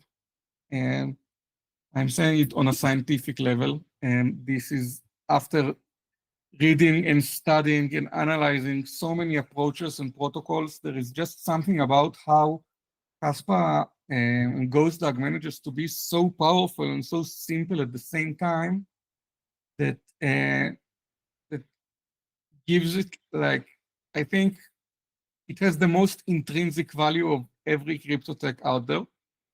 But it's not just about tech. It's about people.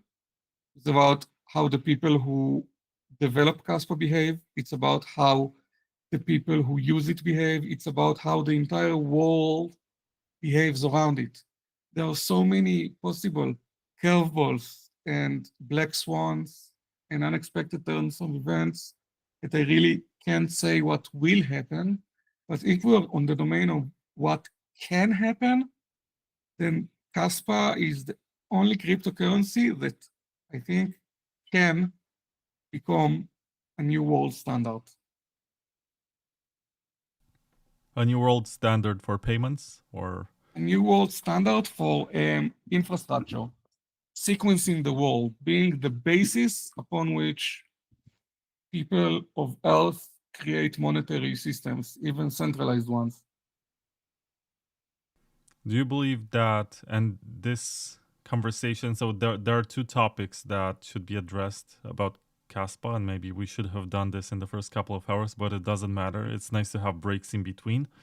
Yeah. There's the token argument, the KAS20 format, and there's also the smart contract argument, and there's also the layer 2 argument, because even Jonathan said that he's thinking about layer 2s for payment settlements that are much faster and other use cases like privacy.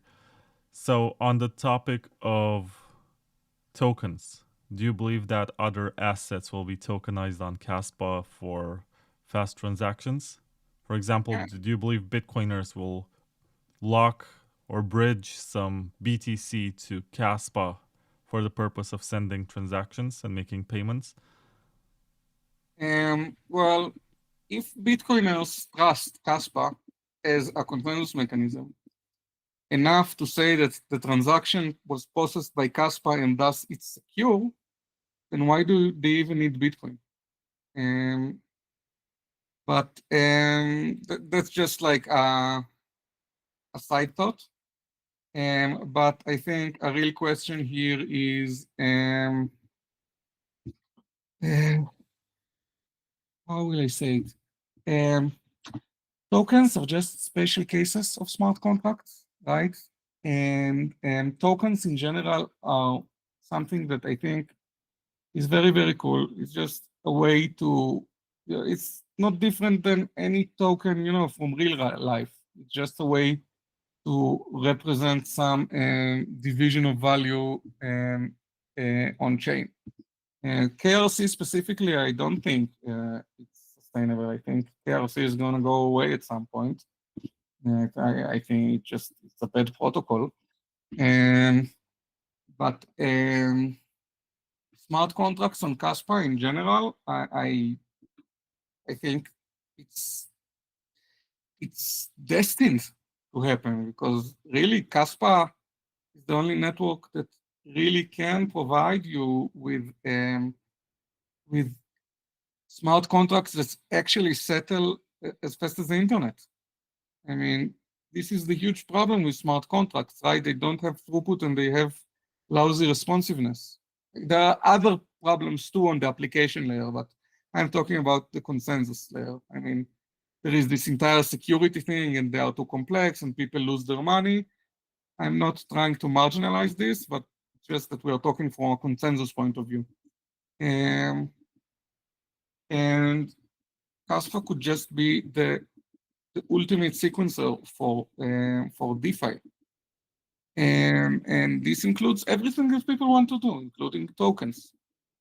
And I get asked a lot about vProgs. I have to say, I read a single post in the research forum about vProgs. That's all I know about it. If people ask me about vProgs, what I think about it, my answer is, it seems cool. I think it's a very nice, neat idea.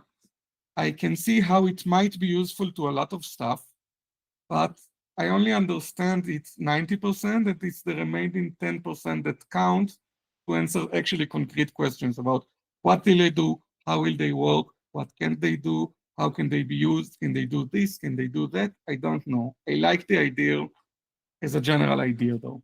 I think it's a very nice approach. Okay. On the topic of smart contracts, do you think they're necessary to bring to the base layer? You mean like on-chain processing of smart contracts? Yeah. I don't really see a reason to do it in full generality. Like, vProgs are kind of a concession of saying, like, if you want interoperability on stuff that's simple and quick enough, you can do it on-chain. But it's like a complement to sidechains. And I think that, we keep saying that the justification for pruning, or I keep saying that one justification for pruning on a philosophical level is that you shouldn't expect any node in the network to validate the entire history indefinitely. Like the reason that it happened in Bitcoin is because that's the solution they found. But it wasn't a goal. It wasn't a feature. It wasn't an ambition. It was just a byproduct of the solution that they found.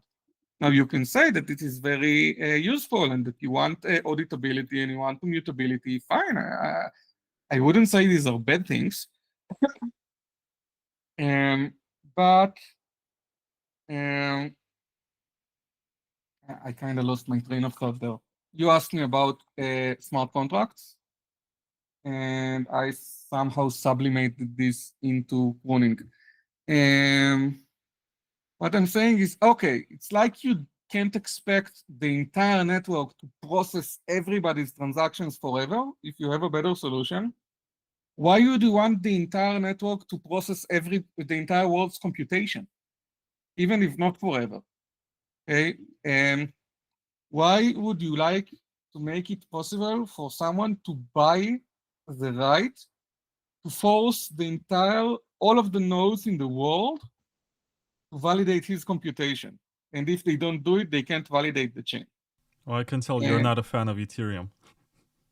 And it's not that I'm not a fan. It's just that, again, Ethereum did what they did with the understanding they had at that time. But Ethereum has been trying to move to a multi-layered structure, right? They understand this as well. And Ethereum considered a few weeks ago that they estimate that it's been at least 5 years since the last time anyone validated the entire Ethereum chain from Genesis to the current state. So what does this immutability get you if in return nobody can even validate the chain? Is it really more secure? And not to mention all of the data availability issues. You need to somehow make data available. And if you do it on a higher layer, then it's much easier. But what are you going to do on the base layer? You're going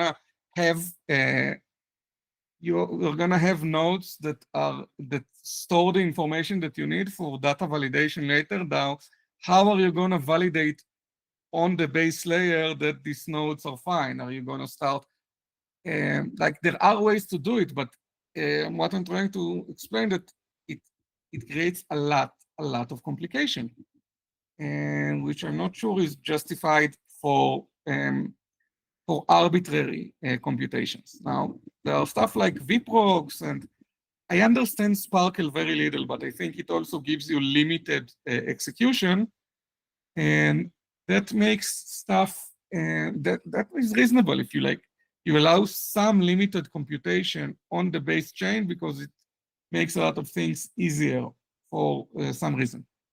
But I really don't see, I think the reason there even are on-chain full arbitrarily complex, not necessarily even Turing complete, but just arbitrarily complex contracts on-chain is because otherwise you have to wait for settlement and it takes too long. But in Kaspa, it doesn't take too long anymore. So what is the disadvantages of having layers, of having rollups that you are trying to run away from by forcing all of the nodes in the network to validate all of the contracts? What does it achieve? I was never convinced that it is beneficial in any way in its full generality. So I don't see the reason to go this way. I think some limited functionality that could be used, especially if it's combined with covenants and allows you to use like simple contracts in exit script, in locking scripts, and that are used for more complicated stuff like higher layers. There are a lot of cool things you can do with a little bit of functionality, but I really don't, I was never convinced that having arbitrary on-chain functionality is not a bad design when you can have this very, very fast responsiveness that makes rollups as responsive. Yeah, you basically answered that there was someone else who had the same question, but with other words. And I'm happy that you also covered Sparkle and vprogs in your reply. Francisco Savia wants to know, what is your vision about stablecoins? And how do you think they can affect consensus? I don't have a vision about stablecoins, and I don't think they can affect consensus. A stablecoin is just a token. Okay, I'm not talking about algorithmic stablecoins like Luna and stuff, because I'm not convinced that this could even really exist. But if you're talking about like a backed stablecoin like USDT, USDC is just a token. What makes it a stablecoin is that there are people who guarantee solvency in the market rate.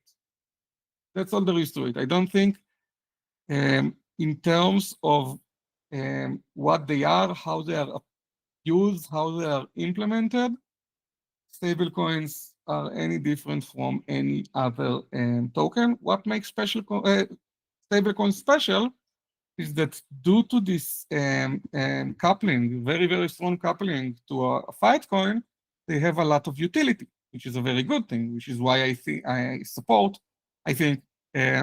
stablecoins are a good thing, because as long as people use fiat, why not allow them to use fiat on your chain? I mean, there isn't any issue with it. So I think it's an important use case. I think a lot of people even see it as like a test bed.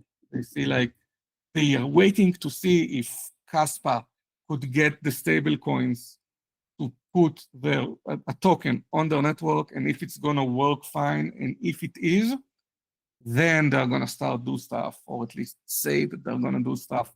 And I think it has become this really important criterion and litmus for what networks can hold their own. So I think from an optical point of view, they are extremely important. But technically speaking, they are just a token. There's Nicholas Sismill. He Hey, says, Nick. crypto economics seem to be technological offshoot of Austrian economics. A technological offshoot. Do you see crypto adopting other economic views such as UBI, which is universal basic income, or something less capitalistic? That's an intricate one. I'm not sure I even agree with the first statement that that crypto is a technological offshoot of Austrian economics. I think the mere existence of miners and the function of miners and mining pools kind of subverts the ideal that Austrian economics, at least as I know them, are trying to pursue. So I don't think proof of work. I think it's a model of this entirely new thing that you can't shoehorn into Austrian economy. Though I do see the differences. Like this code is low thing is very, very, very similar to the invisible hand kind of idea. But on the other hand, it isn't, because the invisible hand talks about how the market itself is going to self-correct itself and stabilize it. And the protocol doesn't care about any of that. It just wants to maintain consensus. It doesn't care what we agree about. So in a sense, I think it's maybe fair to say that that crypto gives like the modern manifestation that are closest to a laissez-faire market. But I think this is where the similarities end. I don't find that it goes for the more I'd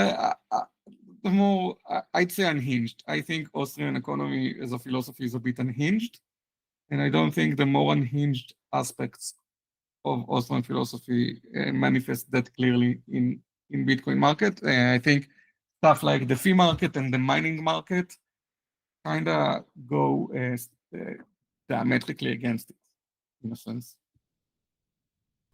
There's also Dark Lord, who says, Kaspa seems obviously superior to other layer 1s from a scientific perspective, but this hasn't been priced by the market yet.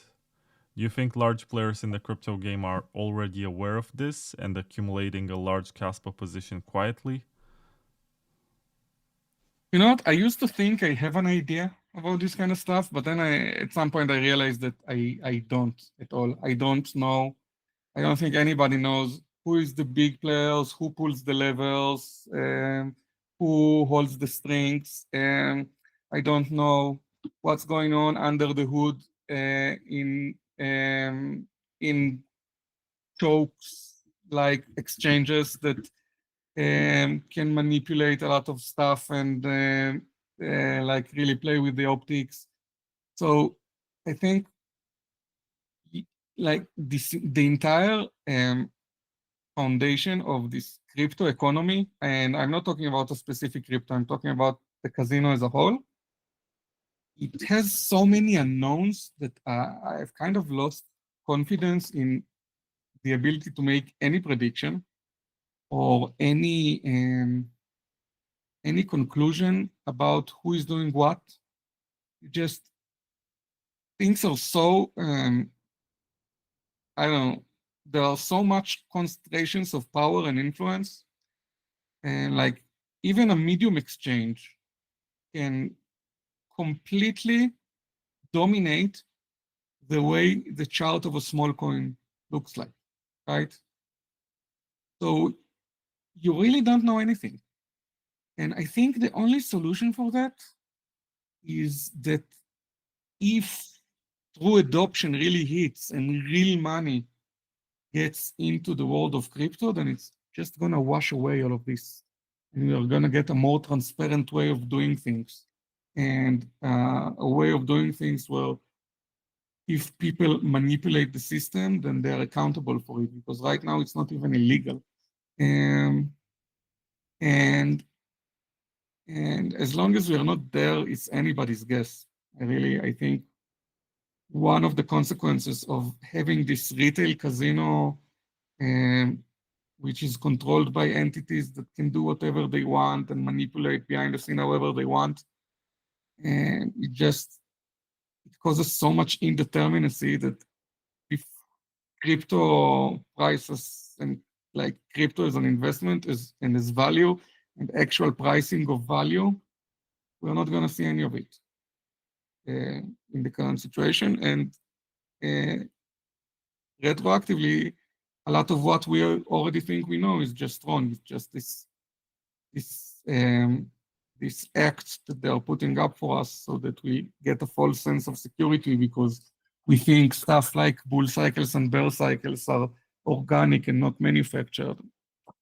I think we should be really careful and remember that you should always remember in the crypto industry that there are a lot of entities that have a lot of interest and personal interest and a very, very strong, uncharacteristically strong ability to manipulate stuff without being detected. Essentially, each and every exchange, you don't know what they do behind the scenes. They don't know if they invent orders that aren't there. You don't know if they censor orders. You don't know what they do. And you just have to come to terms with it. We are shrouded under a huge cloud of darkness and opaqueness. And as far as I know, there could be a single person in planet Earth that can control all of the charts on a whim. I don't know. So I really can't tell. I just really advise everyone to remember that and don't forget that this is the constellation we are trying to do business in. Fark says, I like your honesty and I hope you will continue to contribute to this new world sequencer. Thank you. I'm trying to always say what I feel and what's on my mind. And I think a lot of people, especially in the crypto space, they get pathologically uncomfortable around any displays of emotion, especially negative emotions like being offended or angry. and I really don't get it. But I think that if you're being honest and you're only also honest about when you are angry and when you're offended and when you're anxious, and then people really get to know what you're about. Because if someone is always nice to you and is always charitable and is always positive and never has anything negative to say, then you have no idea what kind of person they are when they are not content. You don't know what to expect if you're ever in opposition of each other. And this is why I think openness is so important and why I appreciate when other people acknowledge it. Banana Republic 2039 says, Shai, what is your favorite play on the COS ecosystem? Is it Nacho? I guess play is meme coin. I really don't know the terrain. I don't own any of the meme coins, except, I spent 100 Kaspa in the second launch, just, because I felt excluded. But I don't really have any stakes in the Kaspa token universe or in any token universe for that matter. Kasparium says, did you leave Kaspa because you didn't get paid? This is a stupid question.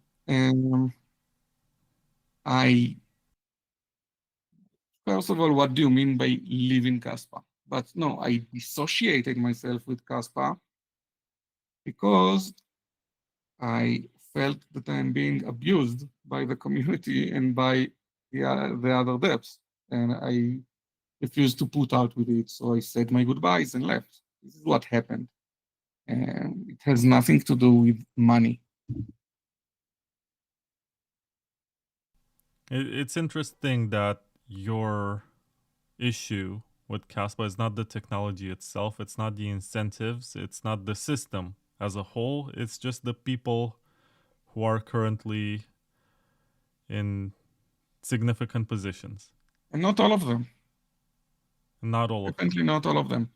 There are a lot of people who work very hard to contribute to Kaspa, and either in the core or outside the core. That I really adore those people and I like their approach. And I think that they are making significant contributions. And even the people I don't like, I can't deny that when it comes to designing a technology and implementing it, they are probably the best you can find. Okay? There is no denying it, and what's theirs. But I can't work with people I can't trust, and there has been a huge breach of my trust, and I would never be comfortable there again, and I don't want to be when I'm not comfortable, and that's about it. Here's the funny one. Do you think the state of Israel should invest a bit of money in Kaspa? Oh, please no. Not now. This is not the economy for it. Just imagine it, banners going all over Twitter. Israel now holds Kaspa. I think, okay, tell me you want to like promote anything in the world. I don't care, burgers, shoes. Do you think now is a particularly good time to use Israel as a hook, as a marketing hook?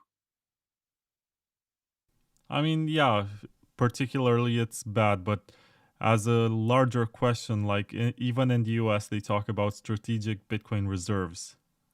Do you think there's any merit to this? Personally, I feel like it defeats the purpose. This was always supposed to be the people's money, not something that governments are gonna hoard just like gold. And most likely the way in which they hoard this kind of money is by confiscation, by taking it away from the people who earned it somehow, and then they do something which is deemed criminal, and that's how they take their coins. It's all forfeiture? In the US right now, yes. That's what the reserves of the US consist of. They didn't spend taxpayers' money to buy Bitcoin, which some people seemed very naively to be happening. That never happened. They just seized Bitcoin. They seized Okay. Bitcoin and they said, okay, we're going to hold it instead of selling it. Because usually the practice was to auction it, like it was the case with the Silk Road coins that were put out on auction. And it was, if I'm not mistaken, Tim Draper who bought a bunch of them. Okay. Yeah, I get it. In general, forfeiture is like a huge problem in the US. Like, some things about the US are just so weird to me. Like, the way that cops can just take your money and then it's your responsibility to prove that they don't have grounds to, and it could take you years and you could die of poverty because of that. And now we are seeing it with Bitcoin too. Now, I don't understand state economy enough to say if it makes sense to get crypto reserves. But I do understand why countries would like to diversify their holdings. Now, you're saying it's purpose defeating, but whose purpose are you talking about? And if the purpose of the government is have a diversity of reserves, then maybe it is a good fit. I don't know. Really, like, it's so out of my forte. I just say that possibly it's a good fit. Now, if you look from the point of view of the people who created Bitcoin, isn't money for the people means that anyone who wants to buy it should be able to buy it, even if they are government? Wouldn't trying to prevent it be more purpose defeating? I don't know. It's another one of these. I'm gonna explain for 5 minutes why I don't have an answer, but I do wish to live in a society where you can do something nice like Bitcoin, and then people would just say, "Okay, it's the people money. Let's use it like this because this was obviously the idea." But in the real world, it's about utility and purpose. And I can't tell if it's a smart move to buy crypto assets, but I understand why governments would, and I understand why it's not really feasible for any crypto chain to stop them on a technological level. So what you're gonna do? You're gonna expect people to refuse to sell to governments, even people who live under oppressive governments who would persecute them. Doesn't seem like there is a good solution for that one. Also, I'm puzzled by the whole custody issue, right? Like, how are governments going to custody their Bitcoin? Are they gonna run some kind of multi-sig? Or, for example, the country of El Salvador. They say they buy one Bitcoin every day. Who holds the keys? Where are they? How do we know that in the case of a regime change, the president or whoever is involved with the regime is not just gonna take the country's Bitcoin and run away with it? It's not like there are not precedents in history where kings were running away with the country's gold. Now it's even easier. And if there is no transparent mechanism around to make sure that this is not possible, it just makes me suspicious that it's very likely for it to happen. Yeah, well, I hope they have a better plan than putting it all on Trump's Ledger Pro. But I don't know the details, so I can't comment. It would be hilarious if the US decided to randomly say, well, El Salvador, your legal tender currency is the US dollar. We'll take care of your Bitcoin. Goodbye. Yeah, it would be hilarious if the US loses its Bitcoin reserve because they accidentally threw away the seed phrase. Or even something like passphrase or password to unlock the wallet, if that one gets compromised. And then they have an incentive to develop quantum computing, which, by the way, should be a topic in our conversation. Yeah. You have expertise in it. I do. Yeah. I wrote my PhD on it, so it's a qualification. So do you want to switch to this topic? I think I should finish with the questions from the chat, and then we can just discuss this because it's such a large. You said we should finish the question from the chat. Yeah.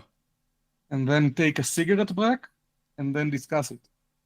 Great Okay. idea. I'm not a smoker, but I can go to the bathroom. Jonathan with a TH, it's not the same person, wants to know, do you think Kassia messaging is a good use case for Kaspa? I think it's kind of cool. It's neat. I'm actually using it. I love it. I think... For the record, what is it? Does it broadcast instant text messages on-chain?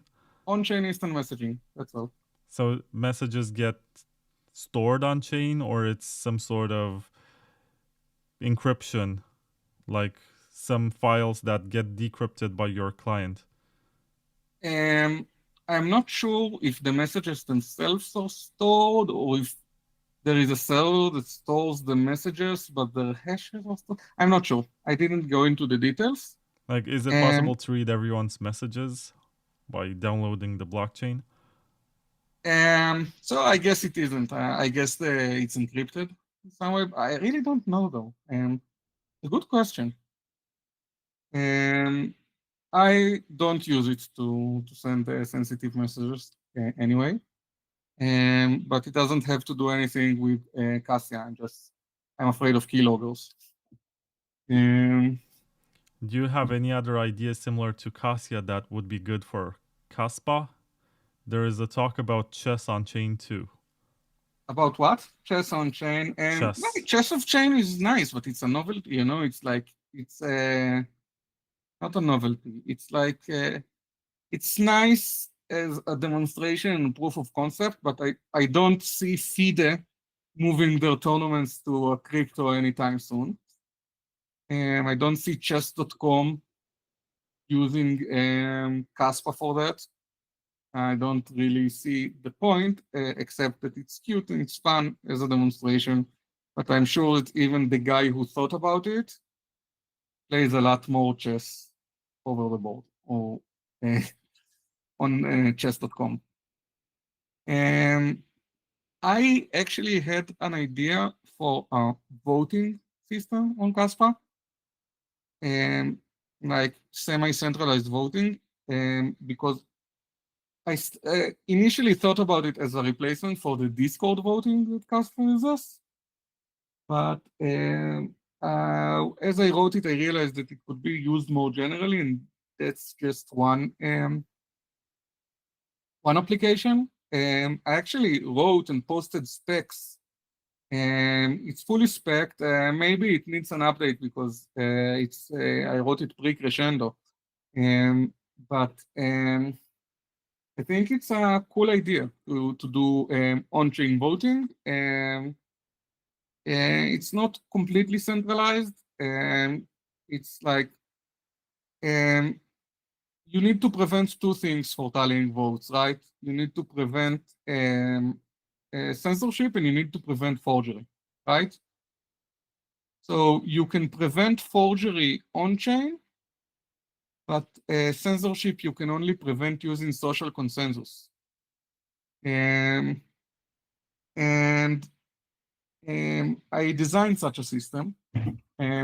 Originally, I designed it for like Kaspa community votes, but I think it's cool on its own. It will allow anyone to use Kaspa to tally votes about anything. And the specs are still available somewhere on Google. There is like a public Google Doc. I posted it on Twitter several times. Those who want to could easily find it, and I think it's a cool application that maybe someone should build. And it doesn't require any L2, by the way. It could be made to work completely on the base layer, which was the situation when I designed it. Maybe, I don't know, maybe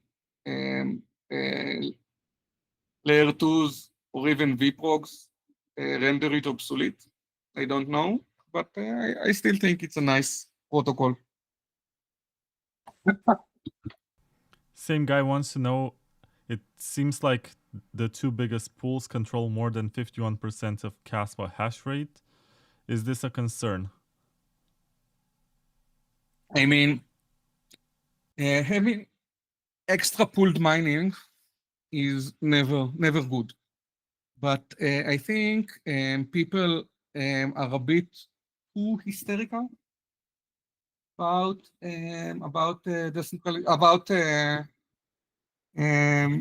pools. They think that say that you have a pool that has. Let me ask you a question. Say that there is a mining pool that has 55% of the global hash rate. Does that mean that they can double spend with impunity? Not necessarily. Mm-hmm. Because once you start a 51% attack, the market will react and the other participants will react to, like, there can be some dormant hash rate that can turn you into minority. You can have miners from your pool who drop out and join other pools. I mean, yeah, but ignore all that. Even ignoring all that. Okay, let's say it's a closed system. The number of miners is fixed.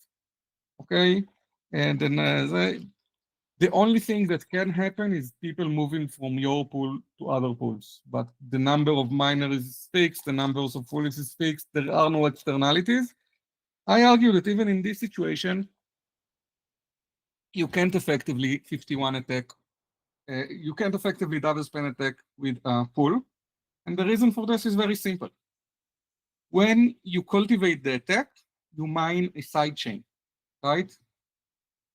As long as you mine the sidechain, but you never published it, your users are not going to get any payouts. More than that, they are going to realize, and not all of them, but it takes only one, but they are going to realize that they are being instructed to mine over, like, okay, first block, diverge. Now you, like, the entire network is on one side and you want to create a competing block on the other on your secret chain. Suddenly you're asking miners to mine over a block that they don't see on their public nodes, like an unfamiliar node. And it doesn't prove that you're trying to double spend, but it does prove that something is wrong, and miners will move to another pool, not because they want to prevent your plan and undermine you, but simply because they see that this is not the correct block. And if they keep mining over it, they're just going to waste money.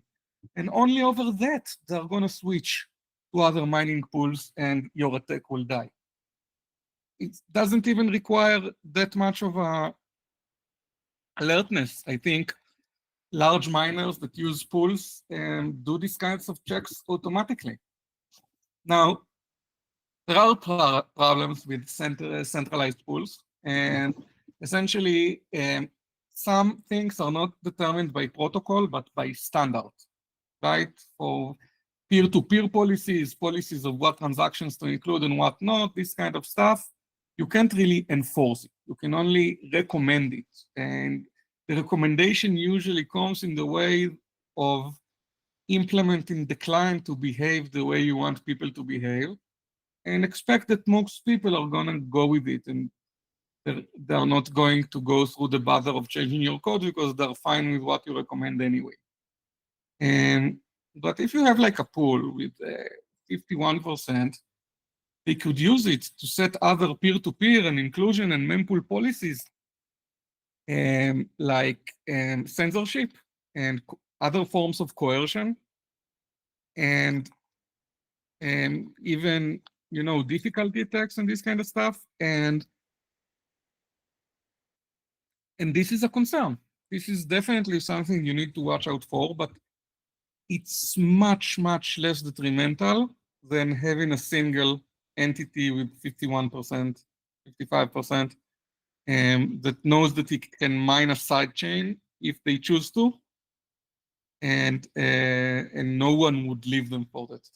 But if you insist on mining a sidechain, and by the way, as you move to the sidechain, then the main chain would feel a drop of 60%, right, in the difficulty. So in Bitcoin, it's going to take a lot of time to reconcile. And So, I went into a lot of details, but I think the moral here is that you can't assume that just because you rallied a huge group of miners from all over the world that constitute more than 50% means that you have the same capacity for harm as a single entity that really controls all this 51%. The control is limited, and people will leave you if you cost them money, and doing a side attack requires, by definition, to stop earning money for a while, even if just for an hour or two. Another one is, do you think something like Chainlink will work better on Kaspa than it does on Ethereum? They can probably use something like auctioning for more accurate or fair information outcome. Well, this is exactly the idea that Elliot Mabe, which I already mentioned, is working on. That like Chainlink, what they do is they provide Oracle services, right? You need some external information that you want the behavior of your smart contract to depend on. So you go to Chainlink, and Chainlink says, okay, we have this permissioned list of data sources, but we keep track of them, and we can give you certificates that they actually vouch for what they did. And then we have this aggregation algorithm. So it's like they did their best to make it as spread out as possible, but it is still permissioned. And the reason you need that is, again, all this single leader thing. If on one hand you want to, if you can't depend on external information, when at each round someone gets to decide what's the correct external information for everyone. You need this aggregation. If you want to do it on chain, you can't do it in a single leader environment. And since Kaspa is a multi-leader environment, in the sense that whenever a block enters, it's selected child and all of the anticon blocks in between are all somehow ordered. Then, and they are the ones that are deciding what's going to happen. And then you can impose a lot of stuff to on the protocol, including policies like for reporting external values. I don't know a lot about aggregation, but the idea is that, say that you want to use the value of the dollar, right? And the value of the dollar, I don't know, the Bitcoin value in US dollars, you want to use it in your Ethereum smart contract, right? So, or in your Kaspa smart contract, you need this information from somewhere. And imagine that all of the blocks who want can tell you what they think the dollar, the price of Bitcoin is right now. And then you aggregate them in the way that you kind of average over them. I'm just explaining a simple aggregation method for illustration. I am not claiming it's a good one, don't use it, but say that you just take the average and then you penalize anyone whose response is, I don't know, at least more than a standard deviation away from the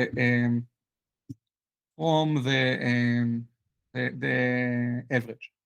So if you try to lie by a lot, then you would get penalized because you're a standard deviation away. Like if you say 50,000 and everybody else says between 90 and 110,000, then you're gonna be, it depends on how many people. If 10 people participated and you're like halfway of the average while all the other people are very close to the average, and you're gonna have a lot more than a single standard deviation. And so you want to be close to what other people are gonna say if you want not to get penalized. But as far as I understand, this is a bad method of aggregation for reasons I don't understand. Jonathan wanted to use a different method called second bid auctions. No, sorry, this is not. Second bid auctions is for MEV resistance, but okay, so I know that Elliot worked with Jonathan and then independently on how to aggregate oracles in this setting. And if he manages to come up with a concrete protocol with nice guarantees and nice parameters, I don't see a reason why it shouldn't be implemented in Kaspa, and it might really lead us to the path of having truly decentralized oracles.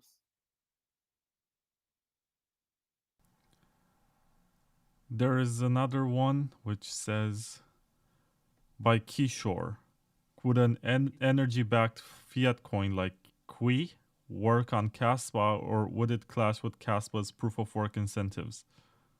I think they call it Chi. QI. So I'm not sure if it's Qui or Chi. I think it's Chi, because Chi is energy. Oh, like chakras and whatever. Yeah, like Chi is Chinese and chakras is Indian, but yeah, but it is like in Tai Chi. And so Chi is the Qui energy coin. And they have this complicated interplay between Chi and Qui that I don't quite remember, but it's not like it depends, it exists on its own. Now, regarding, if you implement like an energy coin as a stable over Kaspa, then as I said about stables in general, it's just a coin.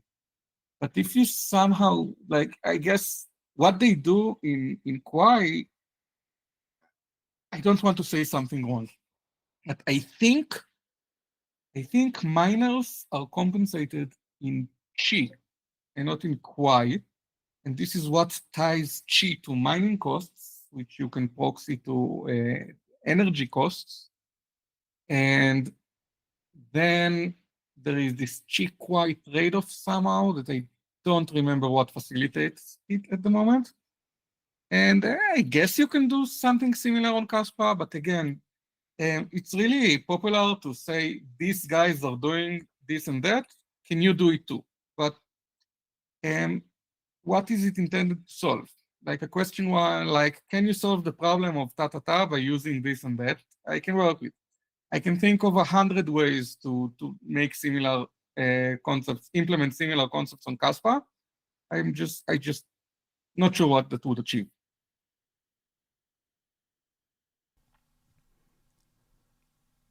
Jonathan with a TH says, I think someone is building Twitter-style site on Kaspa. Don't you think there can be a decentralized application such as this that will have, for example, a fair distribution on ad revenue? I don't know. This is very specific, and this is very. We are going to UI UX land and to ad commerce land, and I've never toured this land, so I really don't know to answer the question. Yanni Pavlakos says, what are the limitations of the DAG infrastructure? DAG is not an infrastructure, and DAG is a paradigm. And I don't think it has any inherent limitations because it's just so universal. So like any consensus protocol you can describe as a DAG. Like it's the most general thing you can do working with a DAG. And every other thing you can think about, parallel chains and block trees and any other thing you've ever seen, is a special case of a DAG, because what defines a DAG is that there are blocks that can point at other blocks, but they can't form circles.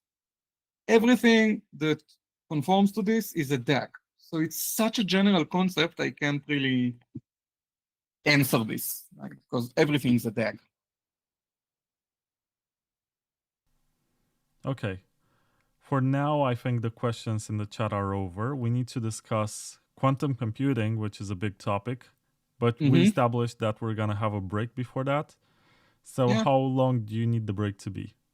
So now it's 4:51 p.m. here. So let's regroup at 5.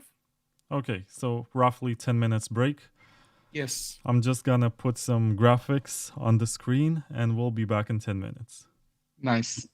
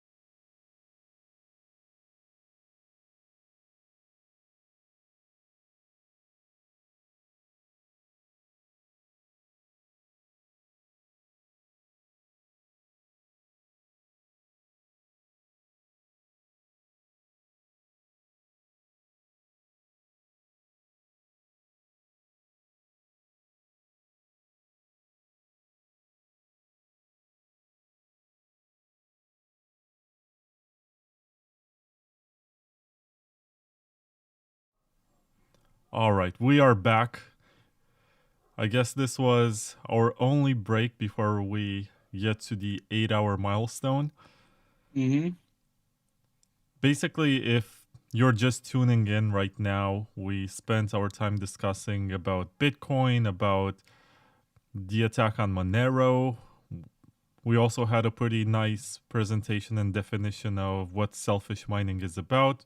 We spoke about the GhostDAG. We spoke about all sorts of Kaspa stuff, which you'll find interesting. We had a jam session. We talked about network effects. We talked about philosophy. We took questions from the audience, which we still encourage you to send. And now, by virtue of your PhD, we should talk about quantum computing and computers also. Yeah, we will. But before that, just my wife just came home and she wants to come say hi. So everybody meets my wife. Hi, guys. Hello. She can't hear you. I can't hear anything. She doesn't have the headphone. but She hi. just came to say hi. Yeah, and I'm gonna run away now because I'm really shy. איזה כיף שאת בבית. Is that your favorite pun? Hmm? I'm really don't- shy. I don't even hear it anymore. I guess people will ask for her name and make a meme coin or something. Yeah, and her name is Noah. She's been with me to conferences. People met her. Like, I uploaded her wedding pictures a few months ago. That's fun. Mm-hmm. So, quantum computing. Yes. So, you just want me to start talk quantum, or do you have any specific questions? Of course, I have specific questions, but I think, first of all, it's useful to define what we're talking about and how it works, and how we measure the extent to which it becomes a threat to proof-of-work networks.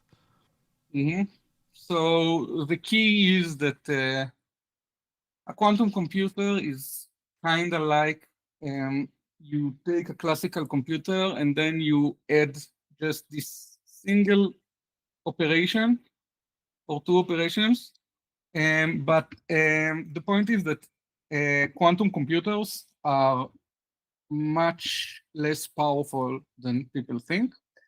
Actually, we don't really understand if they are actually stronger than classical computers, but we do know this. There are a lot of other things to say about quantum computer and about quantum cryptography, but people naturally focus on this breaking cryptography and not making cryptography, and it's perfectly reasonable because this is what we are concerned about, and this is also what I'm going to talk about. But I want to stress that there is so much more to quantum computers and quantum cryptography than breaking classical cryptography. That being said, cryptography requires assumptions. If you don't have any assumption, you don't have cryptography. There is a theoretical reason for this. Like, the most basic tool considered like the weakest assumptions that you have to make in order to have most of cryptography is something called a one-way function. It's essentially a function that is easy to compute in one direction and is hard to compute backwards. And even this assumption, this very weak assumption, is quite strong. It implies that P is different from NP, for those who know what that means. But it's an assumption we have to make because whether P is equal to NP or not, you can go and look out what this means, but the key is that nobody knows that. Like, it's the most central question of computer science. So you won't prove that a function is one way, because then you would prove that P is equals to NP along the way. It's just a litmus for what is not plausible to even try proving. And so we make assumptions, but we make more concrete assumptions. Like, assumptions, we make what we call hardness assumptions. It's an assumption that something is hard to compute, and then we use it in clever ways to construct the cryptography that we need. And it all boils down to, okay, doing this task is hard, so let's make, say, an encryption system such that we can prove that if you manage to break the encryption, then along the way you have managed to perform this test that should be hard. Like we prove a reduction that shows that breaking our encryption system is harder than the hardness assumptions that we make. Now, what are common hardness assumptions? And one very, very common hardness assumption is called a discrete logarithm. And it's kind of a scary name, but a logarithm is a very simple idea. Like there is a number we both know that is d, it's called d. And then I choose a random number x, and I give you d to the x, or d to the power of x. And then you need to figure out what x is just from knowing d and knowing the result of this exponentiation. You need to do the inverse of exponentiation. This is what we call a logarithm. Logarithm is just the opposite of exponentiating with the variable in the exponent. If you put the variable in the basis, then the opposite is taking roots. This is the difference between the two. And there are settings in which we assume that computing this discrete logarithm is hard. This is the assumption. Now people came up with a lot of clever ways to use this assumption to create useful cryptography. It doesn't matter right now what the assumption is exactly or how is it used, just that breaking the assumption would break the cryptography that's constructed from it. What is the problem? That quantum computers can compute and they can compute discrete logarithms very efficiently. So in theory, a quantum computer that is large enough will be able to break all cryptography that is based on this assumption of discrete logarithm. Now, what cryptography relies on discrete logarithm or on similar hardness assumptions that are equally broken? Almost all cryptography you've known except new stuff from the last 10 years. In the last 10 years, people started to hear names like crystals and dilithium and Falcon. For example, Falcon is the cryptography, the signature scheme used by Algorand. And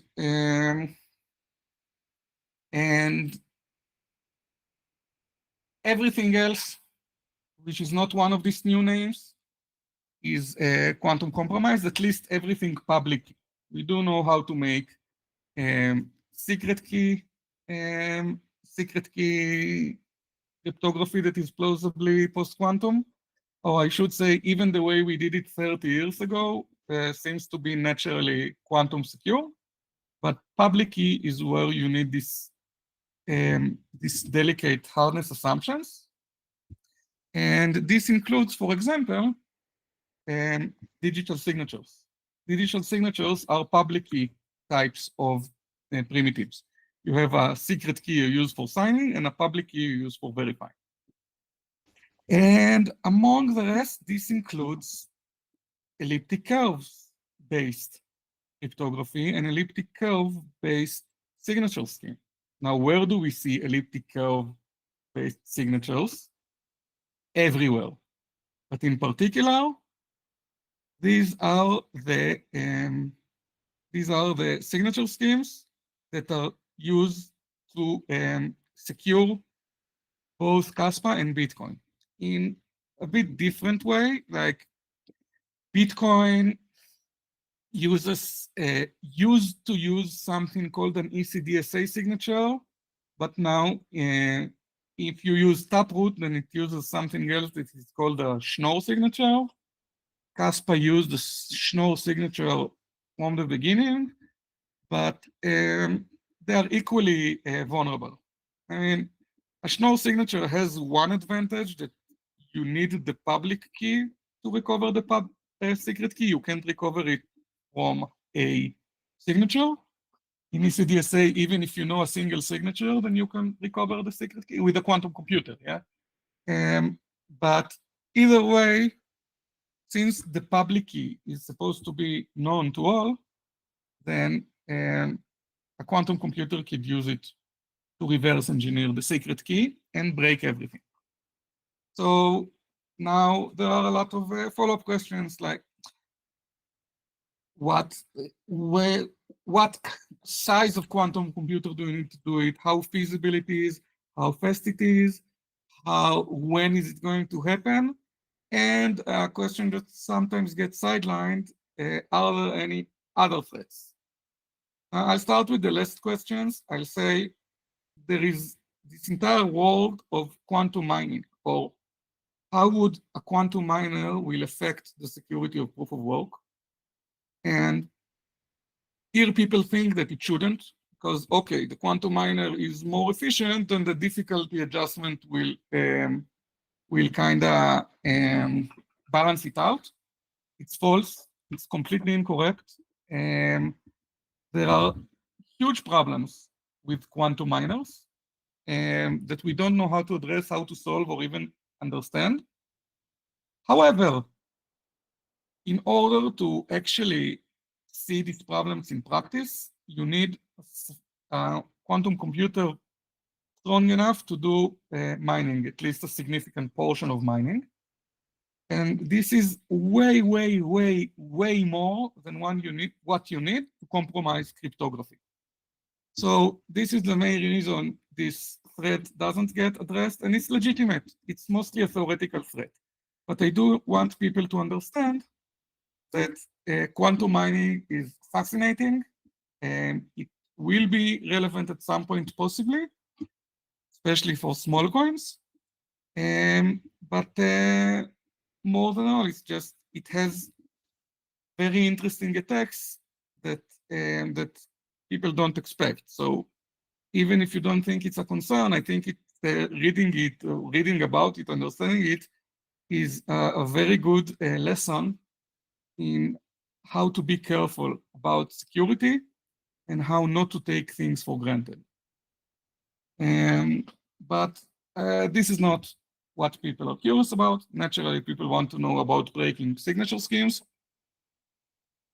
Breaking ECDSA, the parameterization you see on Bitcoin, requires around what we call 2300 logical qubits. Now, what do I mean by logical qubits?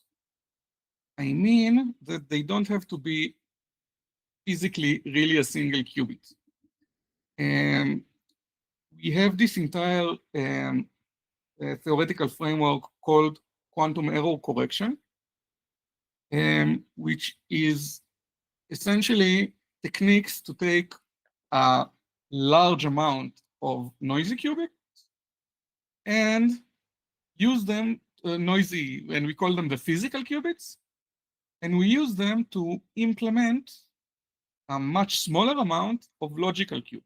They aren't physical, they don't exist anywhere, but the thing is that we can make, I don't know, 1 million noisy qubits behave like 1,000 clean qubits. We can use the redundancy to remove the error. And it's not very dissimilar to say we have a communication channel between us, and I want to send you one of two messages, either 0 or 1. What's the problem? There is like a 1% chance that this message I sent you will flip, okay? And let's say it's an important message. Let's say 0 is launch the missiles and 1 is don't launch the missiles. So what we can do, I can send you 10 bits, and I'm telling you, I'm gonna set all of the bits to be the same. Say I want you to don't send the missile, I will send you 10 times the bit 1. And the probability that one of them will flip is 1%. The probability that it's like 1 to 100. The probability that 2 of them flip is 1 to 10,000. In order to destroy my message, you need 5 of them to flip, which is already 1 to the 1 and 10 zeros, like 1 to the 10 billion, right? So essentially what we did is that we encoded a single, almost noise-free bit, logical bit, into 10 noisy physical bits. And I send you 10 bits that can have noise, but you can recover from them a noiseless or almost noiseless message. And so quantumly, we do the same thing. And it's much more difficult in the quantum world. And like if we want to add redundancy to a single bit, we need 3 bits. If we want to add redundancy to a single qubit, we need 9 qubits. Oh, actually, we can do it with 5, but the simple way to do it is with 9. And things are much more complicated. And we need, Vlad has a phone.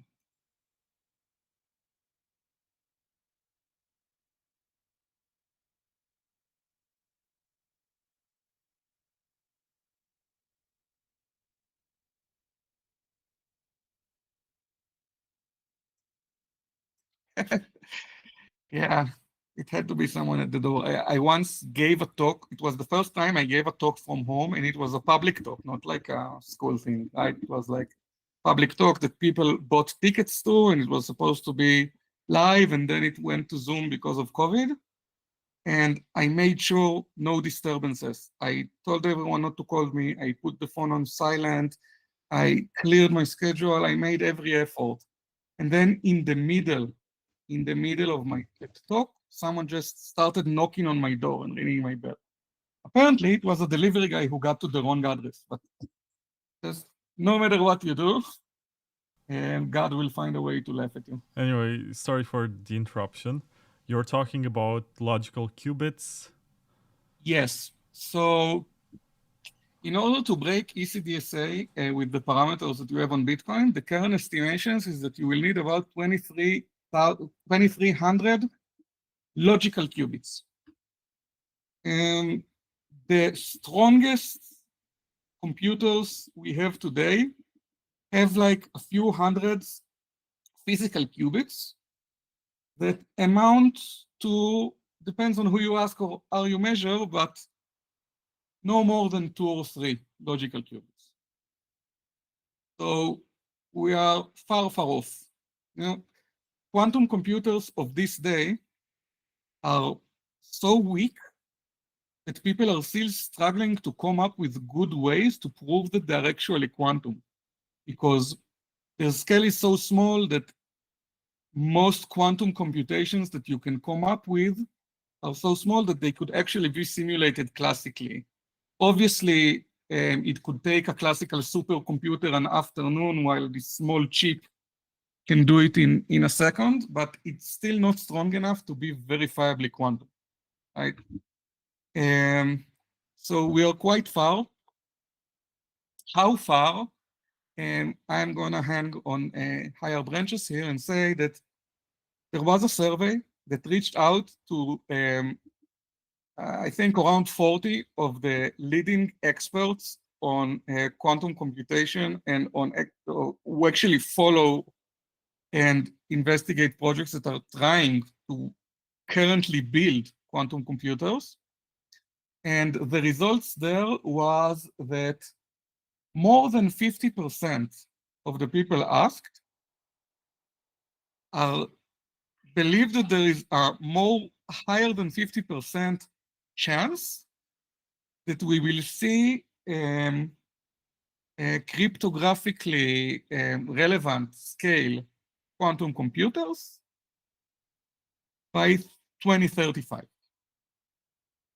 So more than half of experts believe there is more than the chance of more than half that 10 years from now, this will be, that quantum attacks will exist. So for me, this is enough to start preparing. So now the question is what you're going to do about it, how you're going to prepare. And we started to see the emergence of post-quantum signatures. And like we always had this type of signatures called hash-based signatures, Lamport signatures, etc. But they are highly problematic. One, because they require way too much space. And second, because they are one time. I mean, if you use your key to sign one message, you are okay. If you use it to sign more messages, then you are starting to become compromised because you sign each bit independently. So if you, I don't know, you sign the message which is all zeros, and then you sign the message which is all ones, from these two signatures, I can mix and match and sign any message I want. So if you sign two distinct messages, except in the stupid case where they only differ in one bit, then I can use it to sign new messages that I've never seen signed before. So this is dangerous. And there are large signatures that needs to be, that you're not allowed to reuse. And now you're not supposed to reuse signatures anyway, but still causes a lot of problems. And now we have this new generation of post-quantum signatures. All the names I said, like Crystal Dilithium and Falcon, and another one I keep forgetting. And then you want to implement them, but here still you have a problem that that they have a lot, they are just bulky. They are 15 to 20 times larger than the usual signatures. Like there is this game you can play. Sometimes you will see quantum project says that they have very tiny signatures. But what they don't explain to you is that you can't just make the signatures. It's very easy to make the signatures very small if you make the public keys very big. You can sort of delegate information between them. You can choose what's part of the key and what's part of the signature to some extent. But at the end of the day, you would have to post both. So if you create very small signatures, but then you have very large keys and you have to post both, then you didn't solve anything. So just, this is one type of smoke and mirrors I've seen used a lot. People would say, we have quantum signatures and our signature size is just 100 bytes. Like, okay, cool. So how large is the key? And they would say 300 kilobytes. So it's just a smoke and mirror. And post-quantum signatures are improving in efficiency, and they get a lot of scrutiny, but they're still much less efficient. And it's not just about block space, though block space is a huge issue. It's also about storage. It's about you want to use public keys. You want to use like a hardware wallet. Hardware wallets are deliberately made with very, very basic, very, very modest hardware. And it's not just for the price. It's not just for the wallets to be cheap. These very, very basic components are much more reliable and are much less prone to break.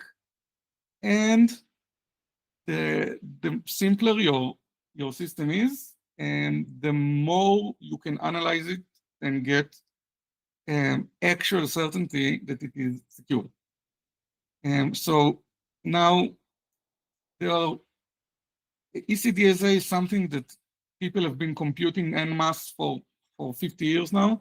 So we came up with a lot of very, very good, very efficient, very clean, and very, very, very scrutinized methods to very efficiently compute these signatures or the keys or whatever.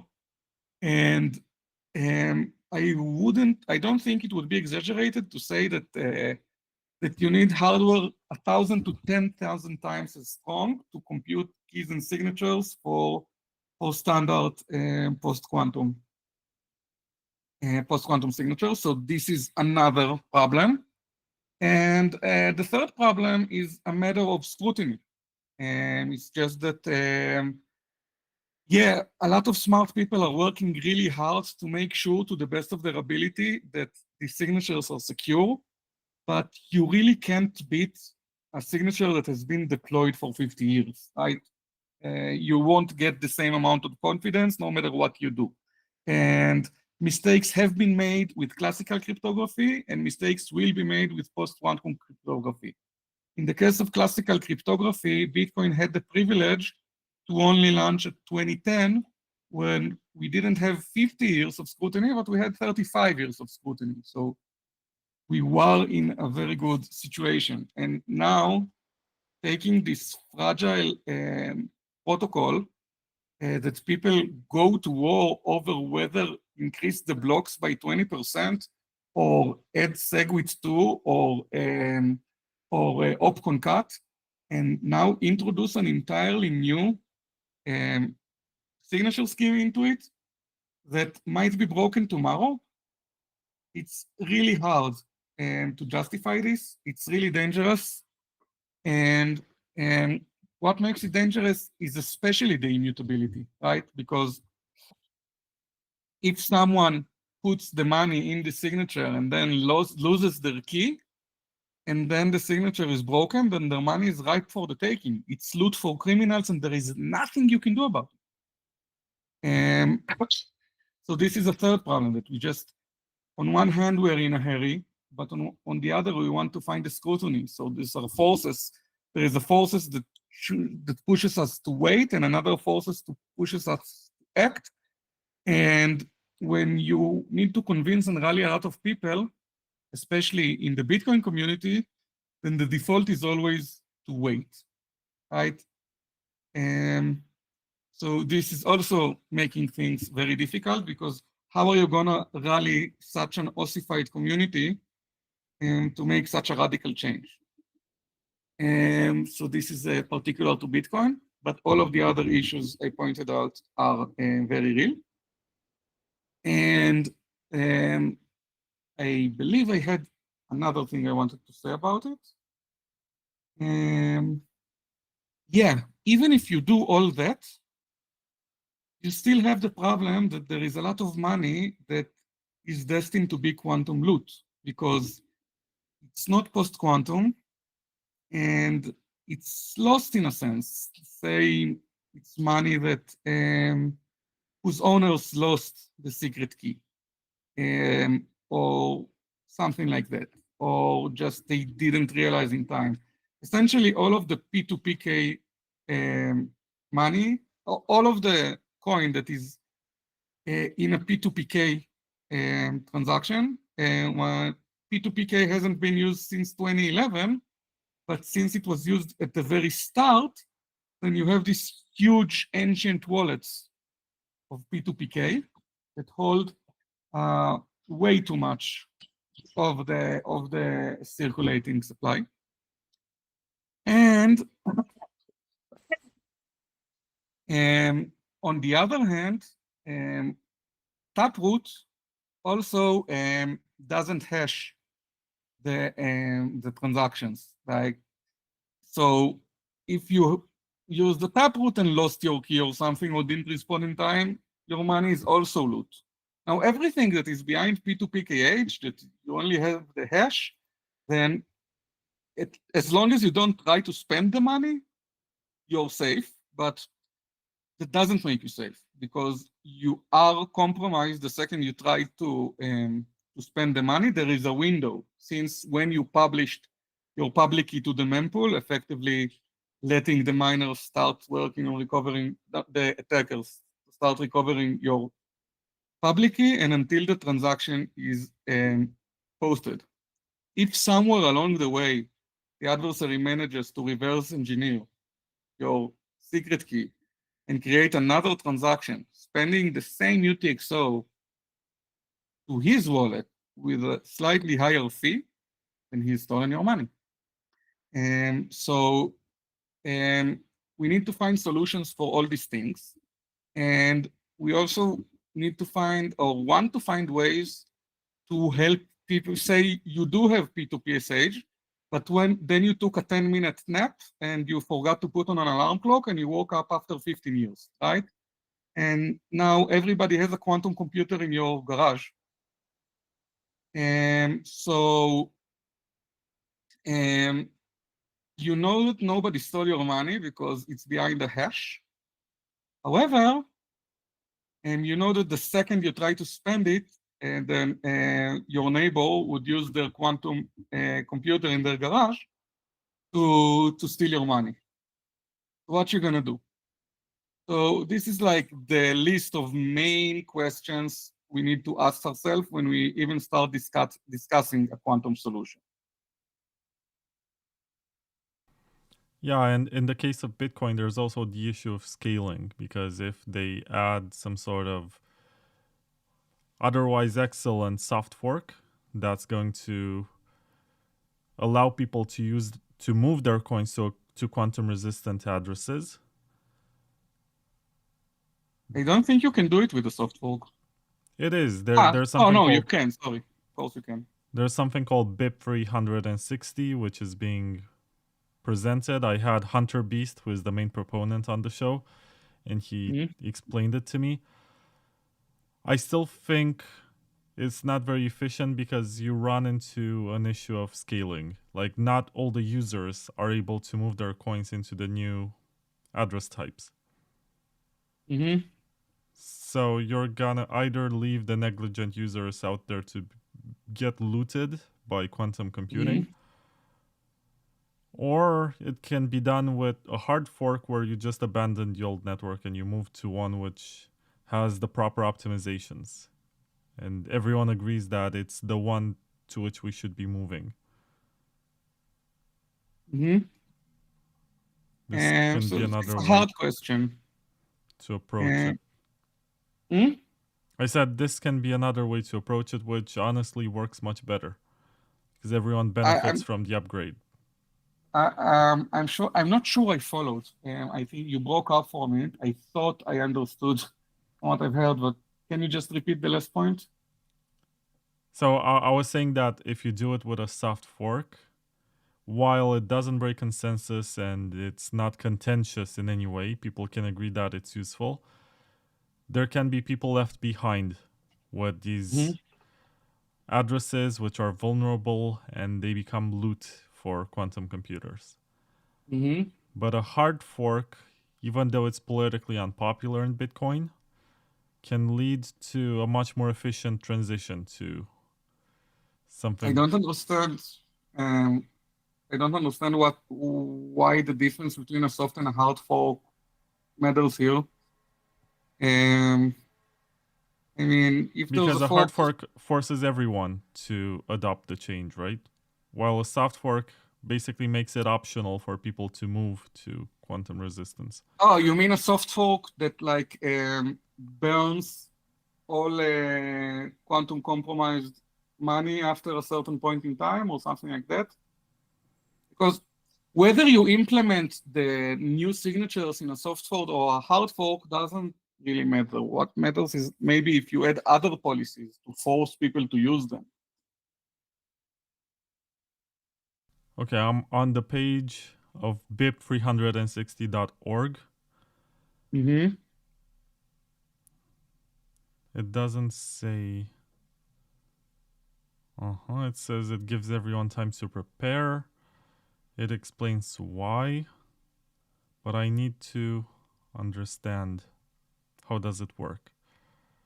Motivation, output types vulnerable to long exposure attacks or unspent addresses. P2PK, P2PKH, P2MS, P2SH, P2WPKH, P2WSH, P2TR, P2Taproot. So you're right about this one, P2QRH. Yeah, I don't even understand what a quantum resistant hash is because all hashes are quantum resistant. Yeah, not all of them, but all the ones we use. Like a quantum computer doesn't have any advantage in inverting SHA. And SHA or RIPMED, which I think are used in as address digests. And I don't understand. I'm reading BIP 360 right now, and I don't understand what is the post-quantum scheme that they're using eventually. It's something that they call pay-to quantum resistant hash, P2QRH. Okay, A but new I mean, output type that commits to the root of a tap-leaf Merkle tree. okay, but how do you spend it? What is the spending rule? Um, I'm okay, searching by keyword. it seems like a version of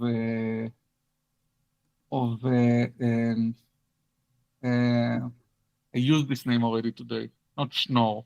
Taproot? Lamport signatures. Oh, Lamport. Like you use the taproot system, but eventually you see this tree in the middle of the page. Yeah. How the tap-leaf Merkle root. So essentially, it's kind of I think maybe I need to read this more carefully, but I think the point is that you can use the leaves, like the way you choose the leaves tells you if you signed 0 or 1, and the signature would be to provide the Merkle proofs for the particular message you wanted to sign. And I think there is really, I really need to read this more carefully. I think I know it's a bit of embarrassing that I haven't already, because this is like the post-quantum Bitcoin keep. But It's also not the only proposal. It's just one that is not very contentious. Like there are people who straight advocate for using winter neats or okay. No, I take it back. If you look at the section PQ signature size, I think it could have been written more clearly. But there is a whole discussion here. Essentially, they want to use a post-quantum signature, but they didn't choose one. They pointed out a few good candidates. But yeah, their idea is at the end of the day to use a post-quantum signature. And like the schemes that I mentioned earlier, we recognize that the size of crystal dilithium in spins, and by way of comparison with Schnorr public key, is roughly 80% larger. And okay.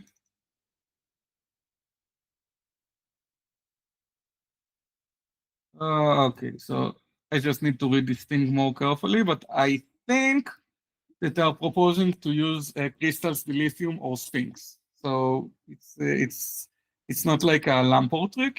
It's an actual proposal to implement verification opcodes for post-quantum signatures, which is bold. Okay, so what about it? I'm sorry, we've been talking for so long. no, I was saying it's the least contentious of all the proposals so far. It's the one that seems to be pretty reasonable. Yeah, but it doesn't help with the quantum loot or so on. Like, it's a proposal to implement this post-quantum functionality, which you can do in a soft core, but it doesn't address all of the other issues you pointed out. Which is fine, you could build on it. Doesn't make it redundant, right? I mean, most solutions would also need post-quantum signatures to be available.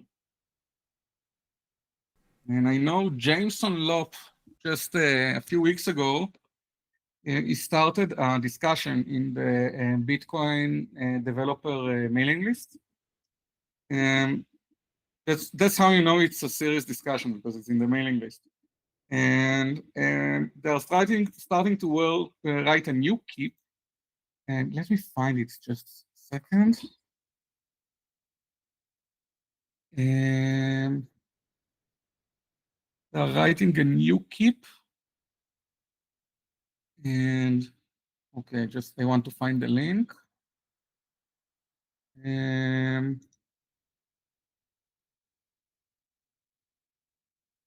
Yeah, and not keep, beep. Sorry, and it's so early that it doesn't even have a number yet.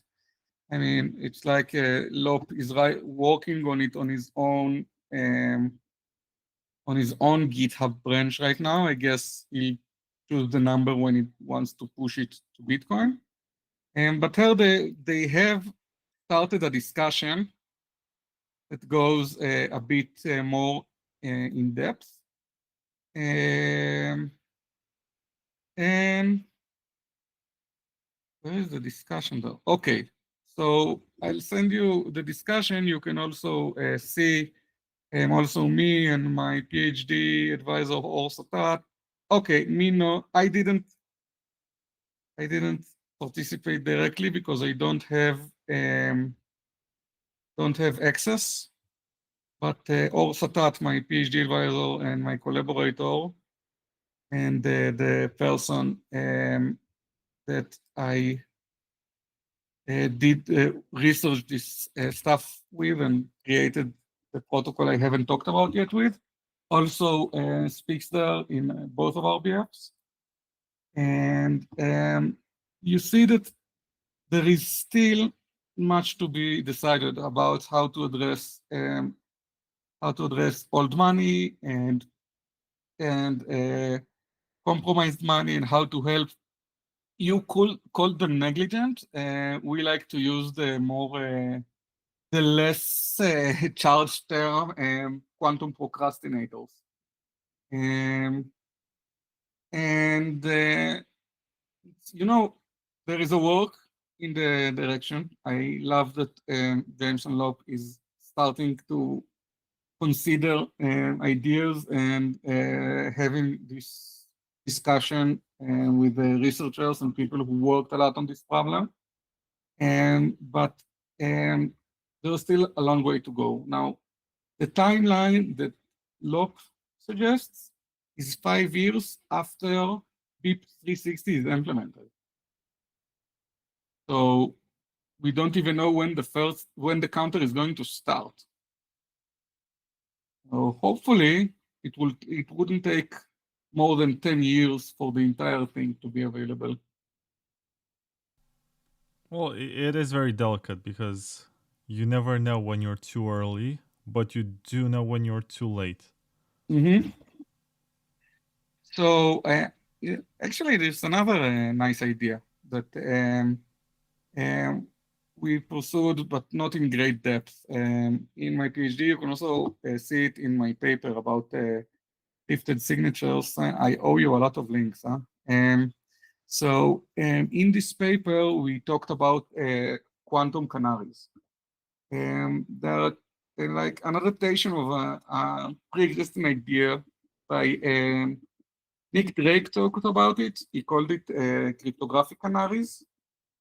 And this is based on something that another one of the OGs, I keep forgetting who, one of the OGs back in 2010, 2011, he created these UTXOs that have some Bitcoin in them and that you can only unlock by exhibiting collisions in a hash. Each UTXO for a different hash. You did one for RipMed, one for SHA-1, one for SHA-2, and it was like this first example of this idea of a cryptographic canary. Just put a price on the network, and when the price is claimed, you know that the underlying primitive is compromised, and maybe people will rush to grab the price before they're able to actually steal money, but or do any other mischief. This is, of course, highly dangerous.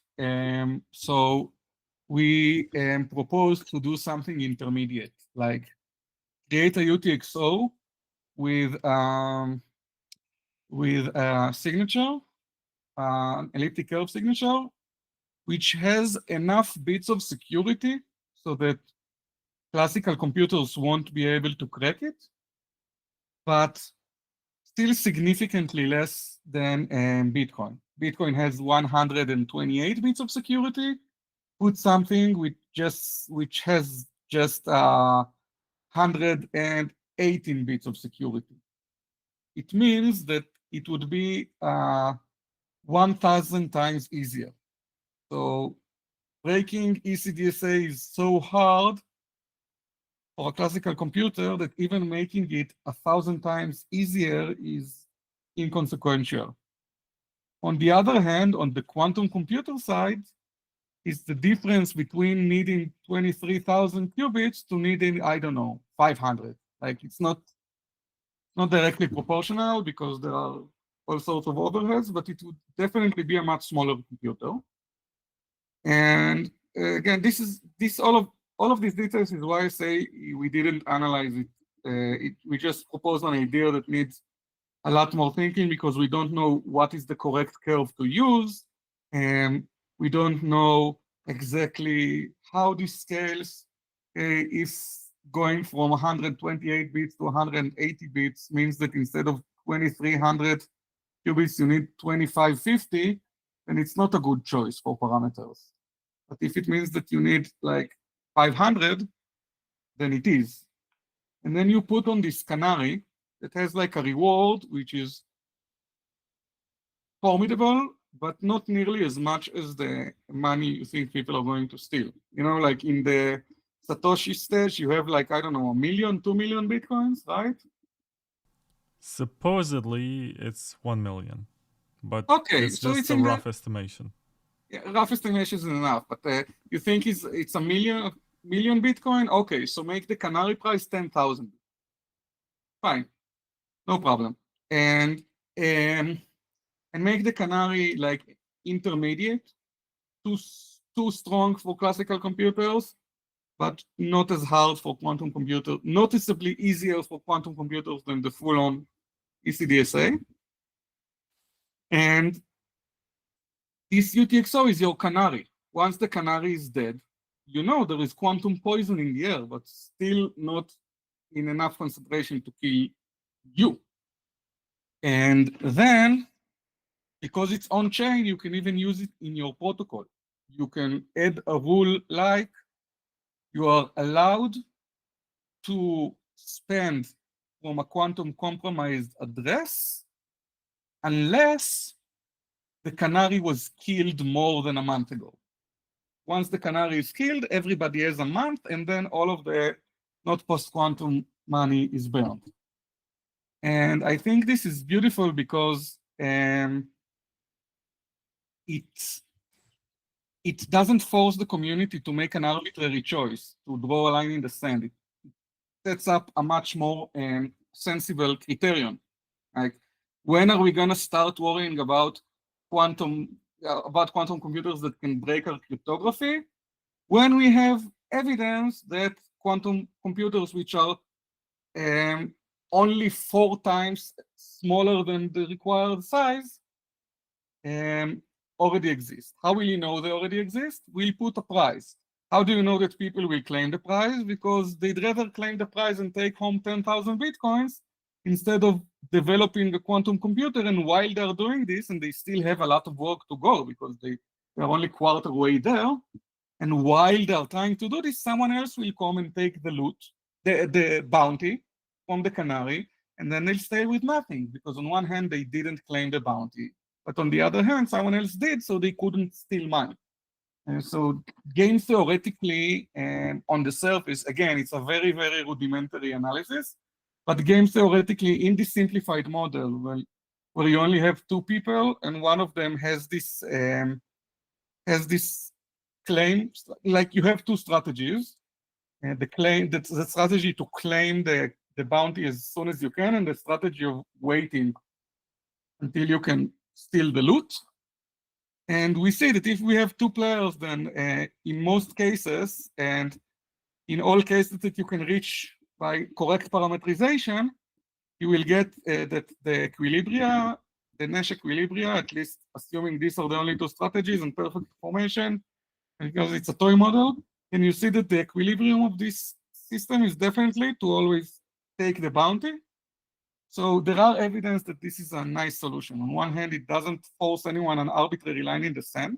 Well, it does force because you still need to choose how to parameterize the canary, but you would agree that it's much less contentious, right? It's a mechanism that uses requires actual quantum computers to trigger. And if it takes longer, it will be triggered later. If it takes shorter, then it will be triggered earlier. And so I think it's a really neat idea just for the problem of even determining when a quantum computer arrives. And it's far from full spec, but I think I convinced you we did spend a lot of thought of it. And you can see all of this analysis in the paper. And I think this is a very cool proposal that maybe more people should be aware of and consider.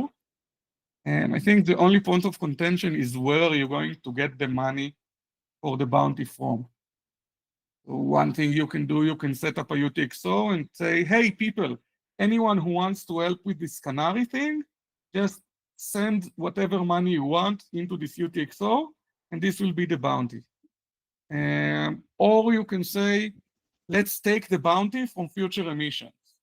This would require a hard fork, which is already contentious.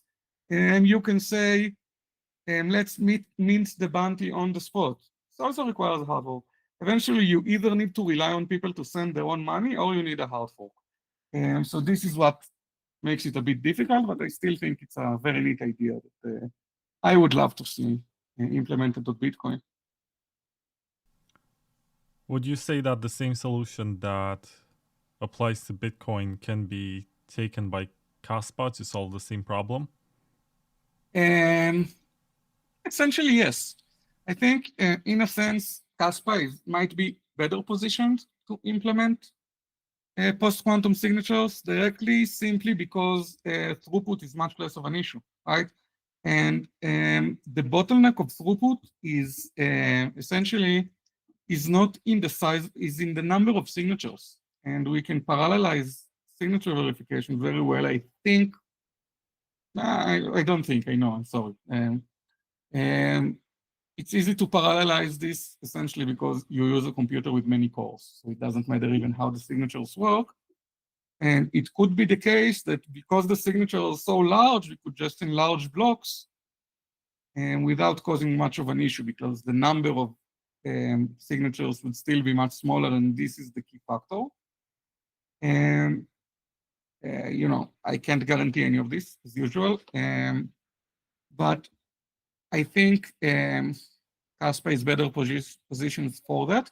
On the other hand, interestingly, and I'm not saying it is bad, I don't think it's an actual concern, but it's interesting theoretically that Kaspa is much more vulnerable to quantum mining attacks than Bitcoin, exactly because there is a lot more block production. So a quantum miner, some of the attacks a quantum miner could do, they could be done much, much faster on Kaspa. But again, it's more of a curiosity than an actual concern. Someone in the chat is asking, how do you evaluate the quantum vulnerability of proof of work versus proof of stake? Could Kaspa's K-heavy hash offer any inherent advantages? Okay, so I don't know how to evaluate proof of work against proof of stake.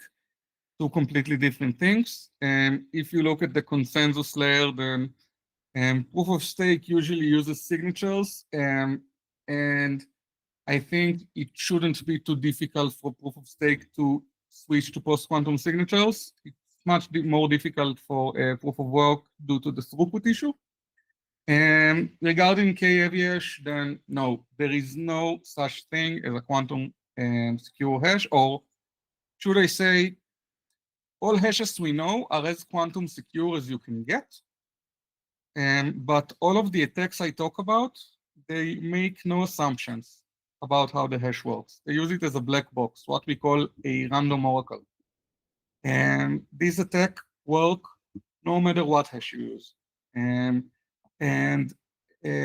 because they don't use any vulnerabilities in the hash, and they actually assume that the hash is perfect when they use a random oracle, when the effectivity of the attack is proven in the random oracle model, essentially means that no hash can resist this attack.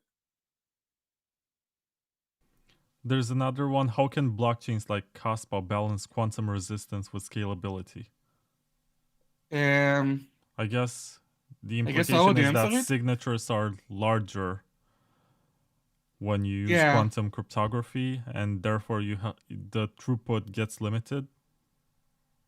So I don't think, I think currently the throughput limit of Kaspa is a practical one. It's more like 10 blocks per second is more than enough. There is no, like, I always like to say that the throughput should be increased as much as reasonable, not as much as possible. Just because you can do 100,000 TPS doesn't mean that you should. It just means that you could if you had to. Okay, but you don't, like, you know, if you want to, if you know that the road that you're building is gonna have to support an average of 5 cars an hour, it makes no sense to build 10 lanes, right?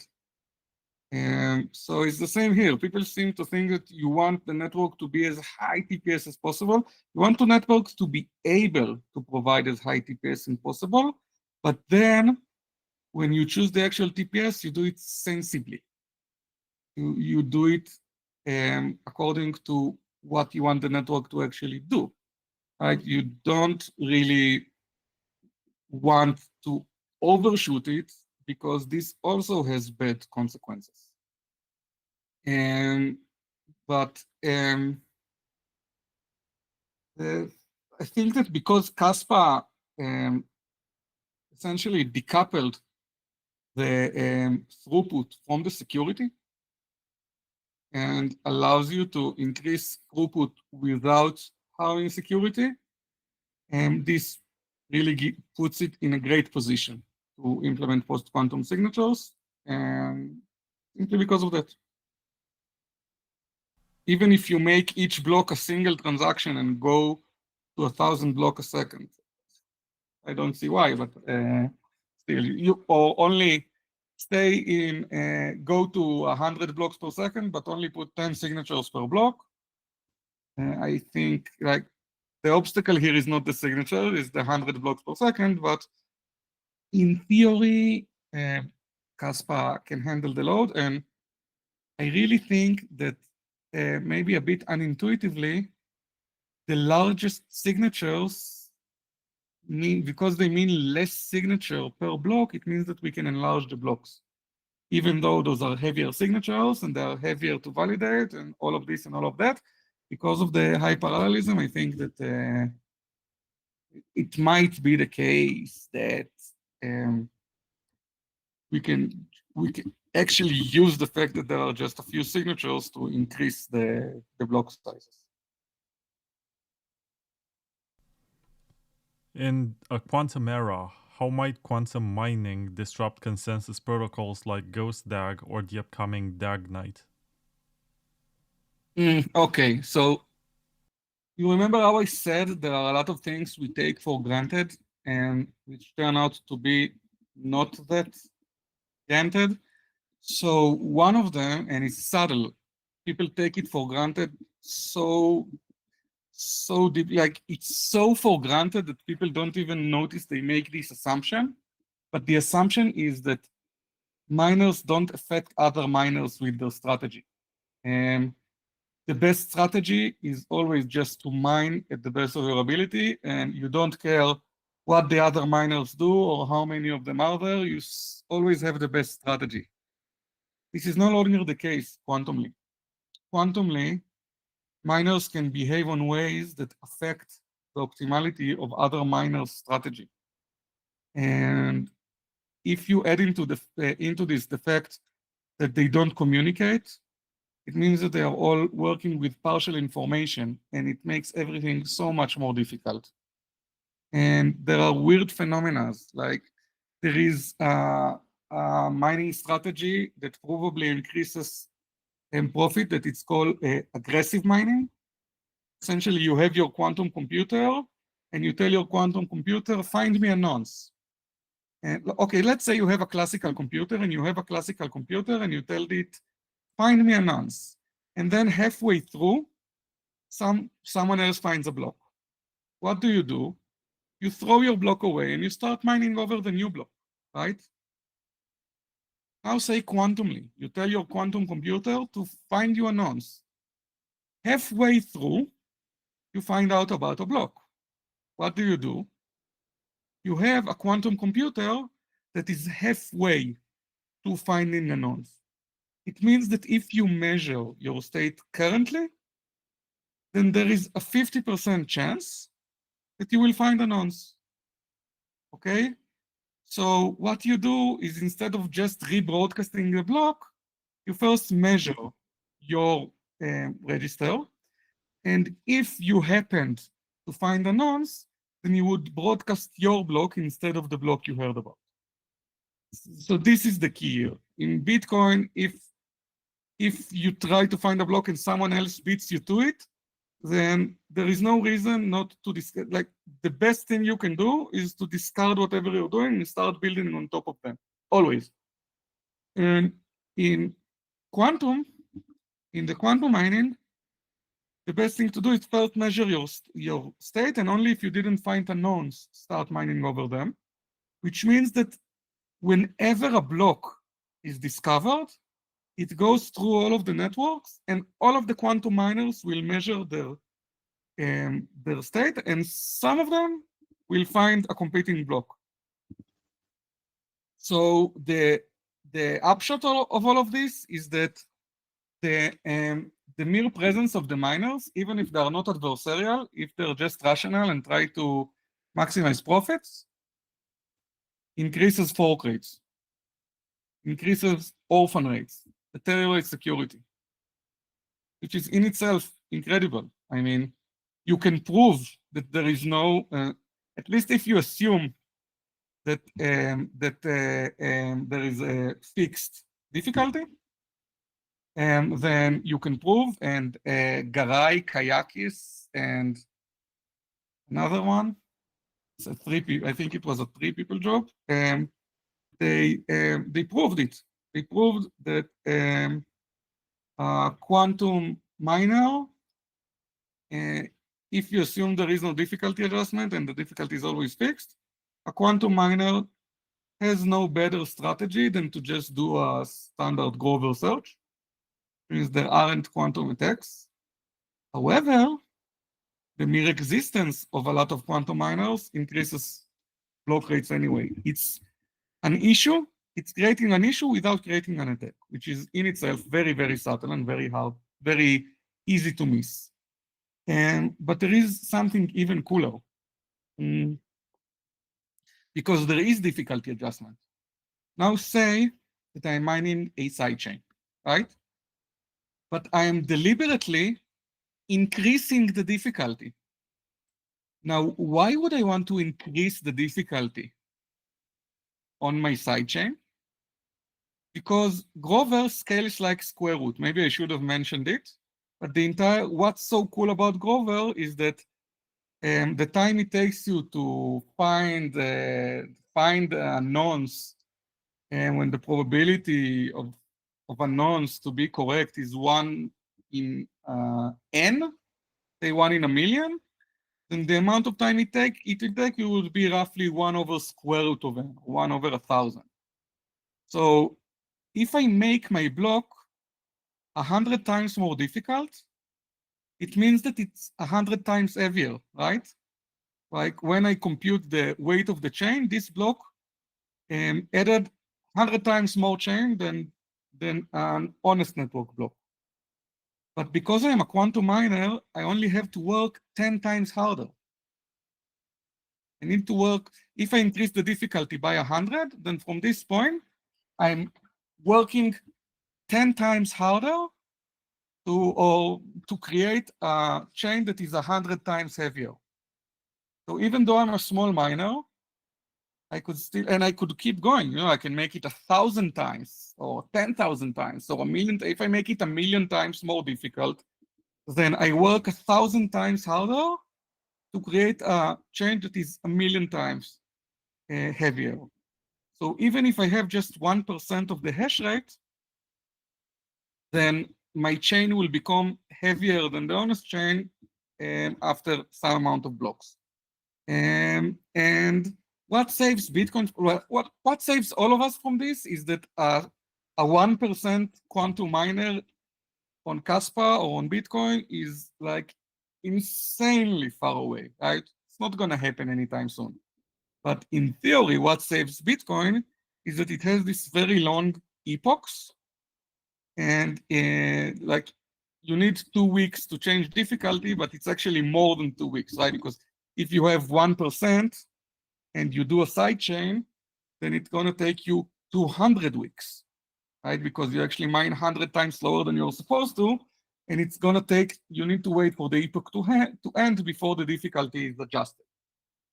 Moreover, Bitcoin has this limitation where across epochs, the difficulty can change by a factor of more than 4.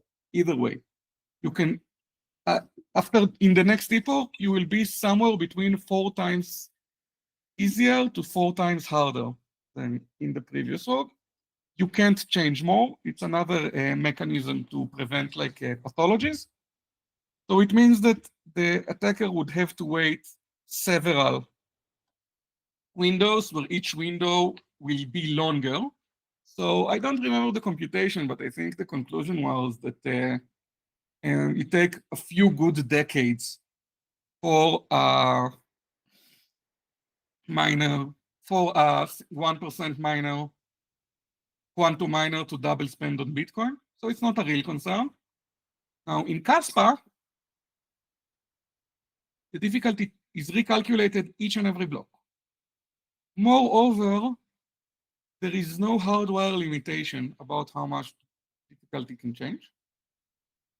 But even if you assume that you still have a limitation of 4 times from block to block, you get that a 1% quantum miner can double spend on Kaspa within, I don't remember what it was, but it was less than an hour. Okay, very, very quickly. Now, again, what saves us here is that a quantum computer that is strong enough to have 1% of the Kaspa hash rate is unfathomably strong. It's orders and orders of magnitude stronger than what we need to break ECDSA, which is why I keep saying it's not a security threat, it's not a concern, it's just a curiosity. But it's still interesting to note this. So I think these are the 2 nicest examples I know of quantum attacks on proof of work. I can link, I think maybe after all of this is over, I'll just try to send you a list of links of all the stuff that I talked about. But I will. Yeah, I can put some of them in the description. You got a very interesting question from Krev23. He says, why do you people give a fuck about quantum computers? I get it. You do it, you get all the coins. Now you have made everyone else give up on mining the coin. If the price tanks, and now you go broke paying the electric bill on your quantum computer, man, you people are smart, but you think about 0.03 seconds into the future. Well, I don't care about quantum computers. I care about people that care about quantum computers. If someone builds a quantum computer and steals money and it causes the coin to crash, then the coin still crashed and it's still my job, or at least was my job, to prevent it. I can't count on the person who wants to attack the network to not be stupid, right? I can't trust them to be smart about it. I need to account for the stupid people too. That's the job of a cryptographer.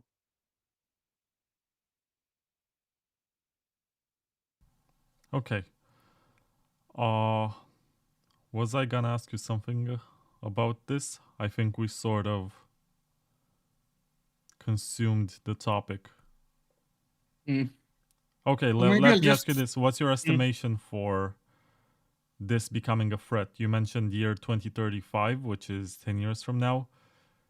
Yeah, I don't have a personal estimation. This is since someone already went and did the research about it and surveyed people who know a lot more than I do, and came back with a numerical answer, then it gives me the great privilege to delegate this question each and every time, and I will keep doing it. I think this is the Y2K bug of our generation. The programmers of the 1990s had to deal with the idea that they're gonna have to do fixes to avoid resetting, and there was a lot of FUD about this, that streetlights will stop working, infrastructures on which banking runs will not work anymore, because basically there was a programming in the chips that after 99 they reset back to 1. Well, like people like to produce to exhibit Y2K as an example of unjustified mass hysteria, and it's really unfair because the reason why Y2K wasn't a disaster, well, I don't know if the nuclear missiles would have launched themselves and all of this. Some of the concerns were definitely hysteria, but people worked their asses off for years to adapt as much code as possible to the year 2000, and there is a huge list of things that would have malfunctioned if it wasn't fixed. It's like the ozone layer thing, and people just think like someone pointed out a problem, people worked really, really, really hard to solve this problem, and all of the people who weren't affected because people worked their asses off to solve the problem are going, oh, what was all this hysteria? You know, that I hear people say when they want to ridicule climate science, they say, yeah, 20 years ago, they scared us about the hole in the ozone layer, and now nobody talks about it anymore. But closing the hole in the ozone layer was one of the most significant scientific successes in the history of science. People researched really hard to find what can be done, and then they found out the materials that caused it, and they fought really hard for policy changes and regulation that reduces the emissions of this gas. I think it was Freon, but I don't want to be sure about it. And then very, very slowly and gradually, they've seen that their hypothesis is correct, and the hole in the ozone slowly closed down until it's no more. And then people say, you remember they talked about the hole in the ozone? Yeah, because thousands of people worked their asses off to close it, and this is why you don't hear about it anymore. And I feel this Y2K kind of get this a very similar treatment, which people don't realize that a lot of things would have malfunctioned if people weren't ready, and there would be a lot of trouble, and probably not the apocalyptic end of the world, but a lot of chaos, and probably lives and property were saved due to people acting on this threat. Yeah, exactly. It wasn't that the concern was not real.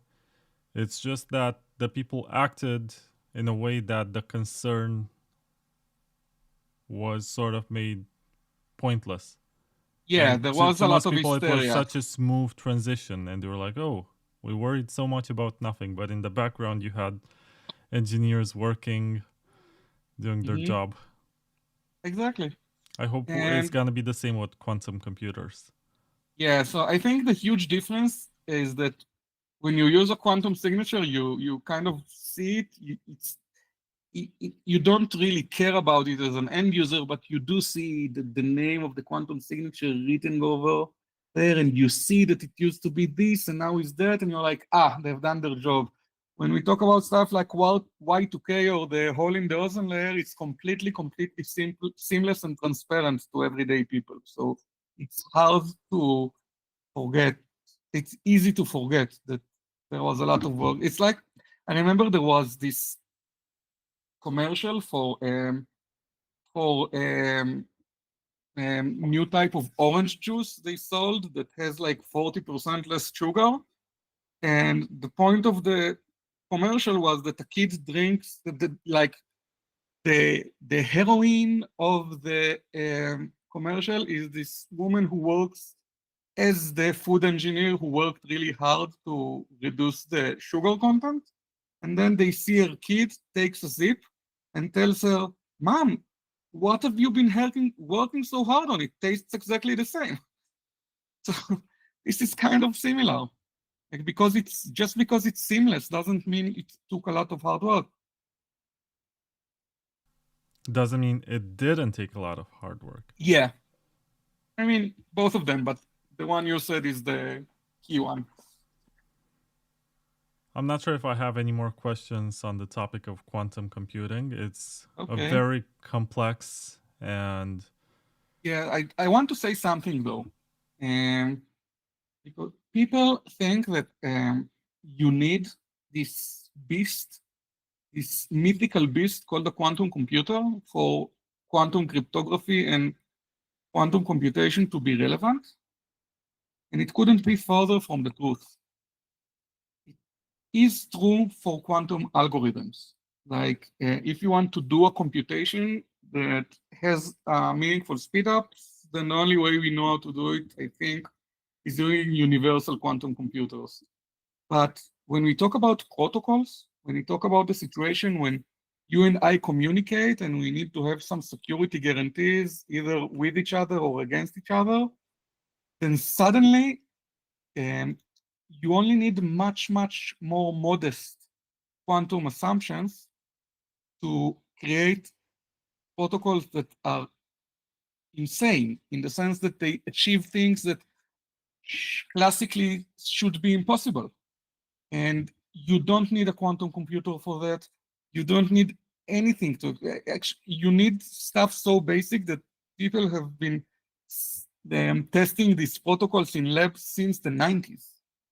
And understanding their theory and security is an ongoing research. And the first protocol was invented during the 70s, and they only managed to fully prove that it's secure during the 2010s, just to give some reference. And there is an entire world called unclonable cryptography, which is where my heart lies in the quantum world. And essentially, it means that if I give you this quantum state, if I give you a random quantum state, there is no way for you to create two copies of it. You can't. And because of reasons, you can't duplicate a system like that. You need to know a lot about it to be able to duplicate it.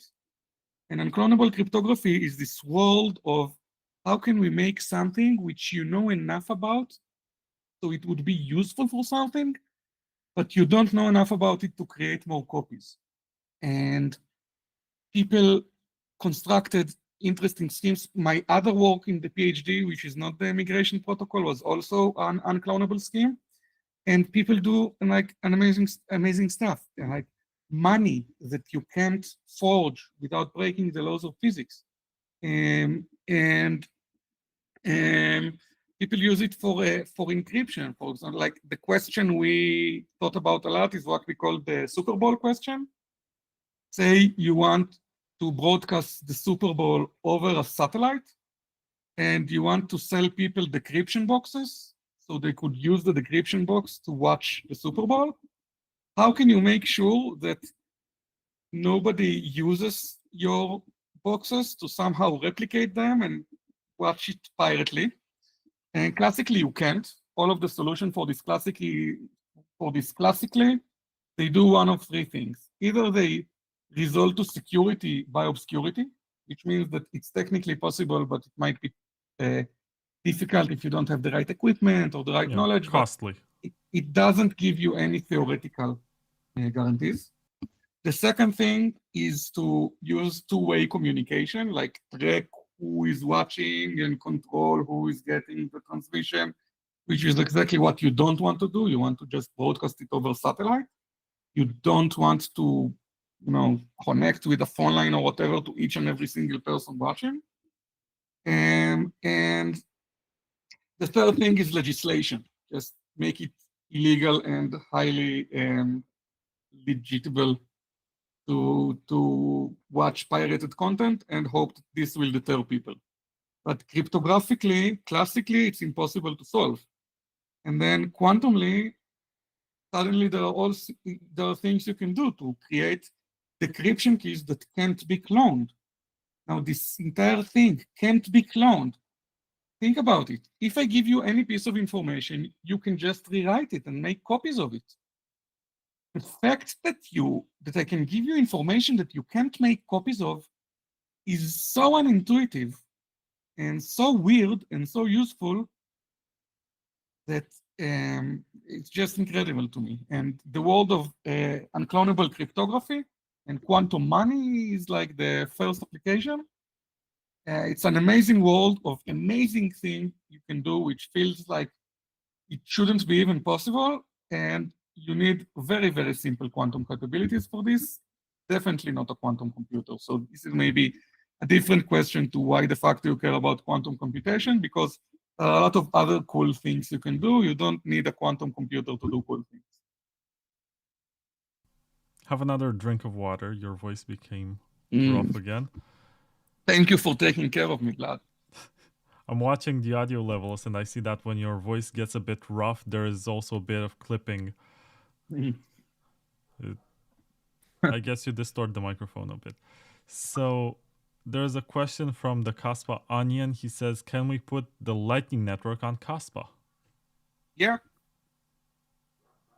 Whatever you have on Bitcoin, you can put on Kaspa. It's that simple. And I mean, at least whatever you could put on Bitcoin before Taproot. I think after Taproot, there are a few things that you don't have in Kaspa. I'm not sure about that. But Lightning Network, you can definitely put on Kaspa. The other question is why? Why would you put Lightning Network on Kaspa? Yeah. I have no idea. I was about to ask it myself, but decided to be nice No, about it. I'm the one who's asking it.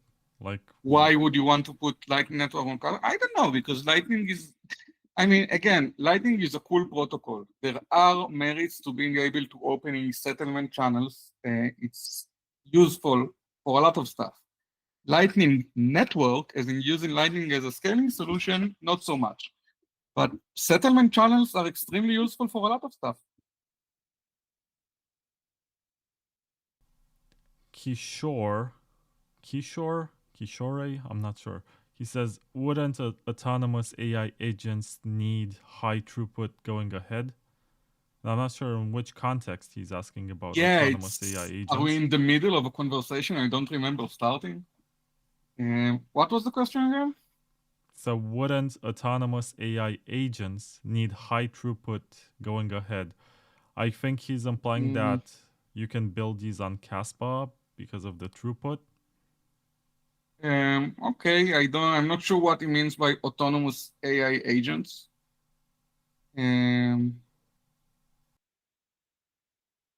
don't know what that is. Let's move to the next question, which I think is more interesting. No offense to the person who asked, but what do you think about Kaspa's security budget? Will Kaspa be able to survive solely on fees? If so, then how? Okay, so the magic property, I already mentioned it before. I think this point should be researched deeper. As I said, there is already very interesting preliminary work that maybe people at Core should take a deeper look at. And I'm not talking about my work. I'm talking about the guy that corrected an inaccuracy and then kept improving on my work and wrote an entire preprint. But the key idea is that it's another example of something that everybody knows, but is actually wrong, that the fee market has to be congested or is to activate. It's not the case in multi-leader consensus. Because say that that 10 blocks are created simultaneously, okay? So you're a miner what transactions would you like to put in your block? If you know that you're in Bitcoin, it's easy, right? In Bitcoin, you would also always put the highest fee paying transaction, right? What would you do in a setting where you know that 10 other blocks are going to, like you are one of 10 parallel blocks, and if a few of you are put the same transaction, then you all have equal probability to gain the fee.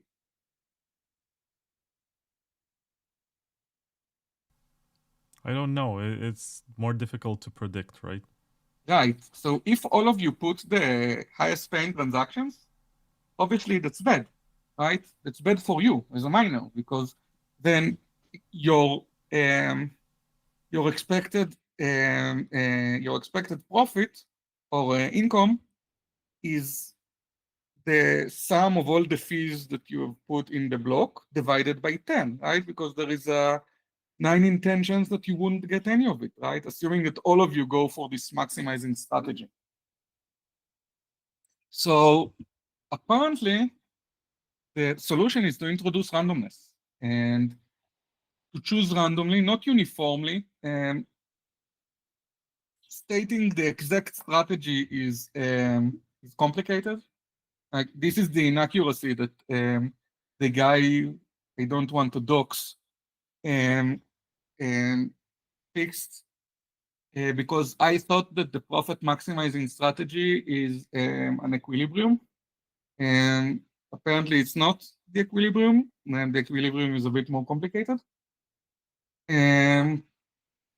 But the thing is that you want to introduce some randomness. Well, your randomness would give higher probability to higher fees, but still you introduce randomness. And say that you have a capacity of 100 transactions per block, but there are 200 transactions in the mempool, right? Then all of the blocks are going to use this, to choose randomly, again, not uniformly, but randomly from these 100 transactions, right? So the higher fee you pay, the more chances you have to be included in this round. Now, if this like 10 blocks and 200 transactions, maybe you could say, but most chances I would be chosen anyway. But if it's like 10 blocks and 400 transactions, suddenly it becomes more relevant. But the point is that you have an incentive to increase the fee, even though the mempool is much, much smaller than the 1,000 blocks, than the capacity of these 10 blocks, right? These blocks can hold together 1,000 transactions, yet somehow, even with 101 transactions, suddenly increasing the fee has meaning. So this is the subtle point here. And this is, I think, a huge, huge, huge motivation for having a lot of small blocks. Like this is why I think, one of the reasons, I think that 100 blocks of 10 transactions per second is better than 10 blocks of 100 transactions per second. You know, the trade-off is that it's gonna be much harder. Like it's gonna require stronger hardware, which is why you can't just go and do it. But this is one of the advantages of having many blocks, even if it's many small blocks.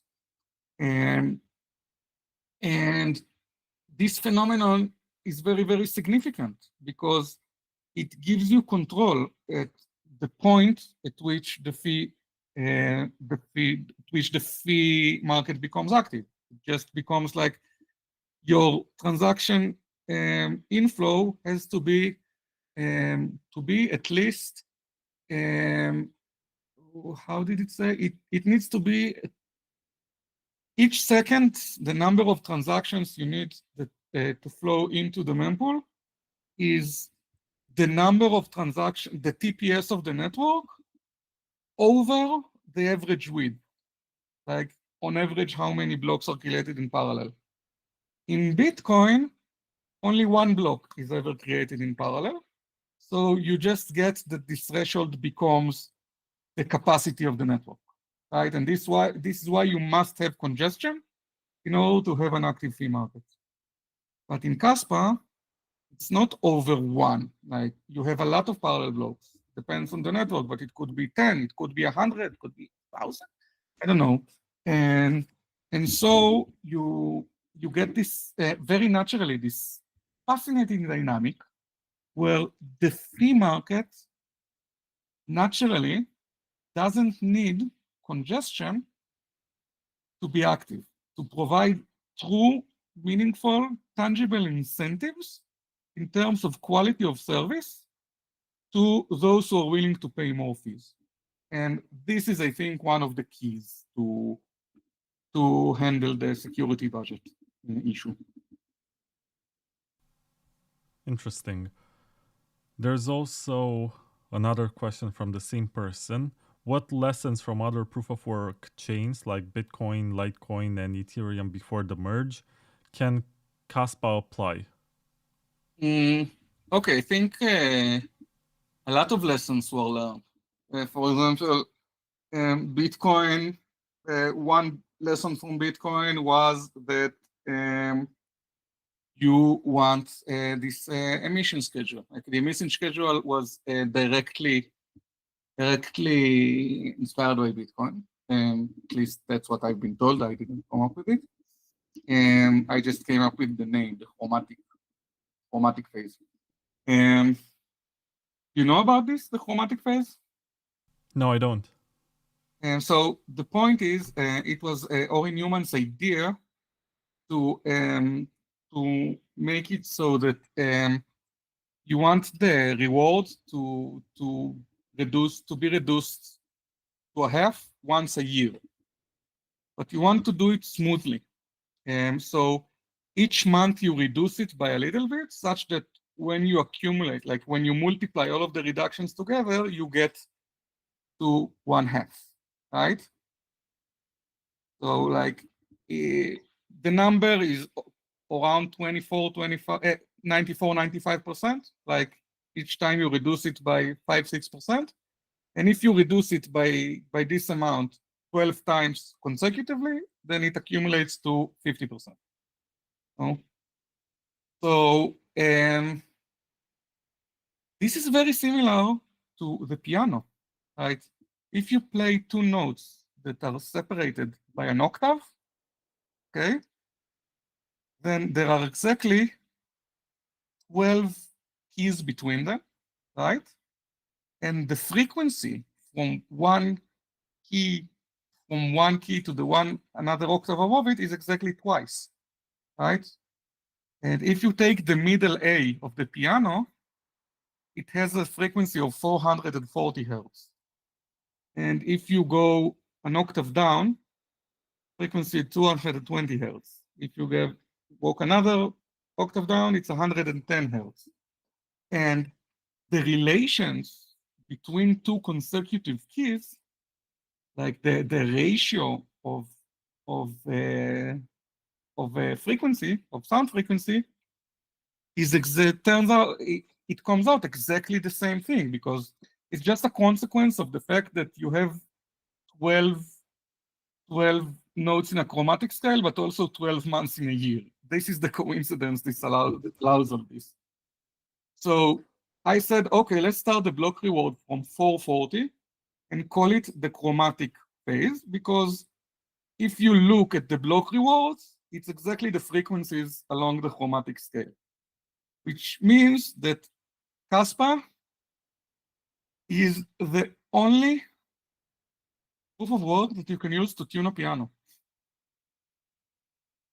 Man, that's amazing. Yeah, I mean, this is one of my favorite Easter eggs. Well, so, but the emission schedule in the sense that let's go for ASICs around 70-80%. And this is a lesson learned from Bitcoin. We also learned from Bitcoin what not to do, because Bitcoin made a lot of mistakes. Like Bitcoin started with P2PK and then went to P2PKH, and then this all this SegWit nonsense and this. And when Kaspa was created, after all that, we knew how to avoid all of the problems that required all of these fixes.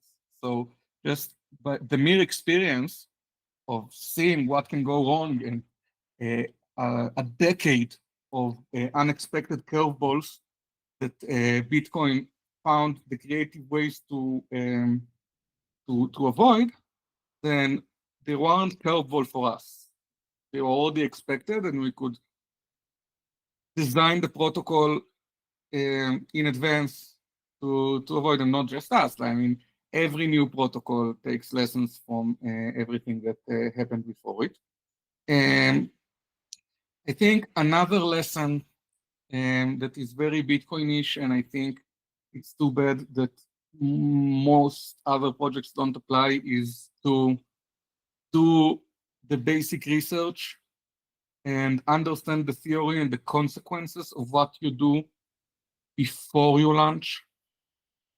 And be careful and don't just deploy all sorts of experimental stuff that you don't know if they're going to work. So this is, for example, a great lesson that you can take from IOTA, because they thought that the protocol is fine, but then it has had this huge liveness issue because they didn't do their due diligence properly. Now, the new generation of IOTA is taking its time, and now IOTA is transforming into a proof of stake. It's been in the process for years now. But the key is that the new generation is taking its time to understand things and do things slowly and correctly. And so they have learned their own lessons as well. I think from Ethereum, we have learned, like, the two main lessons is that on-chain smart contracts is a very problematic architecture, and that if you want to be layered, then you have to come up with some way to address the problem of parasitic rollups. You know, that the rollups take all of the activity and then they just pay the base layer pittance for settlements. So Justin Drake, the man has like a solution for everything. He came up with the idea of based rollups, which is exactly the architecture that, not exactly, but it is architecture that is under work in Kaspa. It essentially means that even though you're layer 2, you do all of the sequencing on the layer 1, which Kaspa has the privilege to provide just because it does everything so fast. And then it means that if you want to do a layer 2 operation, then you need to post a layer 1 transaction. So now suddenly the base layer gets revenue from the activity of the higher layers. So I think these are two very, very important lessons we learned from Ethereum, and they are now having a very hard time dealing both with the verification complexity and with the parasitic higher layers. And I'm sure I have other examples. Most of the like. Okay, I was asked about the good projects, so I won't go into the vet, but I think these are the main lessons. And these are lessons that these projects learned in blood, sweat, and tears. Like, you can't say, oh, Vitalik was so dumb. Why didn't he consider the parasiticness of optimistic and ZK rollups? Hindsight is 2020 as always. But we were fortunate to come after, to be the next generation and to learn from the mistakes of our predecessors. And I think predecessors. And I do believe that these are the two major lessons, the major lessons you can take from Bitcoin and Ethereum. There is Craft23 who says, what is Kaspa doing to increase the number of people mining their coin and using it as money? Ask the devs. I don't know. I'm not with Kaspa anymore. I'm not doing anything. And I'm not up to date about what people are doing to engage more miners. J. Rumi, or Rami, I'm not sure how you pronounce this, he wrote Kaspa price prediction, and then a few minutes later, after he saw that I ignored the comment, he wrote in caps lock, ask Shai, Kaspa price prediction. Like he's demanding it. I don't know. That's a good answer. Mm-hmm. There's one that persisted in the chat, and the reason why I did not ask it like 3 hours ago when it appeared the first time is that it didn't have the context. So now it's complete. Do you worry about Kaspa's Cap X security? Jonathan made this statement in July 2023 that 1% of market cap. I guess we can feel comfortable with $100 million CapEx security, and $500 million would seal it. So we need MC market cap of $10 to $50 billion within 2 years, or 20 to 100x from today. I mean, all of this back of the envelope, I don't want to bank on complete numbers. We need this, we need that. Even the 1% estimation, I have no idea what it's based on. I've heard estimations that go as high as 20%. It really depends on all sorts of factors, and it's really, really hard to even guesstimate. On the qualitative side, yeah, it's a bit, not too much of it, but it is a bit disconcerting to see the Kaspa hash rate dropping, especially since it dropped by more than a half. So now we know that there are essentially enough inactive ASICs in the world to 51% attack Kaspa, unless people have, I don't know, tore them down for scrap metal or something. But it doesn't mean that Kaspa is going to be attacked tomorrow. But definitely, getting more mining should be some sort of a priority. I'm not sure how it is pursued. I think the most direct way to do it is to create activity to increase fees, and this will draw miners in. Maybe there are other ways, but I'm not too worried because mining any coin before there is fee revenue is speculation anyway, right? So now there are less speculants than there were before, and tomorrow there will be more. But because of the rapid emission and the aggressive emission, we are in the money time, and I think it becomes more and more of the essence to create actual revenue for miners. However, I see that it actually happens to some extent. I see projects that are launching all sorts of stuff. I don't really follow, but it seems like in the last few days there have been a lot of activity because some project, I think it was something with doing a Fiverr on Kaspa, I don't know, but suddenly the throughput went up really high, and that's just from one project. So onboarding all sorts of other applications would definitely increase the fees, and increases the fees will increase the revenue, which increase the mining. So this is the most direct approach. And so I think my key point is that I don't think it's the most urgent thing in the world. I don't think people should lose sleep over it, but I do think it has become much more pressing, and it will keep becoming more pressing to generate revenue and activity. And I think a lot of the pressure is a consequence of the rapid emissions. There's also a question about, so the name of the person is Brahma Vinashak, sorry. And he says, who is building the MEV resistant smart contracts? What is the ETA? So the MEV resistance needs to come from the base layer in whatever way. Some people claim that just being 10 BPS already makes things MEV resistance. I am willing to partially accept it. It makes things MEV proof to some extent, but not resistant. And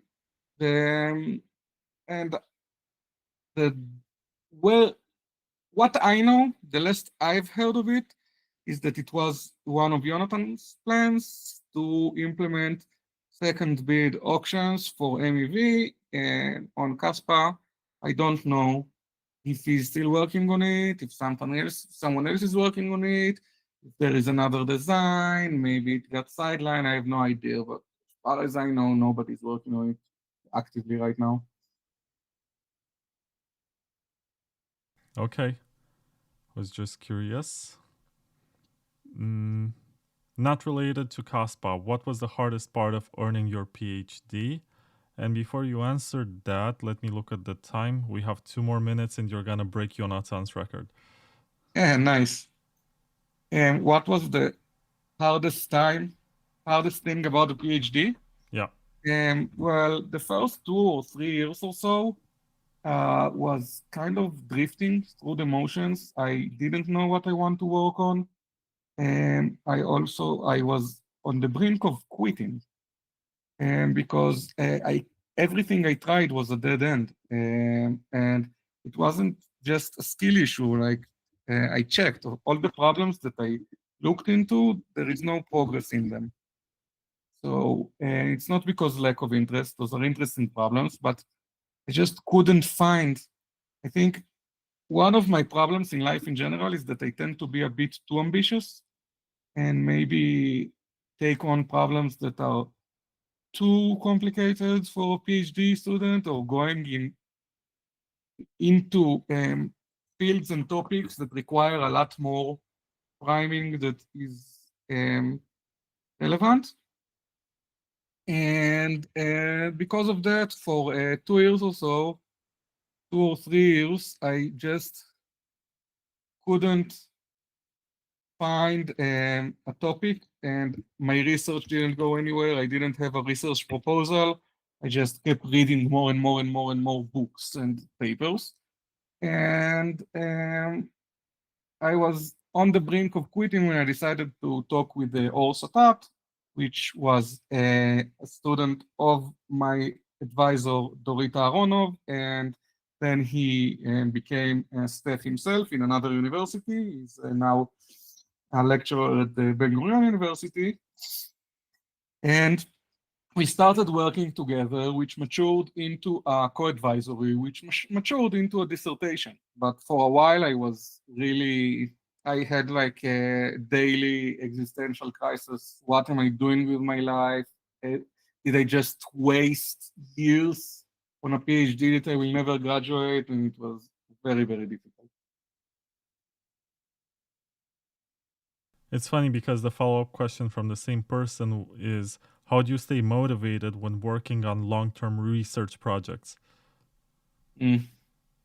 Well, I've said it before, I don't really like research in the sense of academia. I mean, I like learning stuff, I like understanding stuff, I like thinking about stuff, I like sharing my insights, but I don't like writing papers. I don't like doing all of the philology. And so maybe it makes me a bad researcher, I don't know. But what keeps me motivated is usually anger. I realized this during my master's that, yeah, I like the problem and I'm interested in the problem and I'm curious about the solution to the problem, but I'm mostly angry at the problem. And this is what gets me out of the bed in the morning. Today I'm gonna solve this son of a bitch, you know? So I think anger is a great motivator when you want to really focus on a particular problem. I just want to announce that you beat Jonathan's record by 2 minutes already. Nice. And I was setting up a wallet. I'm gonna put up a donation address for Kaspa, and we split it for being able to beat the record. Nice. So I'm gonna send you half of whatever people send to this one. Anyway, you got more questions. You're very popular. Sindrus, Thank you. he says, how do you see Kaspa during the next bear market? If a lot of people leave crypto, that can cause security problems, right? I mean, the main issue is if miners leave. Like if people stop mining, and then you have no security. You pay miners for security. It's that's the entire essence.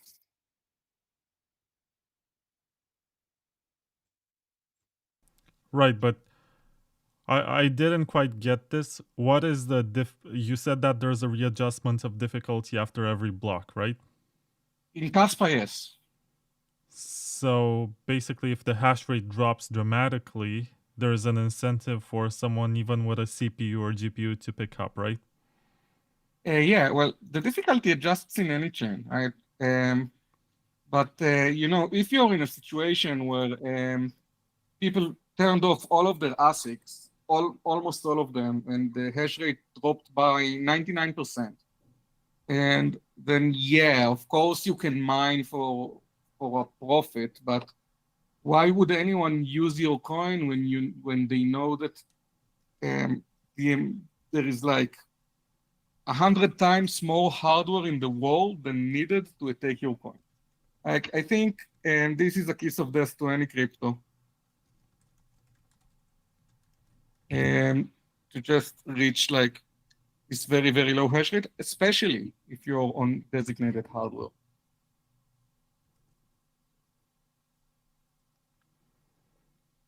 I just changed the description on YouTube and added the donation address in there. I hope it didn't cause any issues with the stream.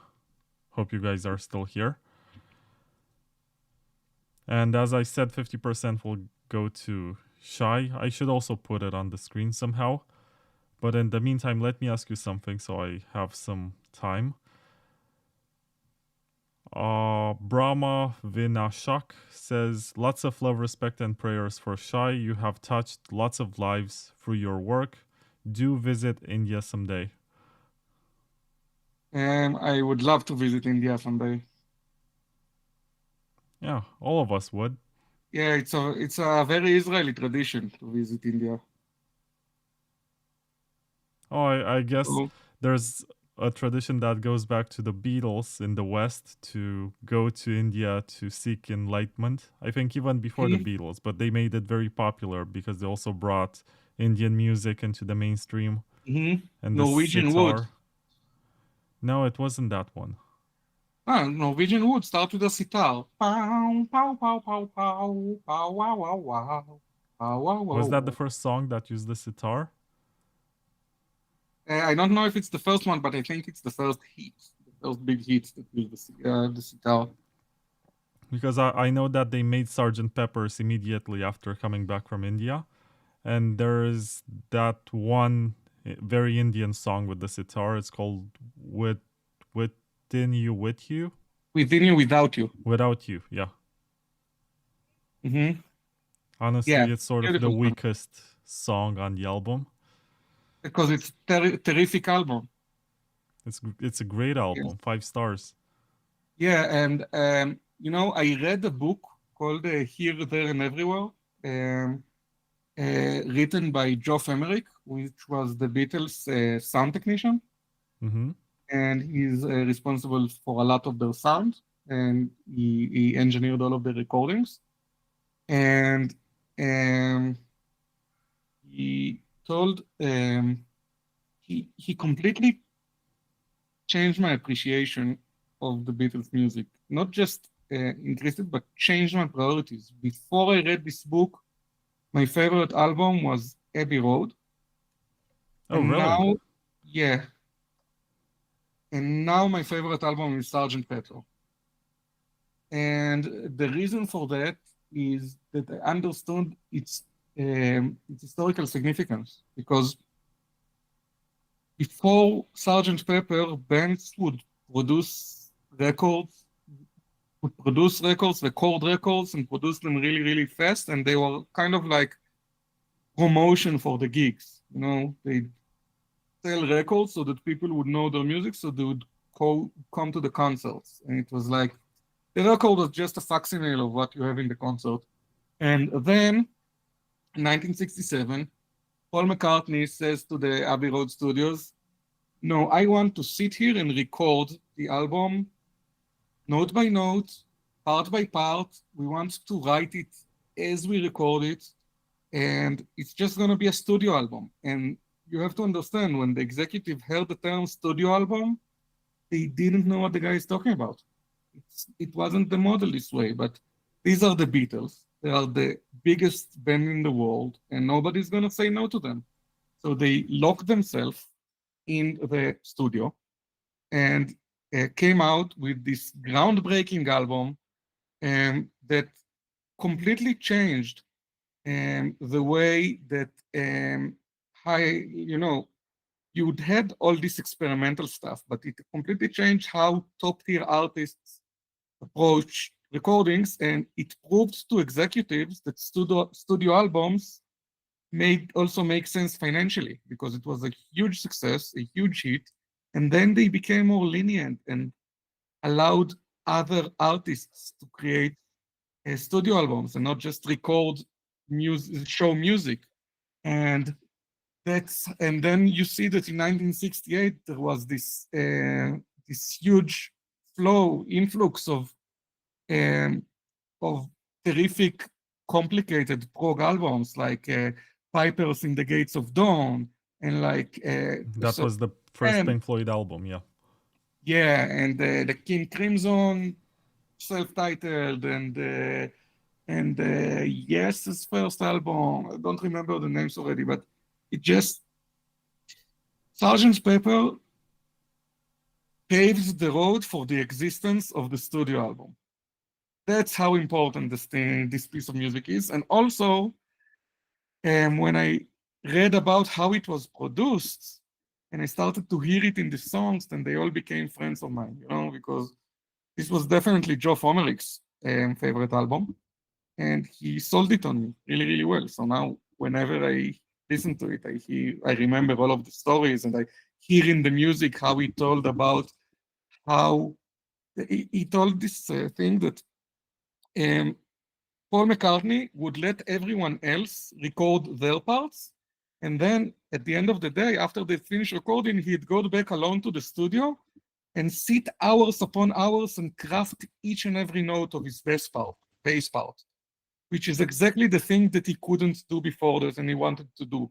And he said that because of that, Sgt. Pepper might have the best bass lines in the history of rock.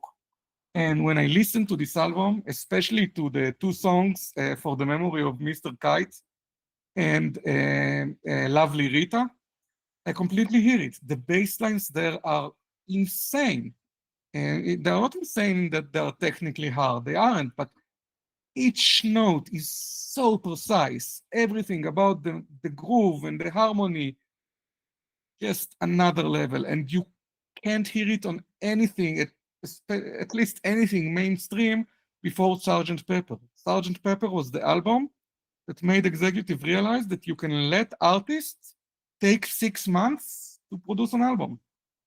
And yeah, so, but there's more to the story, because in 1966 you had Pet Sounds by the Beach Boys, and they had all of these instruments that were impractical in a live setting.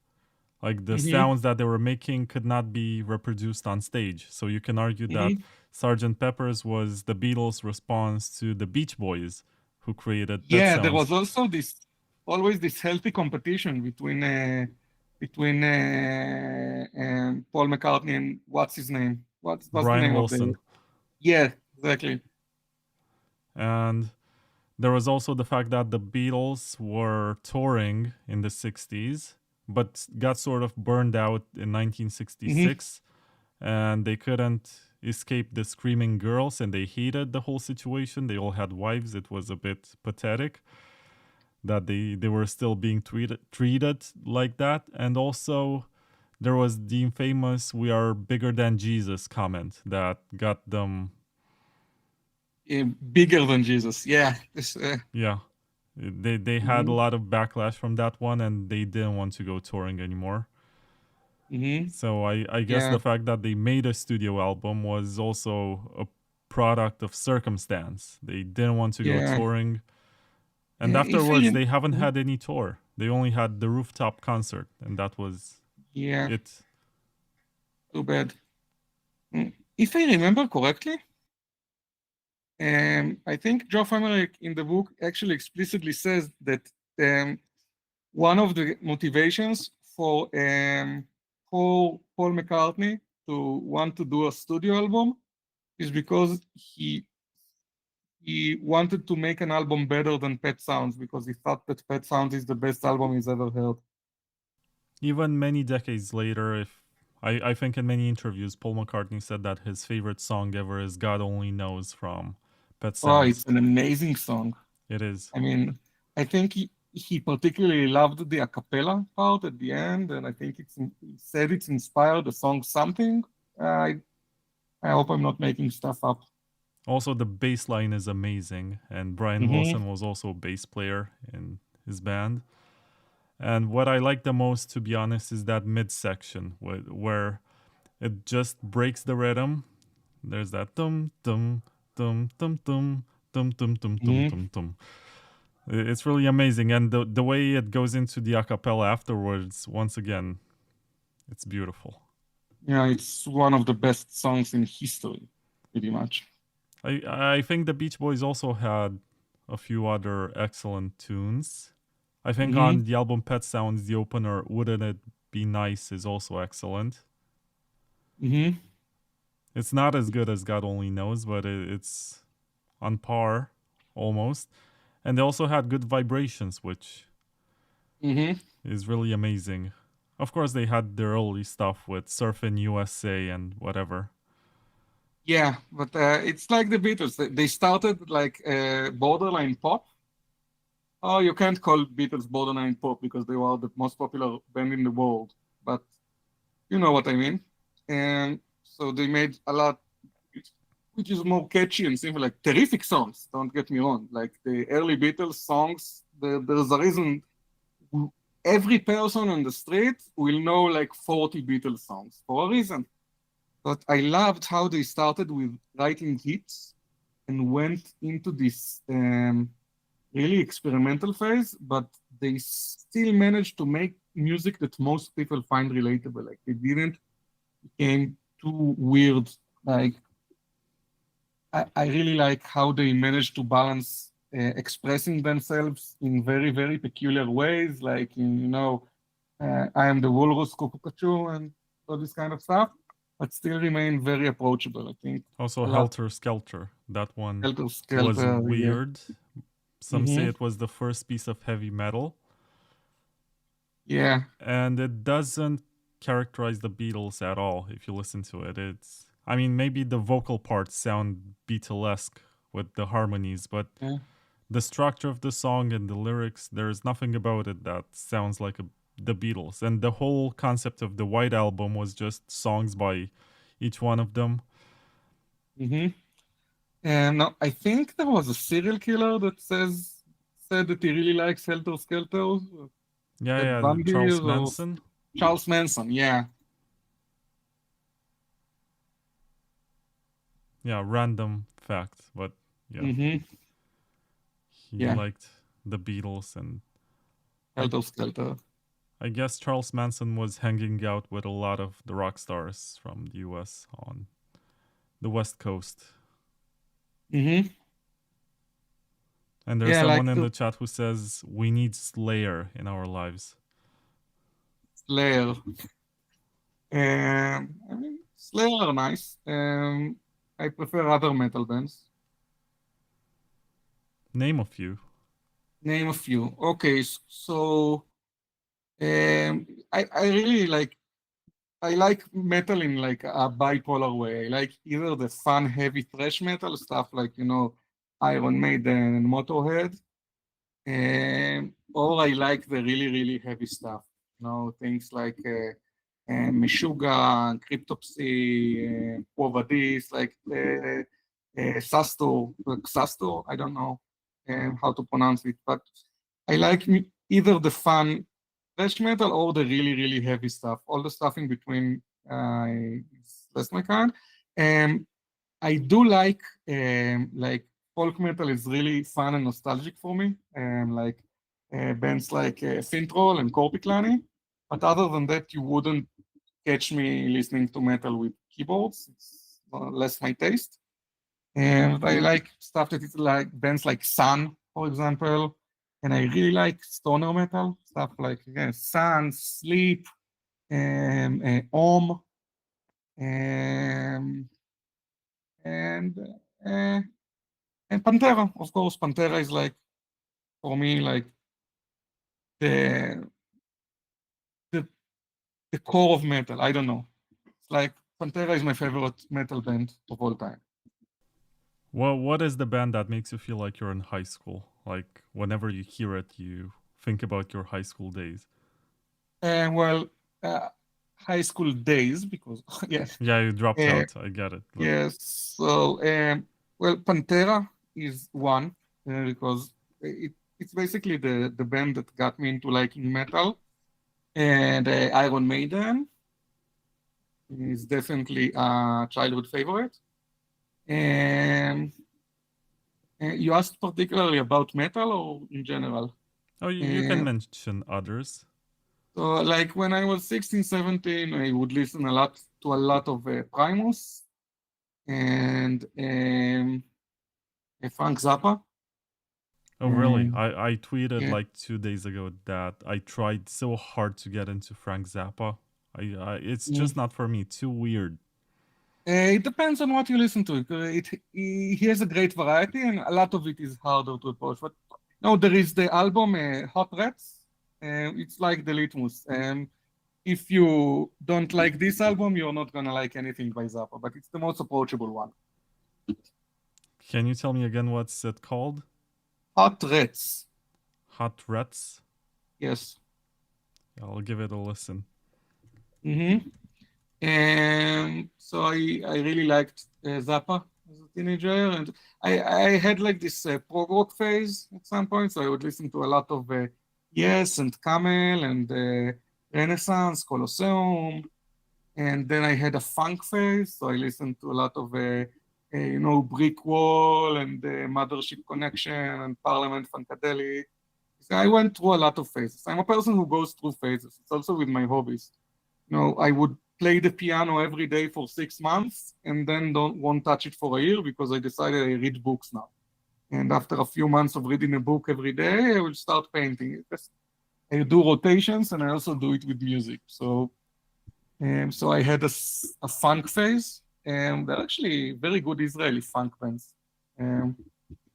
This is what comes to mind right now. And also, because I was a teenager and I played guitar, so I would listen to all of this guitar jack offery, like Dream Theater and Steve Vai and Joe Satriani and all of this stuff that I can't stand today. I went to a Satriani concert like 6 or 7 years ago. After the first 10 minutes, my mind was blown. And then I spent the next 2 hours feeling bored. Because the guy doesn't know how to balance his act. He blows your mind from the beginning, and then he's the same. And you're like, okay, just show me something that I haven't seen before. If there is a Satriani show, which is approachable to me, I'm going to go. Because when I was 15, he was like a hero to me, right? So even though I don't enjoy this kind of music right now, I'm just going to regress to 9th grade and go with it.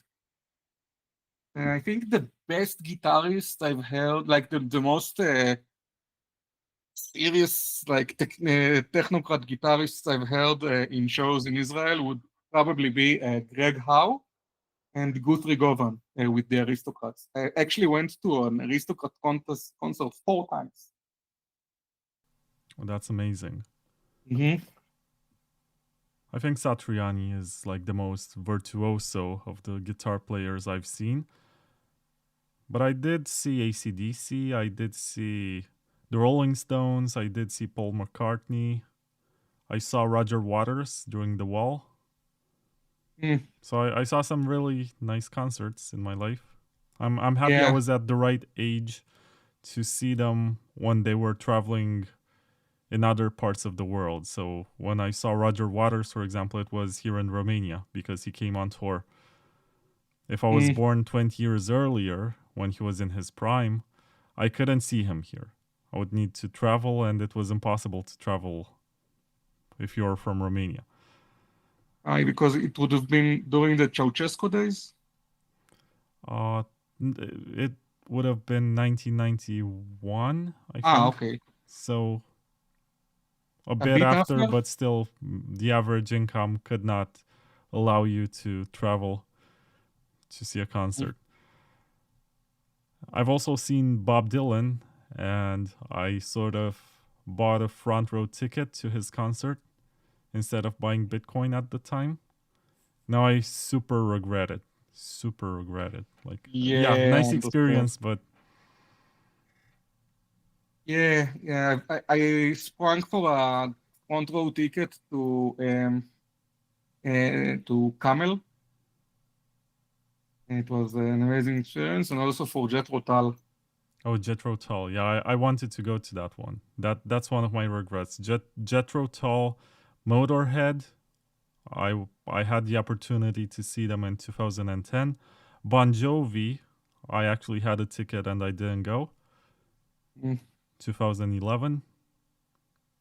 And now they suck. Like, even if they came to my door and they asked me, could we please play a few songs for you, I would say no, please. Just I don't know anything other than the hits. Like for me, they stopped existing after living on the press. oh, but that was 1986 or something. They still had a bunch of hits. I think the last big one that they had was "It's My Life," which Oh, okay, I meant it's this one. impossible to It's not My know. Life. I think because I remember they had a hit that came out when I was conscious enough, and like you said, what year you said living on the prayer was 26 and 86. 86 So that's or the year I was 87. born. Yeah. Living on a Prayer is super early. Then they had You Give Love a Bad Name, which was another big one. Yeah. No, I meant the last one you said, like, what was it? And then they had Always, which was played at weddings, and Bed of Roses. My God. So many corny songs from Bon Jovi. But they also have some good rockers. But to be honest, I was expecting you to mention at least one of the grunge bands. And Oh, of I course, think Alice in Nirvana. Chains is sort of your cup of tea, Nirvana or is Soundgarden. yeah, Soundgarden are cool. I've been to their show, but it was after they had to switch lead. Oh, they're playing shows without Chris Cornell? Yeah, and it was a very good show, but it was also very sad. But yeah, Nirvana is an extremely influential band for me. I wanted to say it, but you asked about high school, and Nirvana, I've been addicted to them since junior high, so maybe that threw me off because I started listening to them when I was 12. I'm still impressed. There are some songs by Nirvana which I really like and some that I really hate. I'm still impressed by, for example, Lithium. The songwriting for that one is very Lithium is crafty. amazing, but I think the Nirvana, most people mostly know songs from Nevermind, maybe a song or two from In Utero. But I always thought that In Utero is like the masterpiece. It's Kurt Cobain's magnum opus. I just find it depressing, that's all. I don't enjoy That's the listening point. to it. I know. Yeah. That's why I don't come back to it very Yeah, I often. can get. But it does Sometimes have, like, the opening song, Serve the Servants, really good. Which one is great also? Well, Heart-Shaped Box is an all-time classic. Yeah, I get it. It's one of the hits from the album. Also, Penny Extremely Royalty. depressing. Penny Royalty, isn't it from Nevermind? No, it's not. Okay. And All Apologies. Mm-hmm. And they have a Rape Me. Yeah, of course. But it's like a rip-off of their own previous song, Smells Like Teen I Spirit. like it better. I like Rape Me better. And Dumb. Dumb is a very good song. Mm-hmm. Okay, a lot of good stuff. Also, the Unplugged album, I have that in my car. I listen to it sometimes. Yeah, I think this is the first album I liked by Nirvana. I listened to it so many If times. you're getting started out with guitar, that album is really good for playing along, just strumming. It has simple chords, simple solos like the one from The Man Who Sold the World. I remember figuring out how to play that one, and I felt like a genius.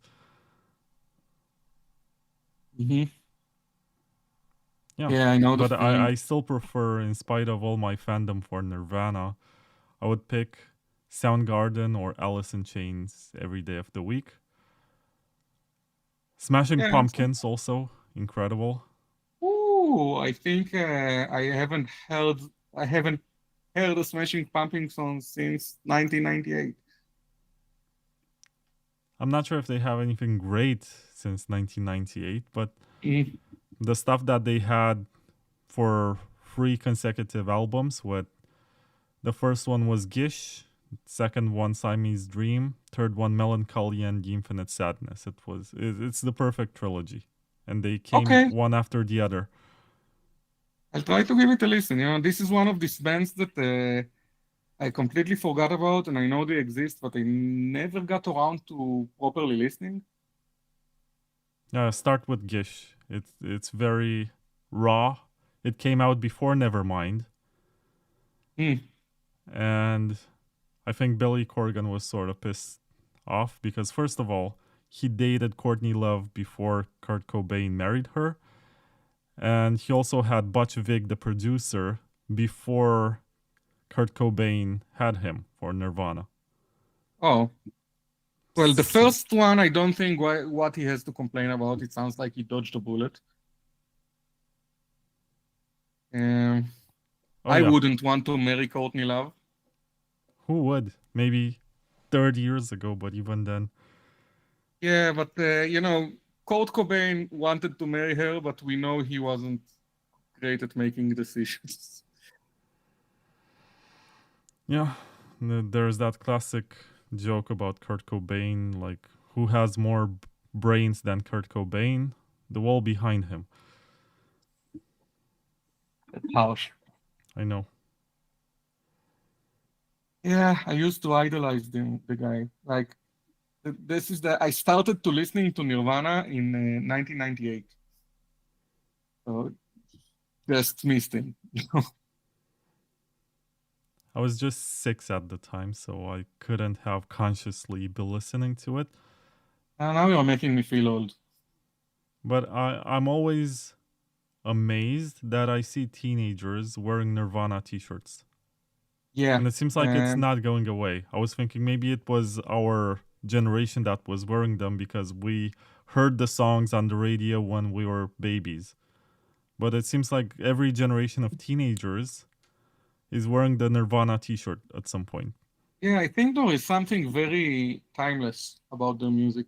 And it doesn't conform to any specific. It's very unique in the landscape.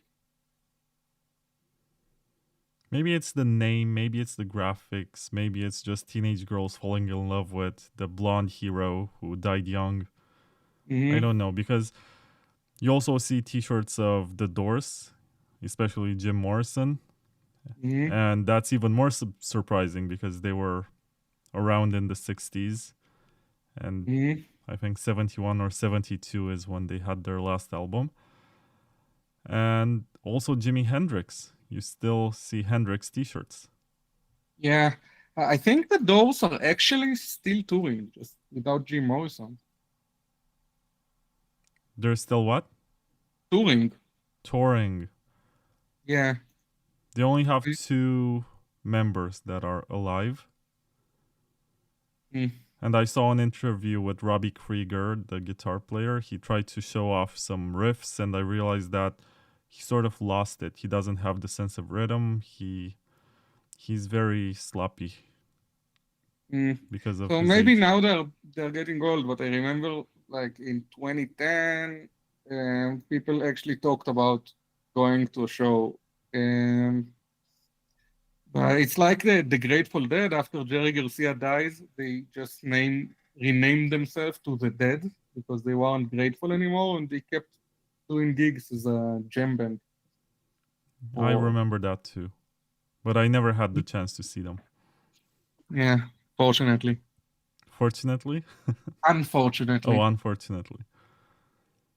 Going to a Grateful Dead concert, doing a thumbprint, if you know what that is, sounds like a dream.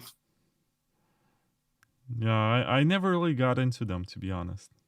I tried Really? to listen. They're like, okay, very long songs. Not the kind of long songs I enjoy. For example, my all-time favorite band is Led Zeppelin, right? Yeah. Oh my. And Led Zeppelin, I actually enjoy when there's like a 30-minute drum solo on Moby Dick or something. Yeah, Bonham was another level. But when I listen to stuff like The Grateful Dead, I get bored. When I listen to Frank Zappa, I feel like You I'm get not confused. enjoying it. It's too weird. Like, I need something to at least have a melody to hum along. And with Frank Zappa, it just changes and there are too many elements. It's all over the place. So I don't know what you listen to, but he has a lot of great songs which are also catchy and has like nice, cute tunes. It's very complicated mathematically. So For example, Stink very Foot. Is that like a hit? Thingfoot is a weird song, but I don't know. Inca Roads, for example, is a very complex song with a lot of things going on, but the basic melodies are very nice and hummable. I'll give it a listen. Mhm. I put the donation address on the screen. Let's check if anyone sent anything. I'm not sure if they did, but if they Yeah. did, you get half. Oh, not yet. Maybe people are not, or maybe they have trouble. They watch on their phone screen or something and they can't scan their phone screen. Apparently you can take a screenshot and then tell the QR barcode scanner to look in your gallery. Yeah, I saw that. Mhm. This AI stuff has become so intrusive, especially in this latest version of. I'm using an iPhone on iOS. It's not AI. It's just you can tell him don't scan the camera, scan a picture or the QR. Yeah, but if you hold it, for example, it automatically opens a menu where you can access the URL. And in pictures, for example, you can type a word and it identifies, for example, a dog. It finds all pictures of a dog. Or if there is any text in one of the pictures of text that you have, it also finds the word dog in there. It's really scary. Weird. Like, it got so far. And yeah, nowadays you can take a picture of something in a foreign language, you put it into ChatGPT, and you have your translation in 10 seconds. Which is useful. Now you have AirPods which translate in real time. Really. When will you have the flying cows though? Now I don't think they're coming. Maybe an AI can engineer them for us. We tried to make drones and have fun with them, and they regulated against them. With flying cars, Yeah. it's gonna be even worse. Regulated against them. They're also regulated for them. I've heard stories about people that were harassed with drones, and then they eventually got fed up and threw stuff at the drones and damaged them. And then they faced federal charges because apparently you are not allowed to throw stuff at an aircraft. Oh, that's interesting. I just remember that there was a big protest in 2016 here in Romania, and people were using drones to basically follow politicians and film them in their homes and stuff like this. And it took them a very short amount of time to just pass a law to ban the sale. And basically, all you can get is the very tiny ones, which basically can be blown by the wind when you fly them too high. Yeah, okay. If you want something made illegal, use it against the government. So it's always been this way. I was looking at the text message that you sent me in DMs, in which you're trying to explain to me that having a 7-hour interview with you is gonna be different from one with Jonathan, which turned out to be very true. But Nice. you also mentioned some stuff that maybe we didn't cover. You sent me a link to your book. You said there are many things to consider universal truths for proof of work. Yeah, I think I mentioned some of them. People think it's a universal truth that that you can scale proof of work. People think it's a universal truth that you must have congestion for a fee market, for an active fee market. People think it's a universal truth that proof of work is necessarily wasteful. People think it's a universal truth that ASICs are centralized. I think we covered a lot of misconceptions in this interview. Yeah, but now in the way that you present it, it's more structured. I can cut a short clip and put it on YouTube. Nice. You said I have some opinions about Bitcoin and proof of work in general that people find radical. Yeah, so I think what I said about the vault thing, other people don't like this. So you said store of value is a stupid narrative, and you prefer digital universal vault. I think a universal vault is a cool idea. I don't know if it's definitely going to happen, but I think it's very nice. And I mostly admire it aesthetically. I think it just makes a lot of sense to me. And you also said, oh, go on. Yeah, and another hill I would die on, and people really get angry, is that I keep claiming that the only way to have sustained decentralization is to use ultra-ASIC-friendly algo. You have to. You also said besides all the technical stuff, I also have a lot of thoughts and opinions about the place of crypto, the current state of the industry, and how it inhibits ingenuity, and how to mitigate clashes between crypto ideals and human nature. Yeah, so we had this entire discussion about fair lunch and community project and where the line comes between them. And this is essentially what I meant about the place of crypto in human society. And we had this entire discussion about the casino and the car, the material engineers analogy. And this was my way to try to explain what I don't like about the current state of the crypto industry. And the casino mentality, it essentially requires fast profits. And people come in to make a hit and go out. And this stifles ingenuity because you punish people who take their time to do things properly. So you punish people who take the time to do things properly. And you reward people who release as fast as possible and not to miss the hype train. And this is casino mentality. It is, but you can also argue that sometimes people launch a project that has market demand. Let's say, for example, an ICO in 2017, right? It was exactly what people wanted.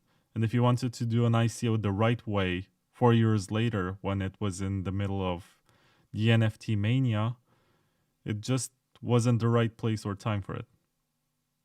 Yeah, it depends on a lot of stuff, but it also depends on what you're actually doing.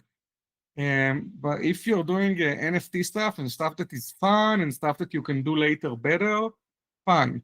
But I'm talking more about creating fundamental technologies and making irreversible decisions and making security assumptions. And I'm talking about the more fundamental stuff. If you're doing something which is for fun, or which is like an application or something like this that you could update, that you could change, that you could improve, okay. But I was talking more about stuff like for example, we talked about the IOTA launch that they rushed into launching and found themselves having to launch something with compromised security. And they didn't have the time to find a solution. And eventually they were forced into a much longer track. And it harmed them a lot, it punished them a lot. And taking the time to do things properly is just not rewarded enough. I think it's very, very hard in this kind of funding mentality. Would you agree that there's a disconnect between the fundamentals and the price? And it's like the market doesn't follow fundamentals, but follows narratives or marketing instead? And the market will always follow marketing. This is pretty much the definition of marketing for me. It's anything that can effectively makes the market adopt your narrative.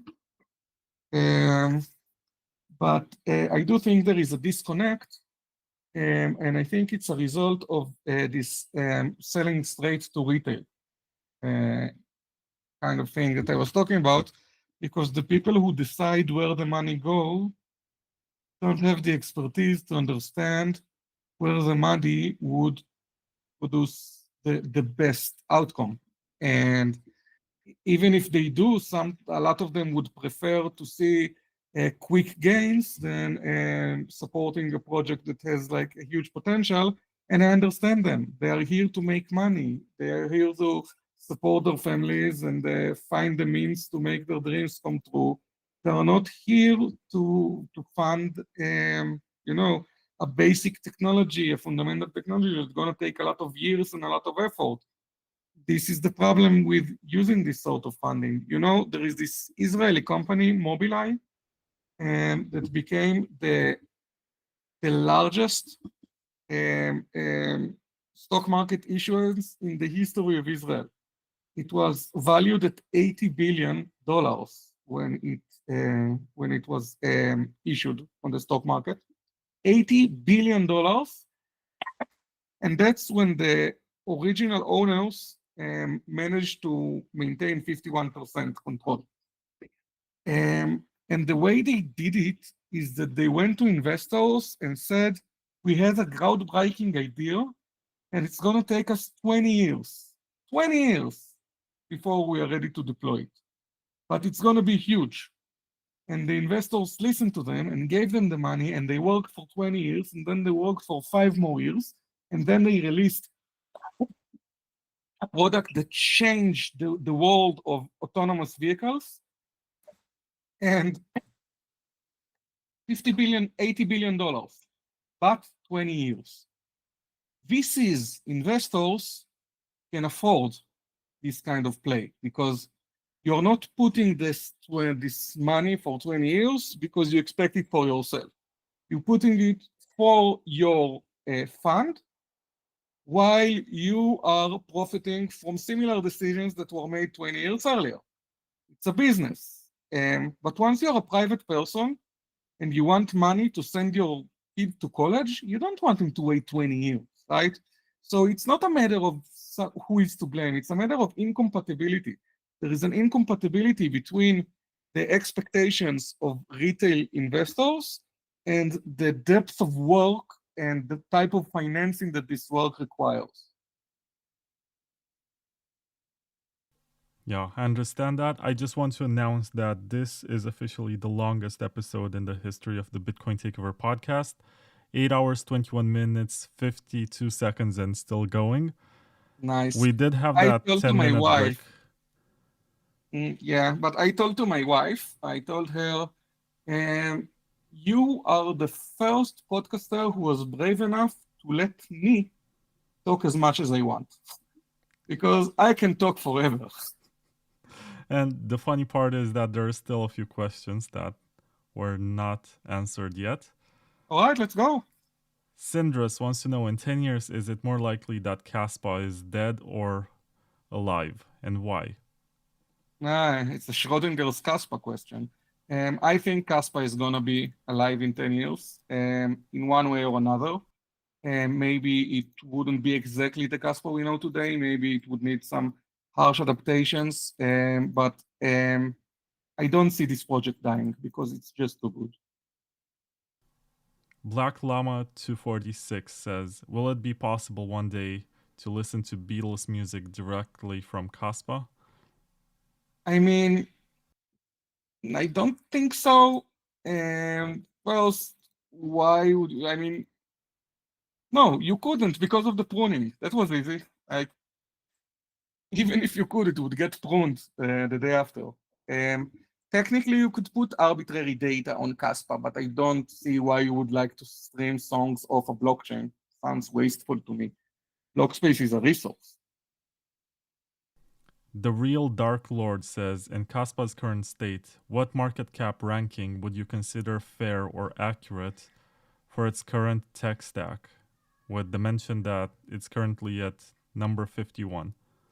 Okay, I'm gonna ask Google for a random number between 1 and 100.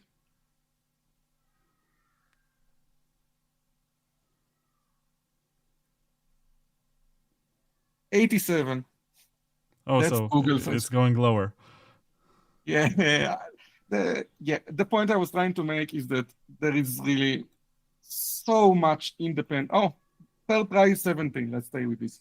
There is really so little correlation between the market and the actual tech that just random numbers. This is one of the problems that needs to get solved in the industry. Here's a hard one. How can game theory be applied to cryptocurrency markets? Well, game theory is the only thing that applies to cryptocurrency markets, right?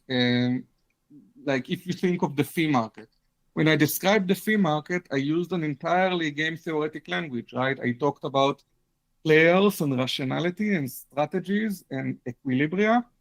The game theory is the lens through which we understand fee markets. It's one of the most important things, tools that we use. I mean, cryptography can only take you so far, but at some point you have to understand the game theory of things, of the fee market, of the transaction inclusion market, of the mining market. When we analyze miners, I talked about selfish mining. When I described it, I used the terms the honest players versus the rational players. I talked about the utility, and it's all game theoretic concepts, game theoretic jargon. Game theoretic is the tool we use, and incentive alignment comes from a really cool subfield of game theory, which is, I'm not sure where the distinction goes between algorithmic game theory and mechanism design. I think mechanism design is a subfield, but mechanism design is essentially the art of aligning the incentives in such a way that the rational strategy is the honest strategy. Like a lot of problems in cryptocurrency, especially the sort of problems that are exclusively the sort of problems that are solved by setting incentives correctly, they are exactly this problem. How do you design the protocol such that the behavior you want people to follow aligns with the most profitable behavior? And this game theoretic jargon and thinking and concepts are the only language I know to talk about these things. Is there anything that you really wanted me to ask you and I did not? No, actually, you asked terrific questions. We talked about so much stuff that I never get to talk about in podcasts. This is the reason I wanted to do this. It just seemed like it would be so much fun. It's so refreshing, and it was. I really enjoyed myself. I can't believe it's been like 9 hours. No, it's 8 hours, 27 minutes. I still have to ask you, what are you working on these days and how can people follow that? Okay, so since I no longer associate with any community project, then my job, like most people, is with people who appreciate their discretion. And so I can't just go and tell about stuff I do because I work with clients about their sensitive stuff. And I can say in general that I am helping companies who start out to find out, to understand what is cool and useful about their technology, to extract, not craft. I hate narrative crafting. I'm not trying to make up stories. I'm helping them find the correct way to tell what their tech is for what it is, because people have this tendency to complicate everything. And a lot of times they're going to say in 50 words what they can more effectively say in 5. And apparently I have a knack for this and for understanding the technology. And so this is one stuff I do. I'm trying not to take long-term stuff. I like to do like these jobs. And so I take writing jobs. Right now I'm also doing this small foray into patents. Like there are intellectual property lawyers. A particular intellectual property lawyer that I approached me and was very nice and had an interesting proposition. And I thought, okay, this is nice. Foraying into helping people understand patents and their patents and the value of their patents. This is cool. And also, I worked, okay, a name I can say is Tectonic. I worked for a while with a really cool project called Tectonic, and it's a really interesting project in the post-quantum blockchain space. It's really in preliminary levels, but they're doing really, really exciting stuff that I haven't seen any other project address. Some of it I'm not at liberty to discuss, but they are going in extremely interesting directions, and the people they have on the roster are really top-notch scientists. So it's really, really exciting to me, even though we have decided to part ways professionally. We're still very amicable, and I really, really appreciate this project. And I'm working with Kwai, and they give me this education grant. That's not a secret. And you know, every once in a while, someone would ask for a workshop, for a lecture, and for consultation hours. So this is kind of the stuff I do. People approach me and ask me for my help with this and with that. It could be writing, it could be brainstorming, it could be a workshop, it could be understanding the existing corpus. Like sometimes people just want to go into an area and they don't have the knowledge and to understand the research behind it, and they don't want to now hire a researcher full time. They just want someone to go and do a lit review and then come back with what is the word? Come back with my English vocabulary now is malfunctioning. Just come back with conclusions. And so this is what I do, all sorts of stuff. Just people need my help in all sorts of ways. And if I can, I'll do it gladly. It's a very, very nice way to make a living. Yeah, and you also get more freedom out of this. A lot of freedom. I get to set my own schedule, and I get to choose how much to work each month. And it's really nice. It's really, because I've been a student for so many years, I kind of forgot how it feels to say, hey, I don't really have anything to do today. Like I can do whatever I want. It's so refreshing. There's someone named Ruslan Nikiforets. Anyway, he says, Shai is talking and Kaspa is pumping. And the truth is that since we started this 8.5 hours ago, the price went up. Let me give you exact data. So we started at 11 your time. The price was 0.86 cents. Now it's zero. Now it's 9 cents. Yeah. Okay, that's not bad. Like a 3% increase.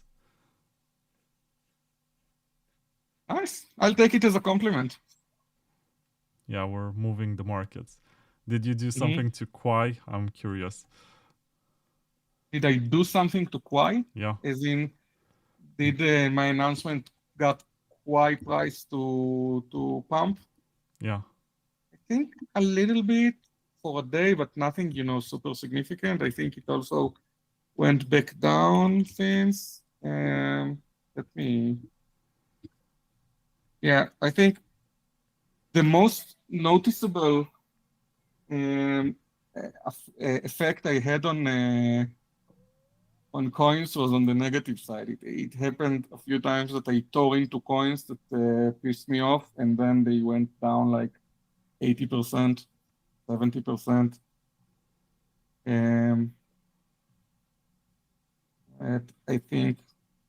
I think the most significant pump I feel I had something to do with was after our first live interview. It was Jonathan and Michael and myself, and we did our first live interview. I remember describing it as the most fun anxiety attack I've ever had. I was not used to this attention in any way. And during the interview and after the interview, Kaspa just pumped from 0.15 cents to half a cent and stayed there. Incredible feeling. Yeah. We received 13 CAS in donations. You get Ooh. 6.5. Well, Yeah. I'm gonna wait for a week or something until it settles. Yeah, it's fine. Not sure what the transaction fee is like, but it's like Low. 10 cents Very, very that low. I have to send you. Yeah, I think maybe I'll donate them to your show. I don't know. It's your choice, but let's wait first. Maybe we'll be millionaires by next week. Yeah, or maybe we wouldn't. Most likely, no. Most likely, no. Do you want to end this with a jam session? I feel like it's the perfect way. Yeah, You let's still do have it. your guitar? Yeah, I even didn't turn off my amp. Okay, so let me come up with something for rhythm. Just for the long-time listeners, this is my theme song played on a classical guitar. Oh, I dropped my headphone. Not professional. I just remind the listeners that we are actually lagging. So to me, it sounds like we're in sync.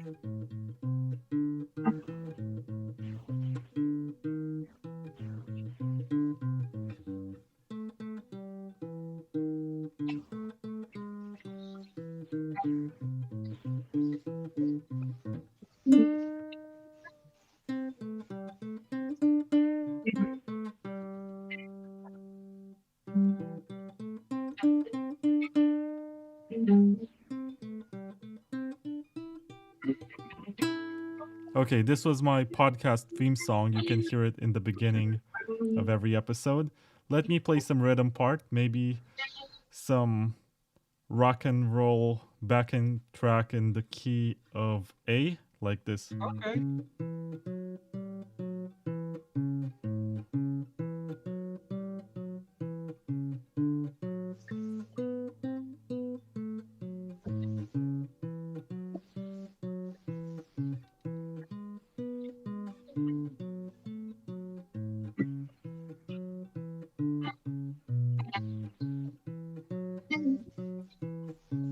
I think your noise gate is on. Oh, so you couldn't. I wasn't hearing anything. No. Oh shit! I'll start over. Just let me. Yeah. You're rocking there and I couldn't hear anything, and then I looked at the screen. Yeah. Okay. Sorry. Okay. Let's try it. Do you hear me now? Oh yeah, that's very loud. Okay. Okay, so let me take it down a notch.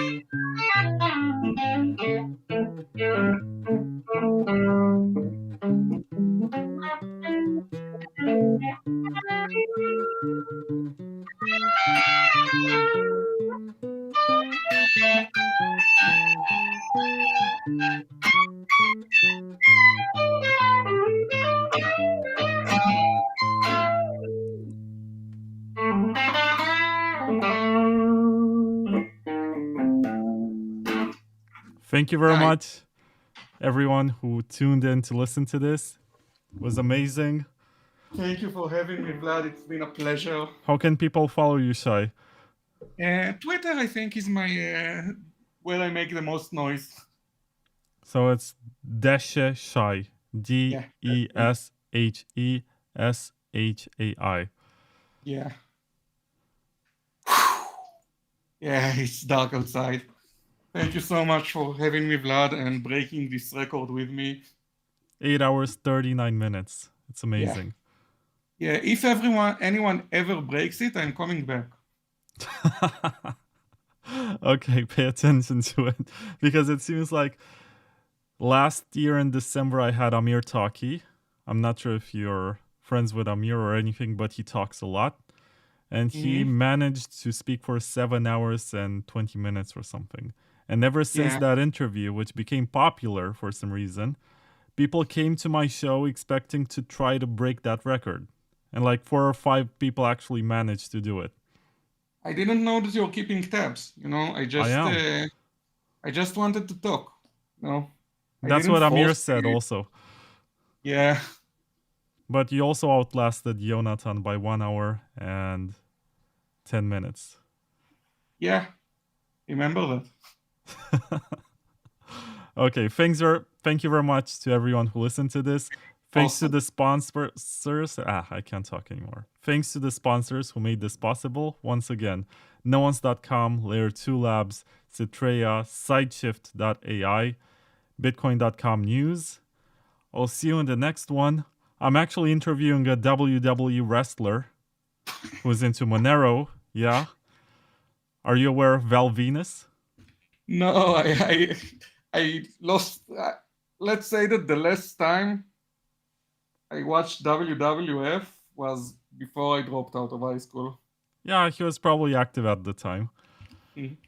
Anyway, I'm gonna be interviewing him. He's a hardcore libertarian. He's into privacy stuff, and it's gonna be a lot of fun.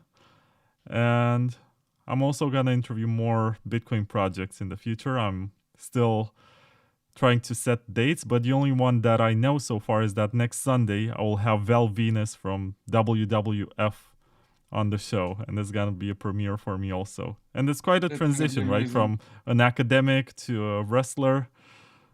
Yeah, I'll be sure to tune in at least for a little bit. Yeah, we're gonna cut promos on each other, like, I'm gonna kick your ass next week on pay-per-view. Oh, wow. No, my muscle is bigger than yours. I can beat you in arm wrestling. I can beat you in swimming. I can beat you in basketball. I can't beat anyone at anything at this point. That's fine. We need rest. We do. It's been a hard day's night. Okay, goodbye.